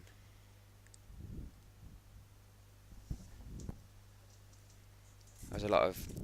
The university setup was quite happy with the women's bid as well. Kind of putting Durham more on the map for the women's game, professional. Trying to find that pathway from the university cricket into the county cricket game. Absolutely, it's grown exponentially over the last 3-4 years.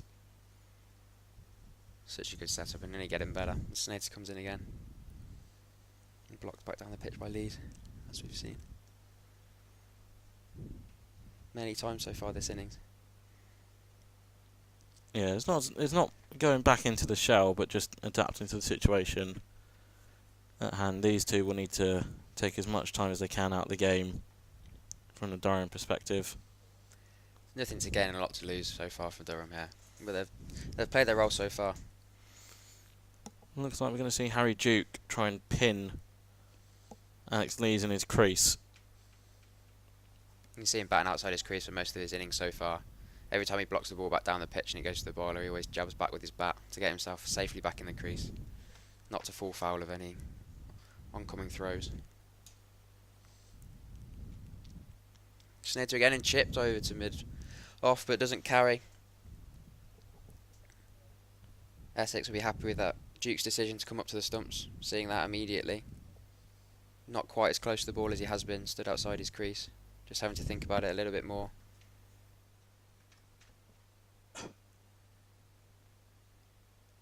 But he remains there. Snater walking back to the top of his mark.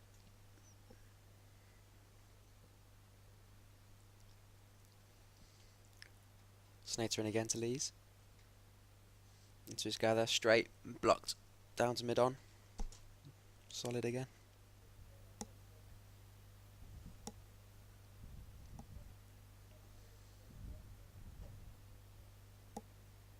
Whereabouts is your fielding position then when you're I'm a when you're a wicket keeper? I'm a wicket keeper, thankfully. So fits in perfectly to what I was going to ask you at the end of the over. plenty of time under the lid. Fits in absolutely perfectly. See what Snater's got up his sleeve first. Can he prize a wicket out of this pitch? He can't. It will be a dot ball, 31 for 1. So what actually goes on then? What conversations have you had with your slip cordon when it's like this? There's not a lot happening in the game. Oh. What sort of conversations have you been able to bring out with your slip fielders? Nothing very useful, I think, would be the good Is it more just a way of passing the time then? Is it more? Yeah, it is. I tend to do a lot of moaning, I think, about other teams being boring. Not having played probably 10 or so multi-day games of cricket. You don't see many of those, but it's those timed games of cricket, 100 overs, team batting first or batting second, just batting for a draw. Harmer in, blocks off the back foot from Ackerman.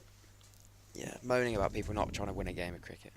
You got any favourite ones that come to mind that we can show on the live stream? Oh, I can't think of any. Or are they that? I can't think of many. Are they that? They're so mundane. Is the only problem.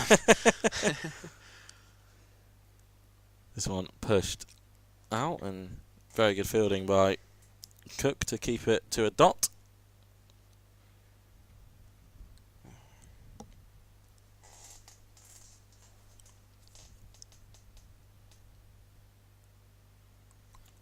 Sweep. Very good sweep shot. It will be just a single, but first time I've really seen that brought out by Ackerman. Where do you normally field? See, I haven't played cricket in a while, but I'll probably be mid on or mid off. That's probably my. Chatting with the bowler about the tactics. Yeah, I mean, I'm not really. I'm not good enough to go in the slips. I'm also don't have to be hidden fine leg to fine leg. But yeah, I like being keeper as well, because then when you're not keeping, you automatically get a little way into the slip cordon. Don't have to do my time down at fine leg, which is useful. Yeah, no, I haven't played in a fair few years. I want to try and get back into it, but missing a bat is the most important piece of kit. Easily shared bats. Yeah, well, working at a cricket club. You'd think there'd be one lying around somewhere. Fingers crossed. I've been after one for a while, but just a single off that one. 32 for 1. Yeah, I've done a bit of fielding out on the boundary, but last time I remember playing was probably mid on, mid off.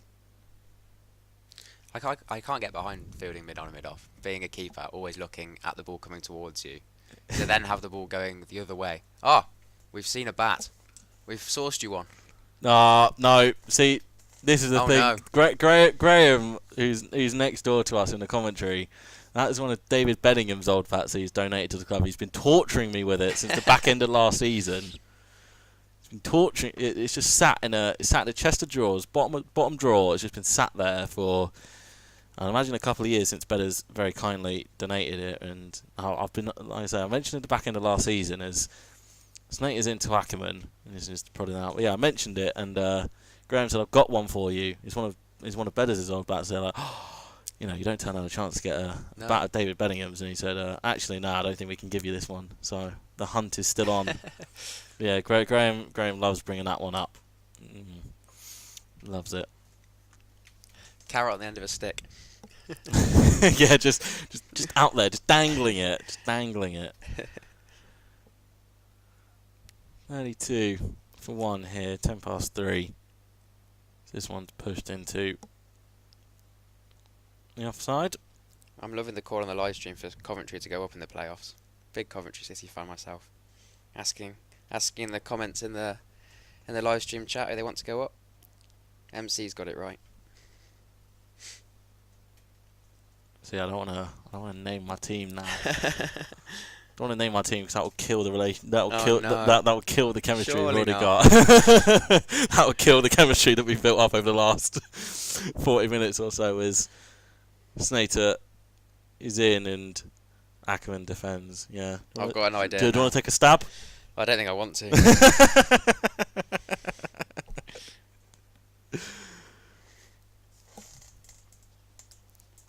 8 off 39 deliveries for Ackerman and 16 off 49 for Lees, steadying the ship somewhat after Borthwick went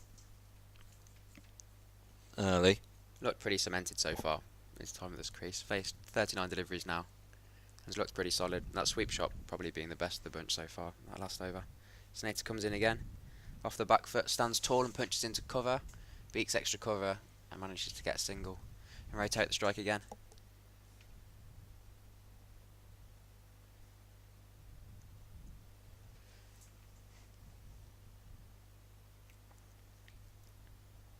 Can't have had as much heartache at Wembley though as us. Not in recent years. Yeah, we're probably in for another one at the end of the season though. Can't see much of a positive result coming out of that one, but that's for another day. I was there last Sunday. Not a fun ride home. I can imagine. This one's turned into those 2 catching mid-wickets that we now got in there for. So we've seen that a fair few times and across the game.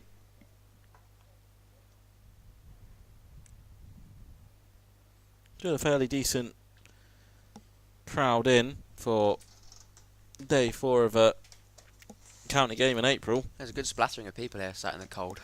Die-hard supporters. Yeah, some members making their way over to the lower County Durham stand away to our right-hand side as well. This one's played off the back foot, but no run. It'll just be the single off that over. 33 for 1.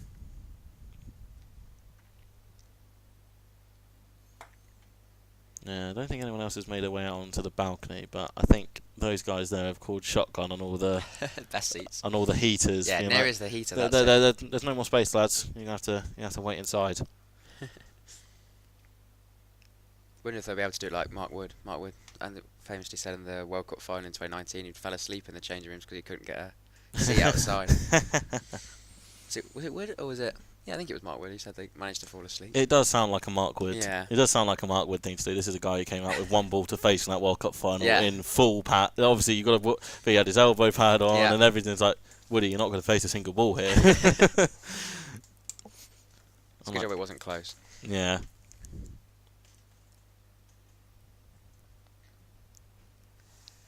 Harmer in for another. Start of his 5th. Only gone for the 9 runs so far. Kept it nice and tight. Yeah, it was a captain's dream. Yeah. Good for my fantasy cricket side as well. Pushed down by Ackerman, and that will be a boundary to relieve some of the pressure that Durham have had to absorb. Beats a despairing dive of Sam Cook. Ackerman moves over to double figure. Slightly fuller from Harmer and... Just to say how consistent he is, he was a full stop. Yeah, we got the knack of the commentator's curse going on. I remember speaking on Dean Elgar batting on day 2 about how it had been a typical gritty Elgar innings and not wanting to generalise even then Matt Potts decides I'm just going to take his outside edge and get his wicket. Thanks very much. This one now squirts away off the outside edge from Ackerman. It should come back for a couple. Will they think about the third? They will, and Lee's very good running started the third straight away and allowed it to be 3. Ran much better than Essex so far from what I've seen since I turned up after lunch.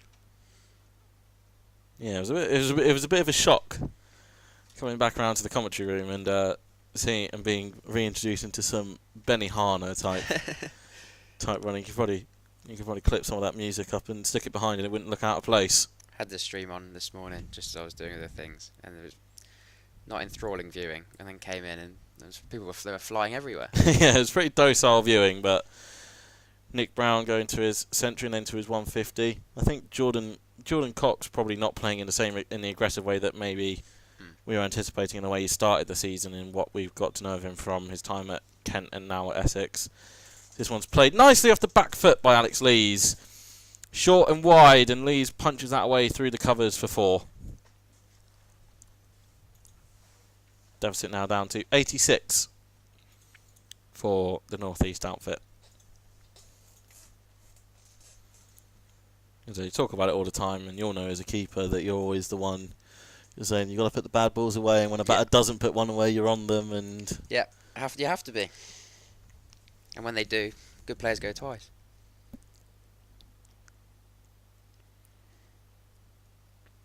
This one now dropped into the leg side, and Leeds will retain the strike for the next over. A productive one for Durham, 12 from it. Now, seeing as you said you're a keeper, sledging, where do we stand on it? I think I'm pro sledging, but myself I don't sledge too much. Do you not? I'm quite chatty, but not. I wouldn't say I sledge as such. So you'd fall into the annoying category then of keeper. Yeah, I suppose you could say that. I'm only saying that because Marcus North was on day one and he said that all wicket keepers are annoying. Yeah, I would agree with that. It's hard to not agree with that. And then Peter Siddle was on day 2 and he said that everyone can sledge, but there's an art form. Yeah. There's an art form to it, so... I'm no artist at sledging, I can tell you that. I don't mind a bit of sledging when it's out there. It's all got to be in good nature, though. None of it. 100%. It has to be in good nature, and as I'd agree with Peter Siddle, there's an art form. Yeah. There's an art form to it, as there's an art form to some leg spin, which Matt Critchley is going to treat us to here from the Lumley end. Much harder, I would say, the leg spin than the sledging. Yeah. Very handy cricketer is Critchley, moved from Derbyshire to Essex to further his career. It's definitely worked out for him, and he'll be looking to work out Alex Lees here. He's just taken an extra moment to get his bearings and check the field. Just one slip in play, but man under the lid as well.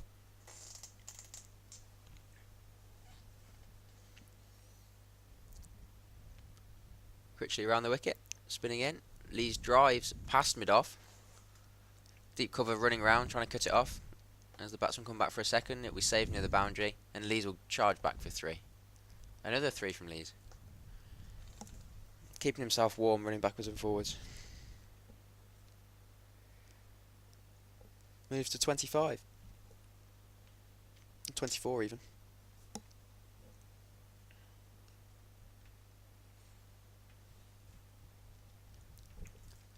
Ackerman now facing right arm over the wicket.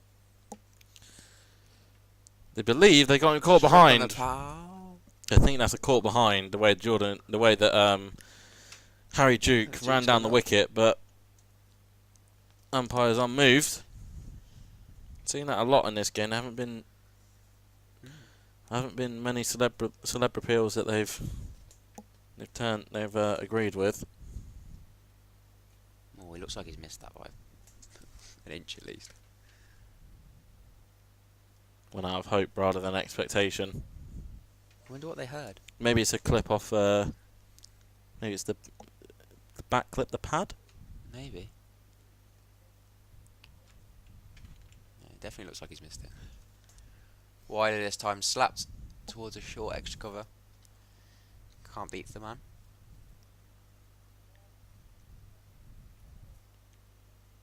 Definitely more things happening here for the leg spinner. Yeah, very early on, but seeming to get that turn, and Ackerman turns that away on the leg side. He might pick up 4 here, and I think he will, yeah. Slightly fuller, and he's able to flick the wrists, and he moves himself now to 20, and that brings up the 50 for Durham. I believe the partnership is worth 48 between these two. Yeah, Ash mentioned the first hour being key, and that 50 up there for Durham for the first just over an hour there for the loss of only 1 wicket. It's pretty strong viewing for the Durham fans. Critchley in again, outside off stump and blocked. Straight into extra cover for the end of the over. 7 off it. 19 runs coming off the last 2 overs from Harmer and Critchley. Yeah, that control that we spoke about Shane Slater not quite been able to offer Captain Cook. And we're looking, to be fair, they've still got 78 runs before Durham are back into the lead. Yeah. Like, it won't be too disheartening, but because obviously wickets is the name of the game now as far as Essex are concerned. Keeping the man in the catching, even with the control having slipped a little bit, they're keeping their man in their catching positions, which is what they need to do. Need to gamble to try and take another wicket from Durham and get them on the back foot. Lees pushes forward for the first delivery of Harmer's over.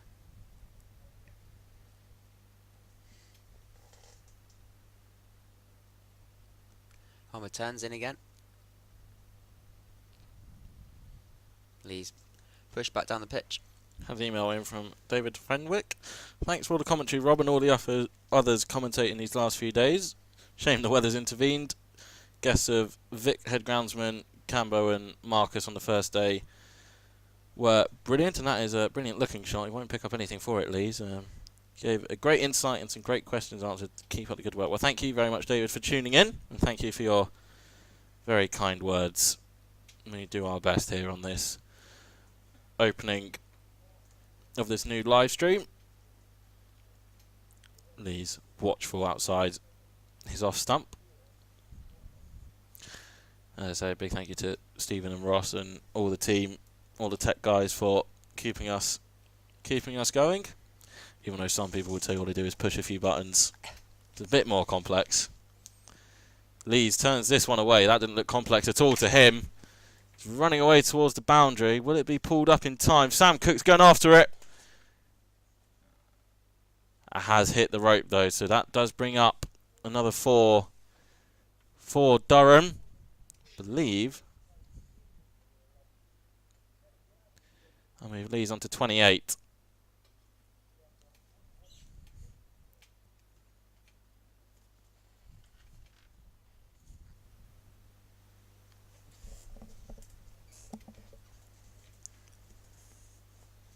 Two balls left of the over for Harmer. Slower. Finds his length and turns it past the outside edge. That is a beauty. That's the delivery you want to bowl every ball.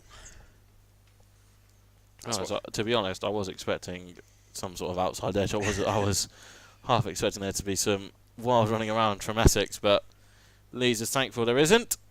That's the ball that's too good for everyone. Yeah. You've got to do well to nick that. You also got to do well to miss it. Yeah. That's what Alex Lees will be saying. Play the line. Absolutely.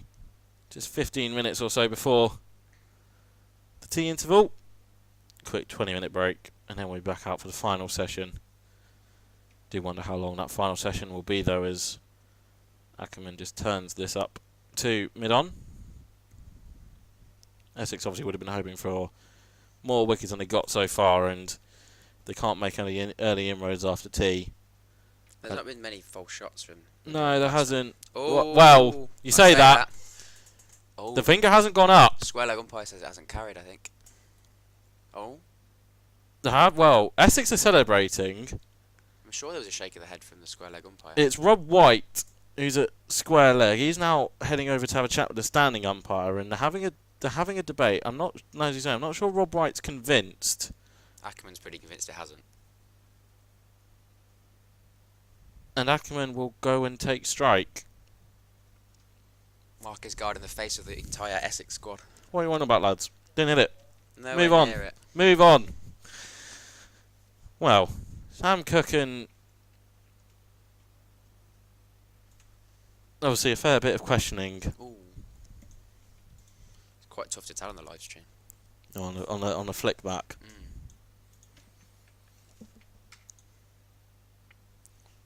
Well, either that is some incredible turn that Matt Critchley has found. The thing, Colin Ackerman does go to walk off as if he has hit it, but the finger didn't go up. I feel like he has hit it. I think it might have clipped his glove or his thumb. Well, it's still, if the glove's on the bat, then it's still out. Yeah. As Critchley now looks again, Clifford. I think Essex can feel quite harshly aggrieved, because Ackerman did look as if he was walking off as if he had hit it, and then almost turned around in shock and thankfulness that the finger hadn't gone up. He's turning this one, and this one's a no ball from Critchley, and that unfortunately is one of my pet peeves as a spinner myself. When I do play, can't bowl no balls. Spinners bowling no balls. Yeah, it's just one of those no-nos. It is just one of those absolute. I'm always surprised some spinners don't bowl more. Rashid Khan, for example, always looks like he's really pushing the front line. Yeah, well, we have seen some problems at the Lumley end. It's always been the Lumley end this game where Brian Carse has bowled some no balls. I think Shane Snater on the first day he bowled some no balls from that end as well. So it does seem to be that end where bowlers maybe just not quite getting their run-ups right, as Critch is now around the wicket to Lees, who's punching him through extra cover for a single good diving stop there. But yeah, I think Essex can feel quite aggrieved that they haven't picked up their second wicket as we come towards this tea interval. I wonder if it's a wind with the no balls. It's a strong wind going into the faces, maybe pushing them off course slightly. Yeah, it could be. Half-hearted LBW appeal, but Ackerman's able to slam the bat down in time, and an over that maybe should have seen the Dutch international walking back to the pavilion. 60 for 1. And Critchley still debating the decision with the standing umpire.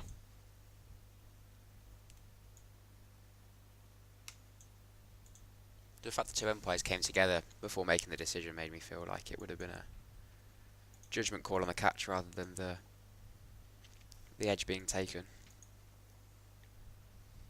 Well, tough to see from up here.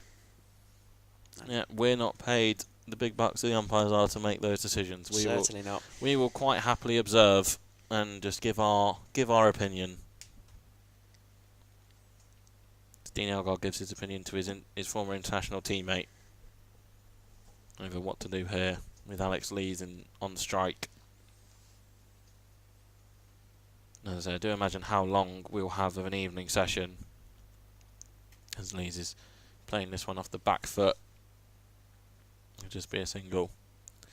Yeah, obviously Essex would have been hoping to have Durham 2 or 3 or 4 down going into the tea break and really trying to put them on really trying to squeeze them. Yeah, 117 balls faced by this pair on their own, taking a little bit of sting out of the Essex attack and just dampening their spirits to the weather's level. So yeah, just do wonder how long Essex will go after tea before Sam Cook decides enough's enough, we'll bank the points and get on the road. Do you think they'll make Durham make up the lead? It's not out of the question, but by the way, from what we've seen, I don't think they will, but never say never with this group, as Ackerman is down the track. Good use of the feet trying to gate the spin. Yeah. The weather has thankfully stayed away so far. Some sun over yesterday afternoon I think has helped this quite a lot. Change of angle, round the wicket, and Ackerman is shot straight onto that one. Right in the arc, off the back foot, punched exquisitely through the covers, and he picks up a boundary. He moves himself to 25. Just latches onto a little bit. Just a shorter length there from Harmer. Change of angle, doesn't quite find the length he's been hammering away. And that brings up the 50 partnership between these two. Much needed after Scott Borthwick was adjudged LBW earlier on. And yeah, that unsurprisingly, Harmer's decided, none of that, I'm coming back over, please. And Ackerman decides, I'll just sweep you, mate. It's absolutely fine. I'll just sweep you and get down the other end, and I'll retain strike for the next over. 66 for 1. Such a low risk shot for Ackerman, really, that sweep. Gets outside the line, hits it hard after the sweeper for a 1. Yeah, and obviously he's in good nick from the first innings, having picked up Yeah. 112, I think it was. Not even Maine, he scored plenty of runs already.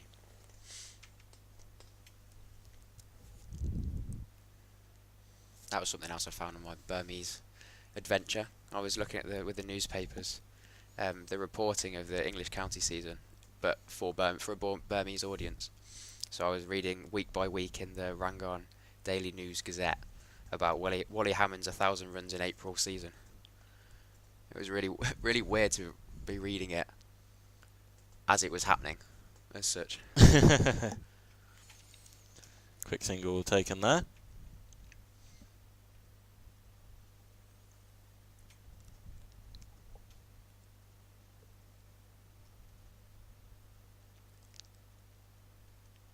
Critchley spinning it back in. Punch back down to mid-on easily for Lees.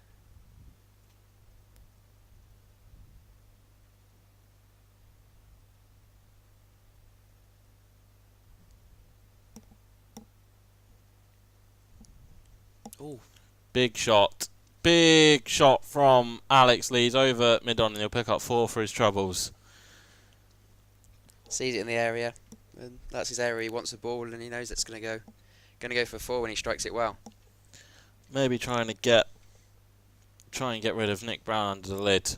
Try and ease up some of that scoring. Essex won't mind it though. No, you gotta be playing to get wickets. You gotta try and get the batter playing shots. Finds a better length there for Critchley, a little bit shorter there. Lees can't free his arms and just pokes around the corner into mid-wicket.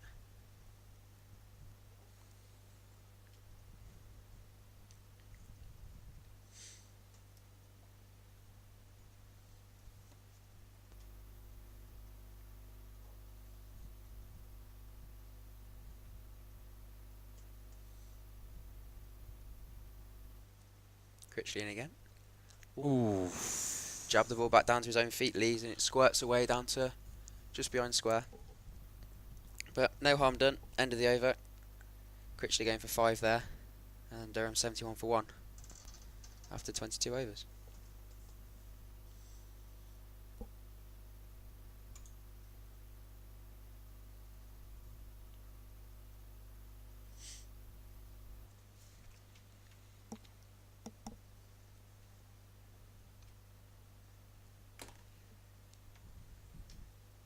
Probably looking at 2 or 3 more overs before quick chance for a cup of tea. They'll be keen for the hot drink, I think. Yeah, everyone will be having at least one. I think it'd be pretty impressive to have 2 in just a 20-minute break, but just why David Beddingham's just been sitting out on the balcony. I don't think he'll need one. He's now just plonked himself right underneath one of the heaters. As this one, Ackerman pads up to, and the appeals are out of desperation rather than anticipation. He's been active against the spin, using his feet, sweeping, trying to be positive, even in the kind of way he's been settled in at the crease. Harmer in again. This time comes down the pitch, covers the line. No, I'm done. Yeah, they always talk about the best players of spin being able to either be fully to it or fully back and not to get caught in that middle. And Ackerman, throughout his innings, has done that on several occasions. Been proactive, and that's what all the best batsmen are all the time, no matter the situation. Never stuck at the crease. Yeah, and ultimately, even though the situation is not ideal for Durham, Ryan Campbell will ultimately still be saying that they've got to go out and play their own game. And he's given them the confidence. This one will just be turned down to Noah Thane for a single. Yeah, that's what he has. That's what he has done. Even no matter the situation, is always go and play your own game.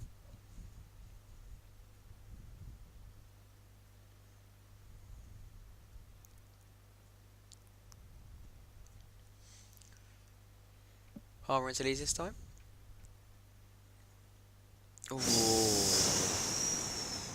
Does he get a touch on that? That is an edge, and that will be 4. Umpire. Oh, buys. Ooh. Duke can't quite clasp on. Must have spat out of the footholes between the keeper and first slip. and it'll spin away down to the boundary for 4 byes.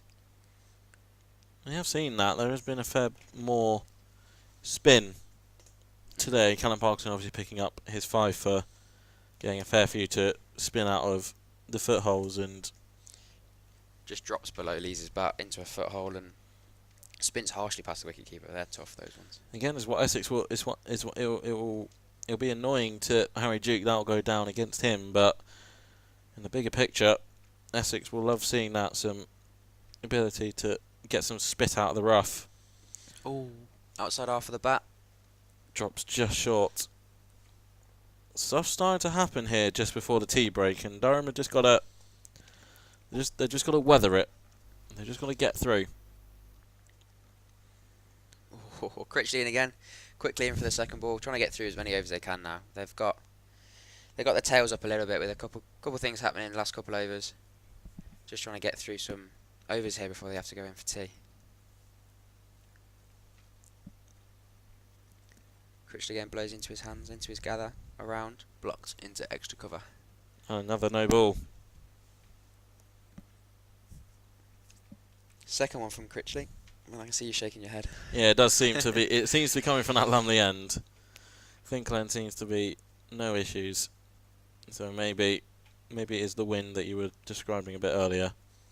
Bowlers always moan about the wind. They moan about everything, to be fair. Bit more flight in this one and just turned away. Can't bowl into the wind, can't bowl with the wind, can't bowl up the hill, can't bowl down the hill. So what can you bowl with then? Inside. Off 15 yards normally. Wider there from Critchley, slashed out to deep cover. Under control though, and they'll get through for 1. Uni bowlers love a 15-yard net. I can imagine. Down at Baden Castle, nice and bouncy. Bowlers get as far as they can down the pitch. That might just be me though.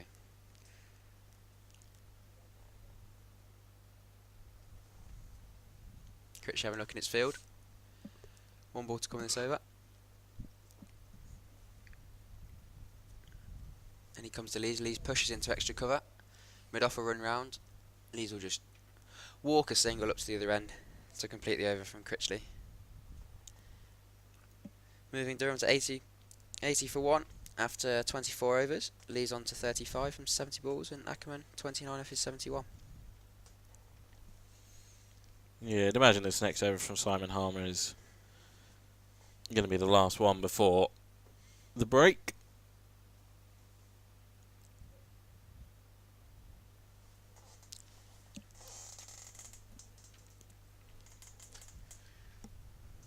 Hopefully the weather holds out for the last session as we've had so far this one. Yeah, just a disappointing day 3 washout, but we've been very fortunate when you look around some of the other grounds. Leicestershire yesterday. Yeah. Very good work by the ground staff down there, getting them on it all after what seemed a impossible recovery job by the groundsman. I can't believe they got on after looking at the puddles. Yeah, exactly. There was a pool on one quarter of the ground. Yeah, must have worked tirelessly yesterday, and probably got to the ground a bit earlier this morning, try and rescue as much as they can. They've had some cricket down there, so well done to the ground staff down there, and well done to Alex Lees, cutting that one away through backward point for 4. He moved himself to 39. Clouds have pretty been stationary while I've been here during this session. Nothing's really changed. Pretty grey and gloomy, but nothing too menacing, if you would. Yeah, I guess the only thing that would come into point, if it does get any darker, will the umpires refuse Essex to bowl some of their seam bowlers, and that would really take the wind out of their sails. Lees prodding forward at this one. Harmer finding a good length there. Just prodding forward from Lees. Lees ready to go again in his crouch. Harmer right arm round. And Lees pushed out to extra cover again.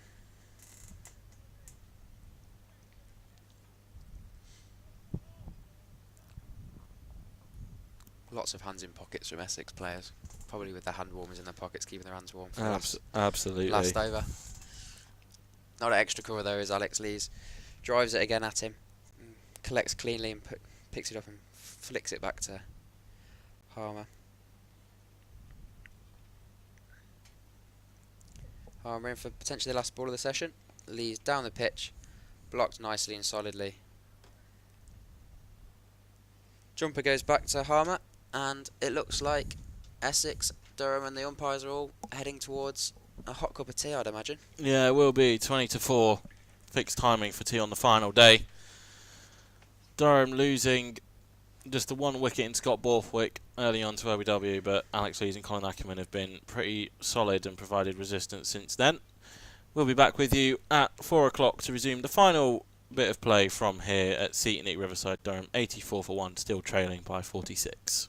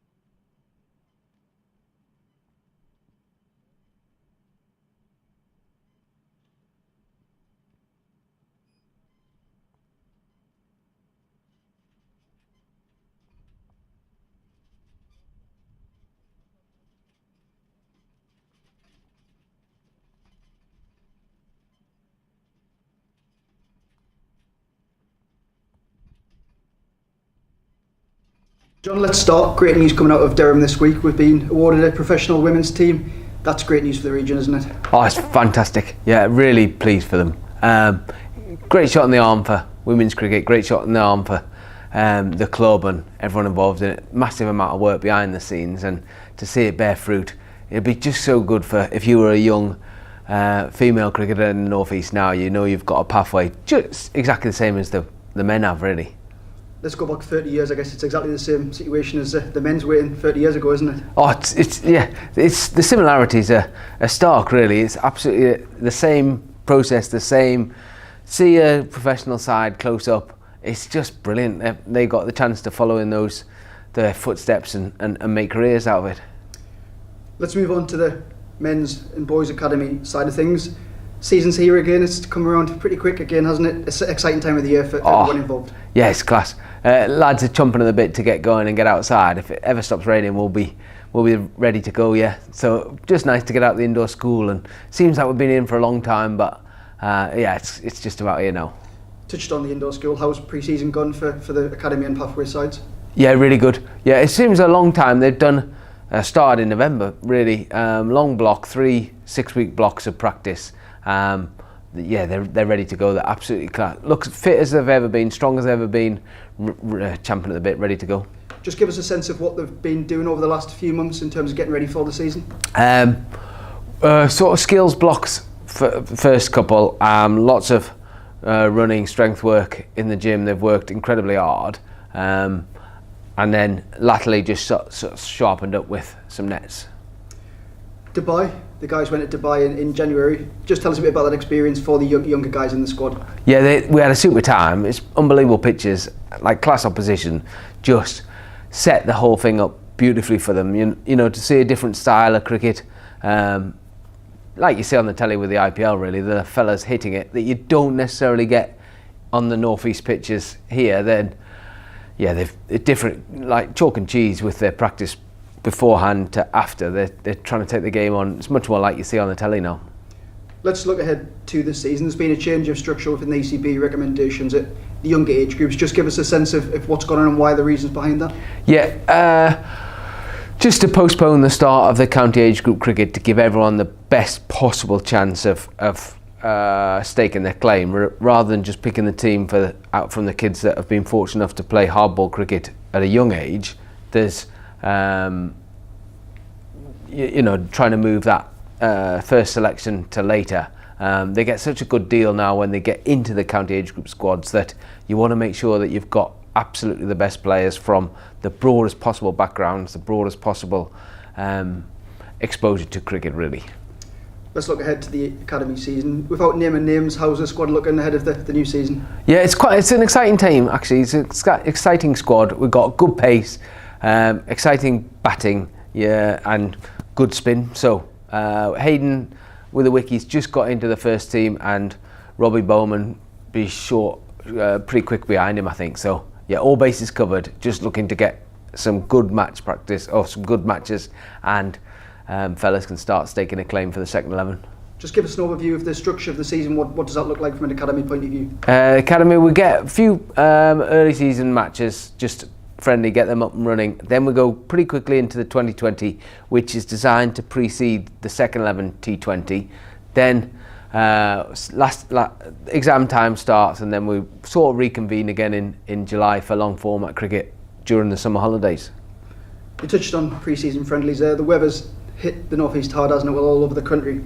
I guess you start next Friday against Cumbria. Just tell us a bit about that fixture and how much you're looking forward to that. Yeah, well, we're really lucky. Sedbergh School are hosting ourselves and a Cumbria development side. We're going to have a 2020 round robin day. So that looks like the first. That was designed to be, so like after we've played a few matches, the local friendlies have been hit by the weather, as have friendlies against other academies that we would normally have played in this time of year to get us up and running. So we're just straight into 2020, unfortunately, but yeah, the lads will be ready for it. You touched on the academy players making way for this into the second team. 9 of the academy graduates playing for the seconds this week at Lancashire. That must be really pleasing for you to see these guys progressing from the academy into the second team. Yeah, they're ready for it, really. You know, it's a nice pathway through. So It's great that the club backs their local talent, gives them the opportunity. And second team cricket, when you're playing with and against seasoned professionals, that's where you really test your mettle and show your skills. You touched on Hayden Mustard earlier. He's been part of the England under-19s team over the winter. Sebastian Hughes-Pinon was with Spain and Jack Brassel with Namibia. You must be really pleased to see these guys now making their way at the international level. Yeah, it's class to see them in the international game. Just always been quite keen on trying to put Durham on in the international footing and see fellas making their way there. So those three lads have done superbly to get recognised by their countries at whatever age level that they've played, and it's nice when they come back to the rest of the group and they've had a bit of success, that it just lifts the whole spirit of the squad really. And finally, academy graduate in Matthew Potts got 149 last week against Warwickshire. You've obviously worked with him throughout the pathway. Was his batting something which you always thought he could do? Yeah, he was always a frontline batsman for us.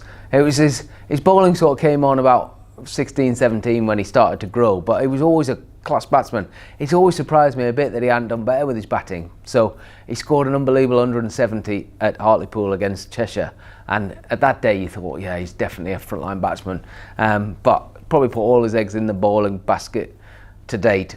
But fabulous that he saved the game and showed his class with a bat.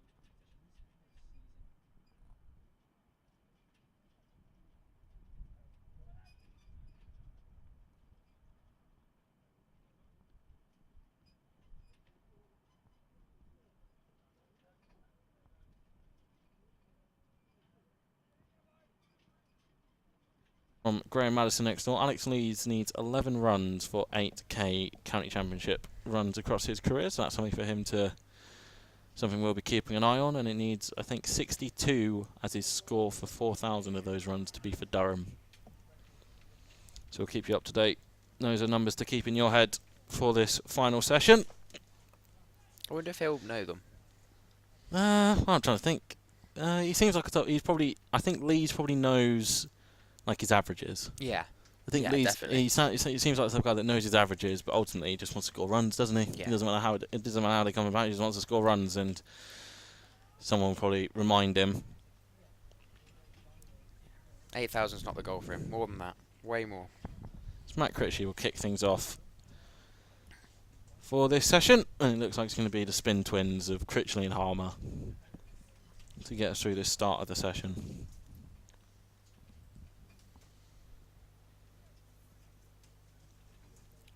Does it need to be that close, Ross? Does it really? You're going to get my bad side.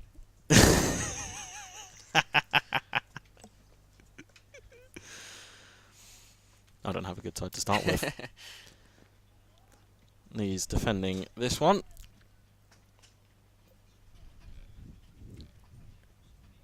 It's a big grey Nichols blade Lee's has. There's a lovely bit of willow that. He gets himself into the 40s. Look at that single. Oh, Jesus Christ, that is. Whatever happened to personal space, eh? Honestly. As I mentioned. Big thank you to Ross and Stephen for keeping us live on YouTube. There's an awful lot behind the scenes that you guys don't see, but very good stream team here, even if they do want to shove a camera right in our face. It's much more exciting on the pitch. Well, you got the umpires wearing GoPros now. Yeah. All the angles. Tucked into the wicket. Easy single. Sedate start to the final session. Just the 3 singles from it. Ackerman will retain strike. I love the GoPro. The GoPro cameras on the umpires. I think some of the footage that comes out of there is awesome. When you get some of the best bowlers in the world, you can watch from the stumps. Everyone says the umpire's got the best seat in the house, and I think the GoPros kind of back that up. See, I would take the role of the umpire if I didn't have to, Make the decisions. Yeah, exactly. If I could just go, you know what? I'd quite happily just watch James Anderson, running all day in a 4 or 5 day game, or I'd quite like to be at the opposite end of watching Joss Butler on one of his magnificent innings, but miss me with the decision making. You just want to sit in front of the stumps and watch. Yeah, exactly. And we get paid to do it as well. Exactly. I mean, we have a pretty charmed life as it is. We got to sit in a not bad. lovely heated room. Heated being the key word. Right, Especially absolutely. Closer to Marbella in here than it is upstairs. It is Harmer. Pushed back out. I think he'll bowl probably the majority of the overs this session, however long it may be. You've got to say if Essex are going to have a chance at... Something needs to happen soon. Yeah, if you're going to have a chance, it's going to be Harmer, I think. Oh, Does well to miss it. does indeed. Probably a little nod of acknowledgement there and there from Lees to himself and then secondly to Harmer. Yeah, good ball that. He plays the line so well. We saw that when he played for England. He never follows the ball. Solid off the back foot.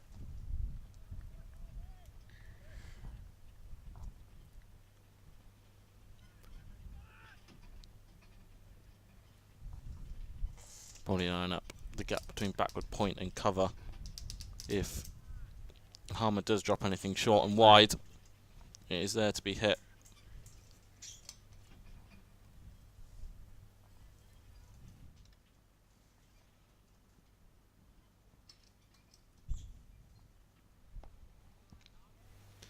Instead, it's a solid forward defence to end Harmer's first over.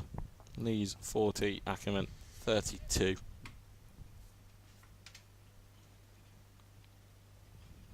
It is that sort of personal milestone type of day. These last hour or so of play, you want to be pushing on, scoring as many runs as you can while it's sedate and there's not the most difficult of batting circumstances. Just secure the draw for the team and take as many as you can get. Absolutely, every run counts. Oh, that's a great delivery. And that one is out. There was debate earlier, just before the tea break, whether Colin Ackerman had nicked one to Jordan Cox in its slip, and that one, I think the first one was a question of carry. No questions about this one.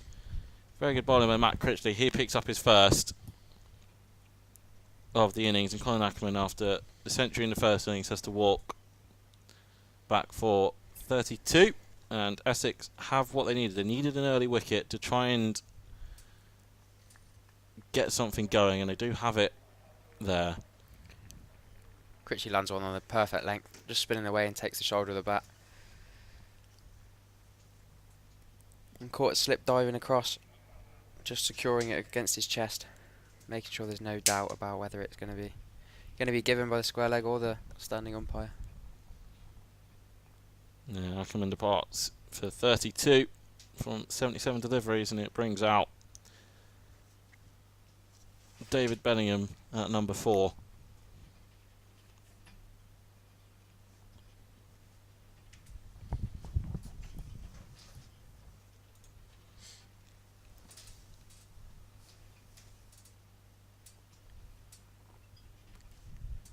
Centurion in the first innings, replaced by a half Centurion. These two looking to come together now and bat for as long as they can. Lee's looking for that milestone, as you say, at 60. Now, half century first of all, and then anything after that is a bonus. But yeah, still time is the overall aim, and it won't be easy for Bellingham, despite his quality, as he was rewarded with South Africa caps over the winter. That ball is starting to spin, and there is starting to be some more uneven bounce. Lights on, cloud cover, bit of spin. It's not easy to start, even with a slightly dead pitch for the seamers, as we've seen. The spinner's still coming in, as Critchley does. You don't want to start with that, though, and he's very lucky that that hasn't absolutely raced away to the fine leg boundary for 4. A bit of a long hop, and Bellingham unable to make full use of it. Almost surprised about this first ball to him. That's more like it from Critchley, and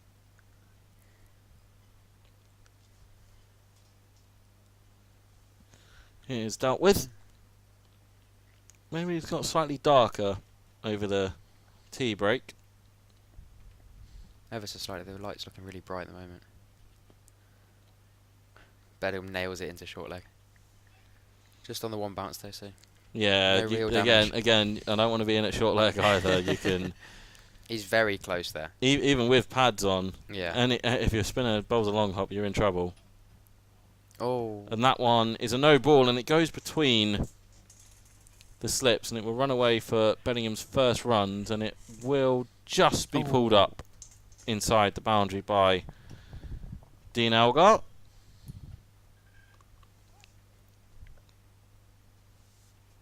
So was that 3 plus the no ball? Yeah. Deficit is now down to 37. Bellingham off the mark.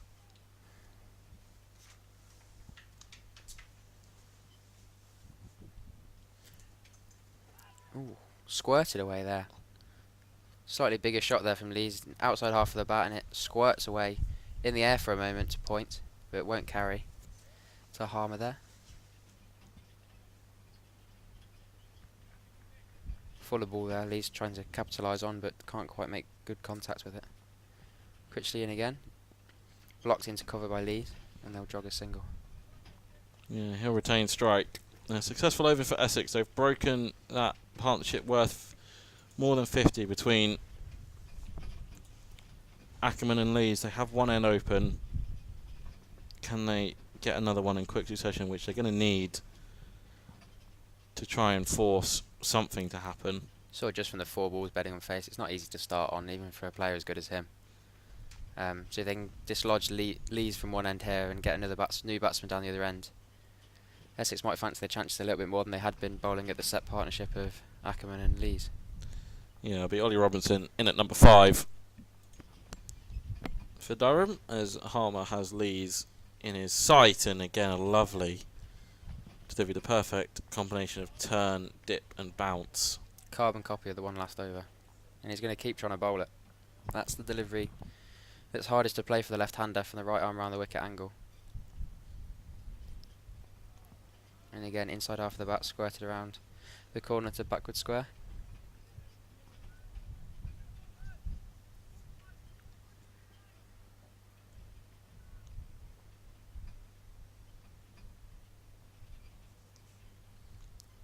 Harmer again. No trouble.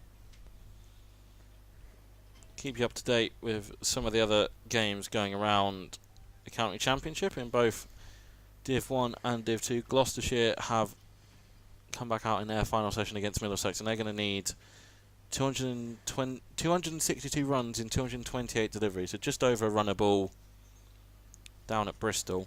Can be done. I think they'll be going for it as well.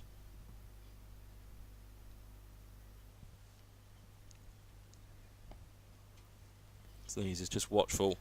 So yeah, Surrey, the only result currently in Div 1. Surrey beating Hampshire by an innings and 11 runs. Hampshire's torrid run at the Oval continues. Warwickshire were 361 all out in reply to Notts 400 as Lees blocks out a maiden. So Nottinghamshire currently lead Warwickshire by 90 runs with 9 in hand. Again, I think that'll be shake hands at 5 o'clock and take the points. Yeah, I think all the games in Div 1 might be that way. Yeah, Somerset currently 148 for 3. They lead by 6 runs with 7 wickets in hand, so it's very much just keep your wickets in hand. As we mentioned, Gloucestershire and Middlesex. Gloucestershire currently 73 for 1. They need 258 more to win, and they have got 9 wickets to play with. So I imagine they'll make a good go at that. Middlesex declaring earlier today on 449 for 7. Leicestershire 364 for 8. They're trailing Northants by 89 runs, but they're within the follow-on. So again, you're probably looking at taking the points there, and as Bellingham plays that one out. Derbyshire 447 all out, a very good response to Yorkshire's 450 for 5. Again, probably just looking at 5 o'clock and shaking hands there. So Batters get their runs and go home after the rain. Oh, that's well bowled.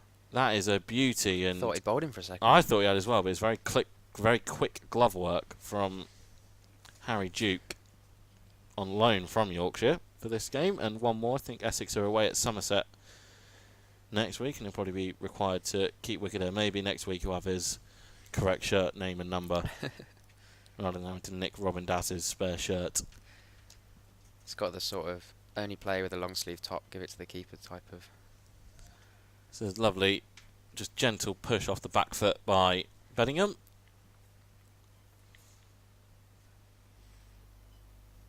Yeah, looks like Surrey and Hampshire is going to be the only result possible in Div 1, and Gloucestershire Middlesex is the only one in Div 2. Combination of weather and different ball being used and pitches, and plenty unfortunate. No, not more results have been had so far, but still plenty of cricket to be played, plenty of county championship cricket to be played, as Lees half stopped, but they'll be able to jog through and walk the end of the single. Deficit now down at 34. Durham just need to coast through this first half an hour, 40 minutes. Bellingham jabs down it off the back foot. A little bit of interest from the Essex batsmen, from the fielders, but to no avail. Maybe just trying to look for something to happen here. Any bit of excitement will get latched onto at these times. Yeah, absolutely. You as you keepers are all over everything, every half chance, every non-chance. This is the time to be loud. This is when you can be most annoying. You want something to happen. There's nothing worse than just standing behind the stumps and being bored. You might as well try and make something happen. Indeed. Batter's worst nightmare in these situations. Yeah, I mean, from the other side of it, me batting the keeper like that is annoying, but that's the idea, I think. Yeah. Whereabouts do you bat in the order? You middle order? I'll open up or top order. I'll bat wherever, to be honest. I've batted pretty much everywhere. That's a hard gig. That, imagine. I don't mind it, to be fair. I don't mind it. You get, if you're keeping first, you get a good look at the conditions and get straight back out there and utilise the new ball. Flies away to the boundary a bit quicker, and then you have your rest afterwards. That's fine. Yeah, I don't know. There's just something about having, if you have to keep for a long time and then say you cop a golden duck, it's not exactly. No, it's not fun. But when's a golden duck ever fun? It's true. It's not a diamond one. Yeah. don't think I've ever had one of those. Yeah, I think I've been lucky enough. Short and wide from Harmon. Lee's able to rock that one onto the back foot. Snater's coming round, so only be a couple. There's another couple for Lees as he moves himself to 44.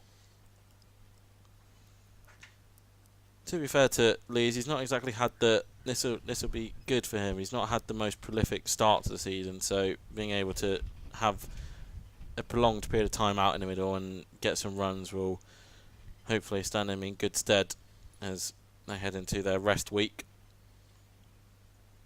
You can't substitute time at the crease for scoring runs, and this is what he's got here. Yeah, half-hearted appeal. I think if I remember what Ryan Campbell told me and Sam on the stream, there'll be a couple of days off now for the Durham lads. They'll have Tuesday and Wednesday off to recover and spend some time with families, friends, loved ones, just get away from the game for a little bit.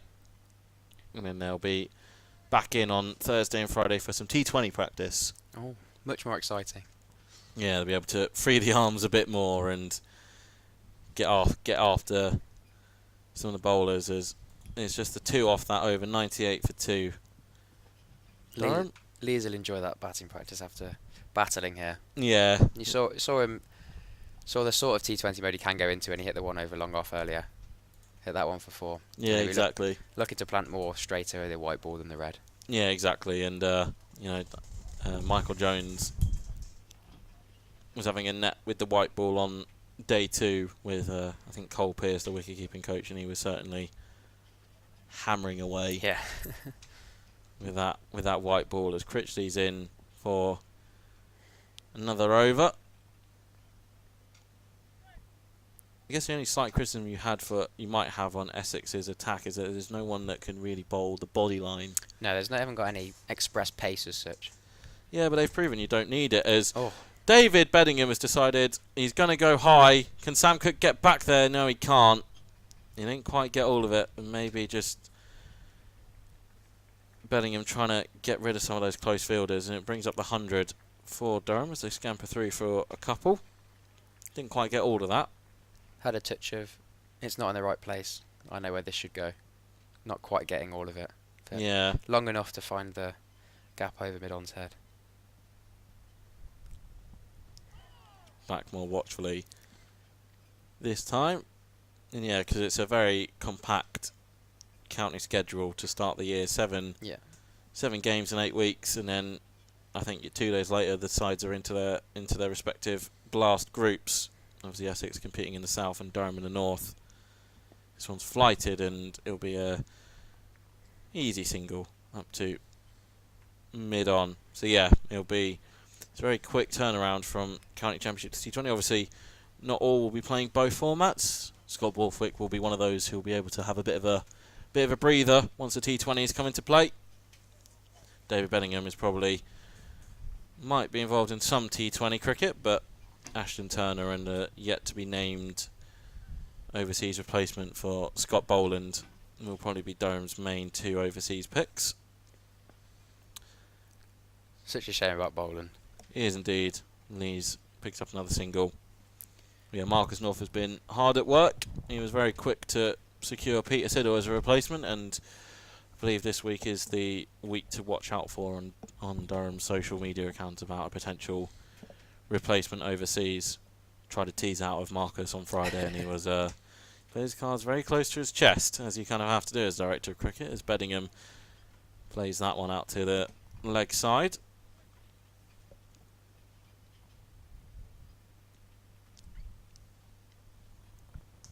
Hopefully we see the sun for those T20s. A bit more than we've seen it here. Yeah. Keep the rain away. Hopefully. Gloucestershire have lost their first wicket of the evening session as they go chasing after their total. Ollie Price batting over there, Durham Uni lad. In the 27 off 79, he'll want to get a bit of a move on. Yeah, he needs to. He'll get sweeping soon, I'm sure. Yeah, Miles Hammond out there with him. Good players. Harmer just tinkering with his field. I think it's Feroz Kushi who's patrolling the boundary on the leg side for Beddingham. Just moving him a bit further around, and Just touched into the leg side. Oh, they're all at it now on the Durham balcony, I think. Some of the coaching staff have maybe pulled rank on some of those seats. This one's turned away by Beddingham for a single.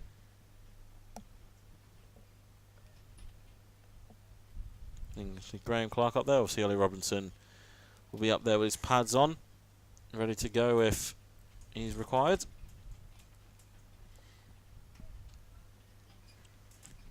Lee's on 45. And he's facing up to Harmer and just pushing him into the offside and sends Beddingham back. It would have been almost a suicidal single. Dicey, I think, to say the least. Yeah, no need to take any unneeded action here.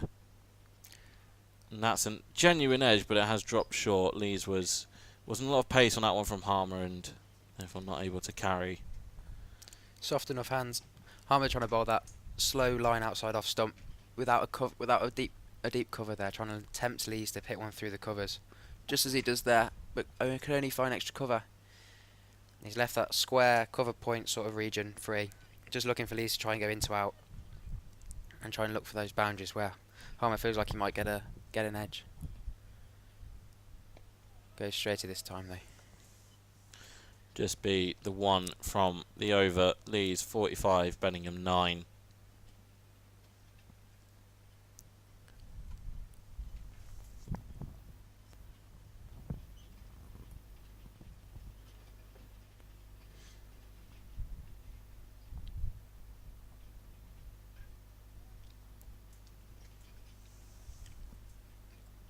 Do you think it'll be spin all the way from here?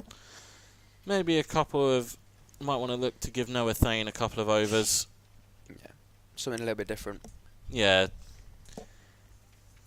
These two will be able to look to comfortably rotate the strike where they can against Critchley and Harmer. So maybe just looking at... Obviously, the loads of the bowlers are all carefully monitored by the S&C guys of their respective teams, and maybe just looking to get some more into Noah Thane. As that one is dropped short and wide, and David Beddingham does not need any second asking to dispatch that one to the fence, and he moves himself into double figures for the innings. That's a positive of Beddingham's technique against spin. He gets really tall off the back foot, keeps it nice and simple in defence, patting it back down straight, but then as soon as he sees one a little bit too short, a little bit too wide, he easily free those arms and batter that through mid-wicket as he did there.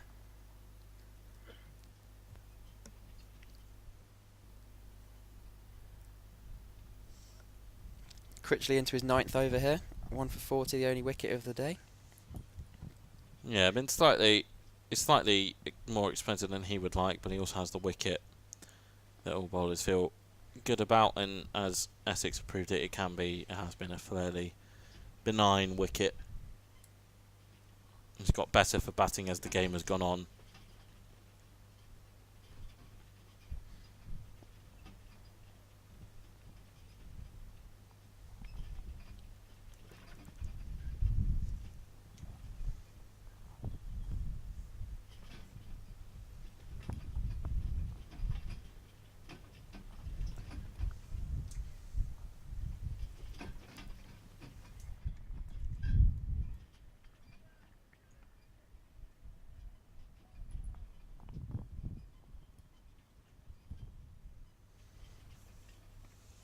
Rocks off the back foot to end the over. He'll retain strike for the next one. 109 for 2.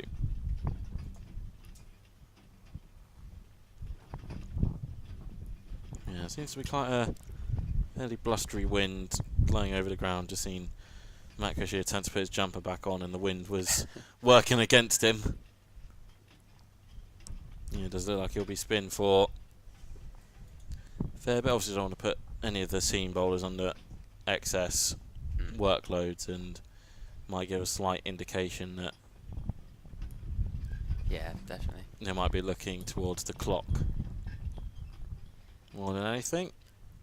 But still cricket to be played. Oh, that one spits up off a length, and Beddingham is lucky it's not pouched by one of the fielders in. close. Flown past short leg's head.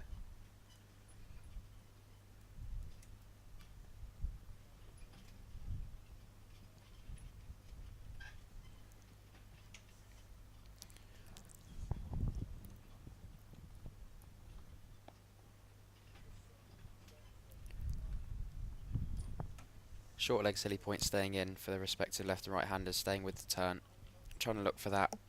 Just elbow the bat or the bat pad, trying to see if you can take a catch as Harmer's in again. We just pushed out a bit off.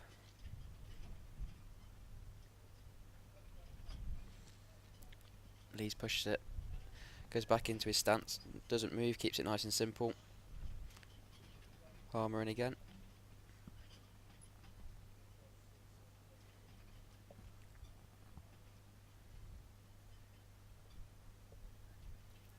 Talking about funky fields earlier, we haven't really seen much different from Essex. It's been quite similar. Not yet. Maybe for a bit of fun, we might see a part-timer come on towards the end of the game. We might see some funky fields there, but you're right. It has been fairly orthodox. They've had 3 or 4 men round the bat pretty much the whole time. Not been too unchanged.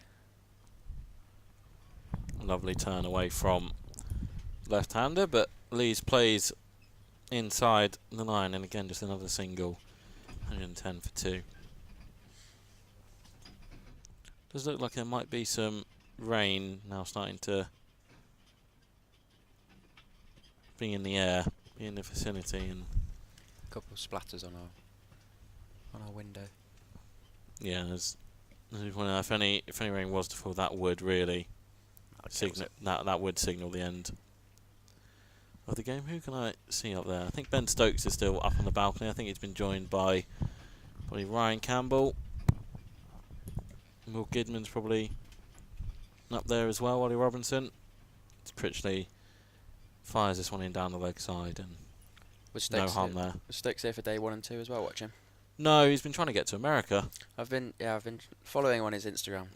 Yeah, follow what he's been doing. Yeah, I think he's finally given up, and he was back watching the IPL, watching some Royals teammates, and David Bellingham decides enough's enough. I want to have some fun, and he decides, you know what, I'm going to show what I can do, and he tonks Matt Critchley back for 6 over his head. Nothing watchful about that. Yeah, I think Ben Stokes he decided he might have given up the ghost temporarily, and he's been back in this morning going through a couple of bowling sessions under the watchful eye of Neil Colleen. He's had a bat as well throughout the day as he inches closer to a return. And Bellingham decides he's going to cut this one off the back foot, and I believe he's going to pick up another boundary here. Lovely shot. Slightly too short this time. Critchley just struggling with his length a little bit, and Bellingham does not need second invitation. Striking at 100 now, Bellingham. Nothing to say about his innings. No, they're very rarely is with Dave Bellingham. He's he almost starts off in innings in 2nd or 3rd gear. He's always looking to step on it. Goes about it in such an easy manner, though. Yeah, just makes it look simple, doesn't he? Just makes it look so easy when batting, and as you and Ash were saying earlier, all the best batters do make it look as if they've got that just that bit longer than everyone else, and he's rewarded with international call-ups, and that's high. It will land safe. And it'll bounce a couple of times just before going to the boundary. I think Bellingham maybe fancies another 50 for the game before game's up, and it does move Essex. Well, it cuts the Essex lead down to just 6 now. 14 off this over. Bellingham perhaps thinking Critchley doesn't want him just bowling at him with the catches in anymore. But I can't see the Essex moving them. I think they've sent long off back now. Yeah, but that just allows him, if he wants to, can now just drop it along the floor for a single. Just manoeuvring the field about. No, this one instead is fired right at short leg, who's not able to. It's not a chance. If you're expected to catch that, then you're expected to be Superman. Yeah, there's no danger. That's being caught.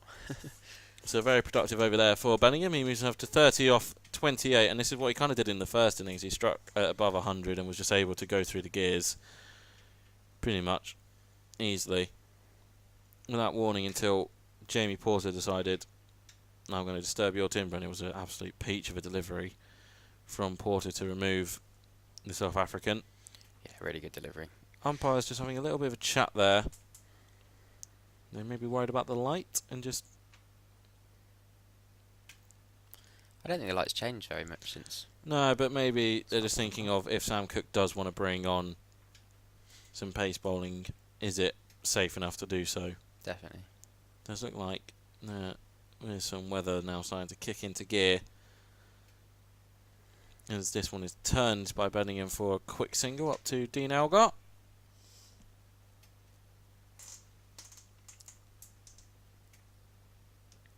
Yeah, I've been very fortunate. Day 1 and 2 were full days, no overs lost whatsoever. Looks like we will get the full amount of overs in up until the game concludes here, with just day 3 being the washout. Yeah, real shame. It was set up to be a really good game.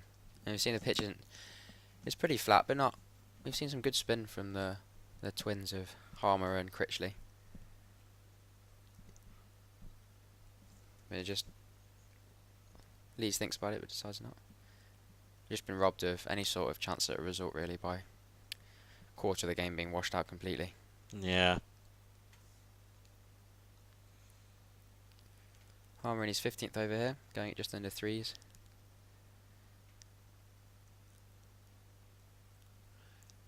Cut out to point, but fielded.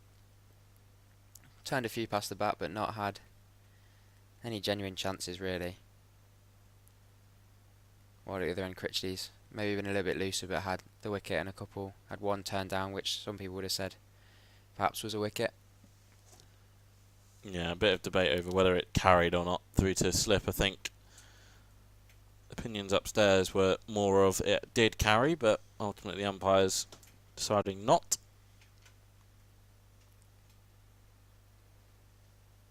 Slightly more flight in this one from Howard. He's varying up the lengths and just a single from it. Lees remains on 45 and Bellingham is catching him up at a fair rate of knots. He's on 31.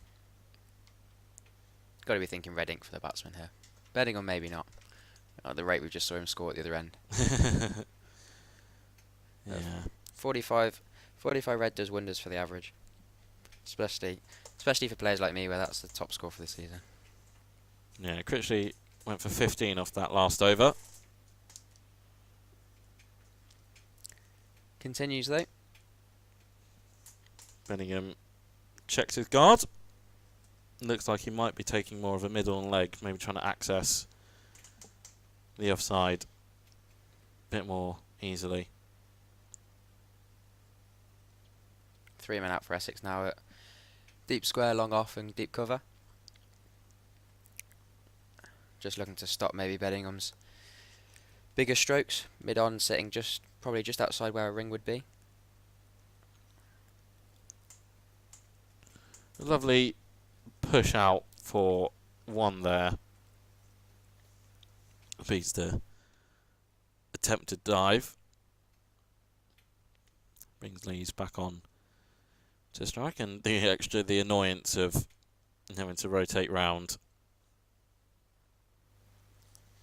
Taking your hands out your pockets away from the hand warmers. That's a better line and length. Unfortunately, they've had to come off at Edgbaston, and I imagine that will be the game. Down there between Warwickshire and Notts. Result, again, highly unlikely down there. I think they lost most of, if not all of yesterday to rain as well. Been pretty wet all over, unfortunately. Which is a shame, considering Friday and Saturday were pretty nice days. Indeed, Lees is just watchful.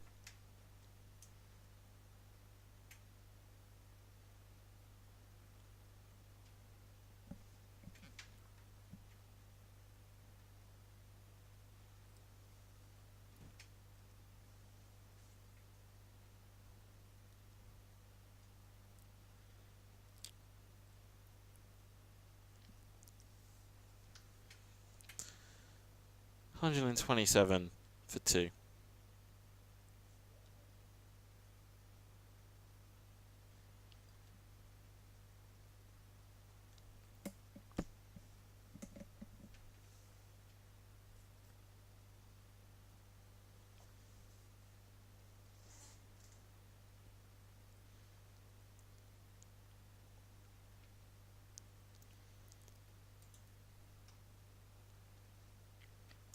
Essex pretty relaxed between the overs. Spinners bowling their overs pretty quickly.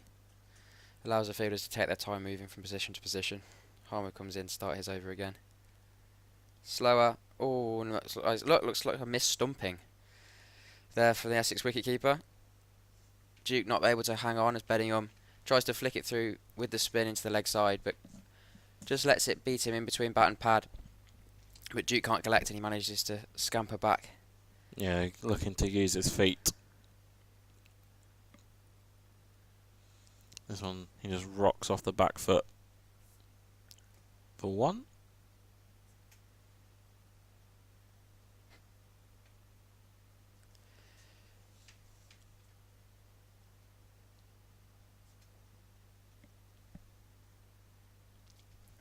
Could have been Duke's first stumping there for Essex, but not to be.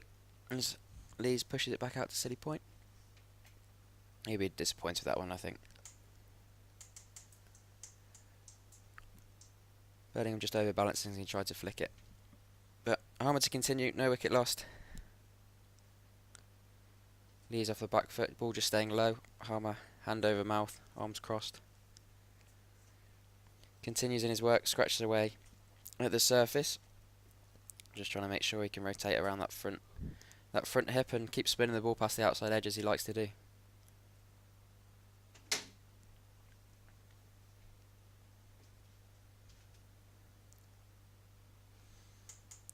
Played behind point by Lees. It'll be at least 2 and he will come back for a third. He now moves himself to 48 and just 2 shy of not only 50 but 8,000 county championship runs.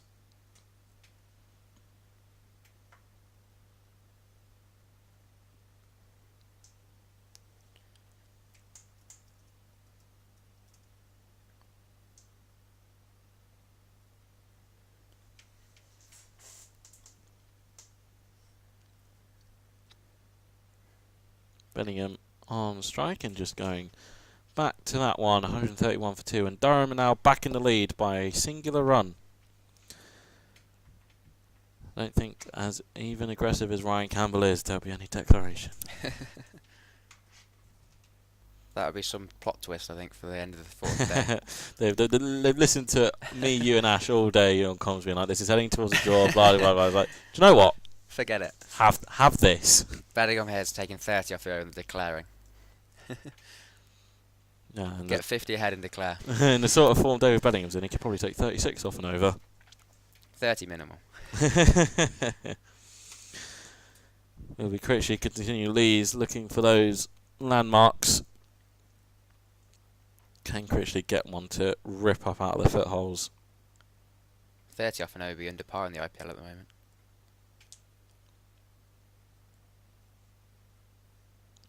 Good use of long barrier there. No chance of that one slipping through for what would have probably been 2. First thing you learn, always employed even in the professional game. Lees pushes outside away from his body. Bit of spin, can't get good contact. Half a bit of excitement from Duke and Critchley, but nothing of it just drops onto the wicket. Umpires coming together now. Wonder if it's maybe the rain is just too heavy and the players are being brought from the pitch, and that might be for the last time. Obviously can't officially shake hands till 5 o'clock, but I would highly doubt that they come back out. The covers have been signalled for by Rob White and David Milnes, and stumps are being removed from the ground. So yeah, we will come off air and I highly doubt we will be back with you for any extensive commentary, other than to just officially confirm that it is a draw. But from the way all the actions are, it doesn't look like there will be a very quick shake of hands. So Alex Lees is on 48. He won't quite reach the milestones today. He'll have to wait for another couple of weeks before he's able to do that. And yeah, we will depart. We will leave you with these scenes of the covers being brought on.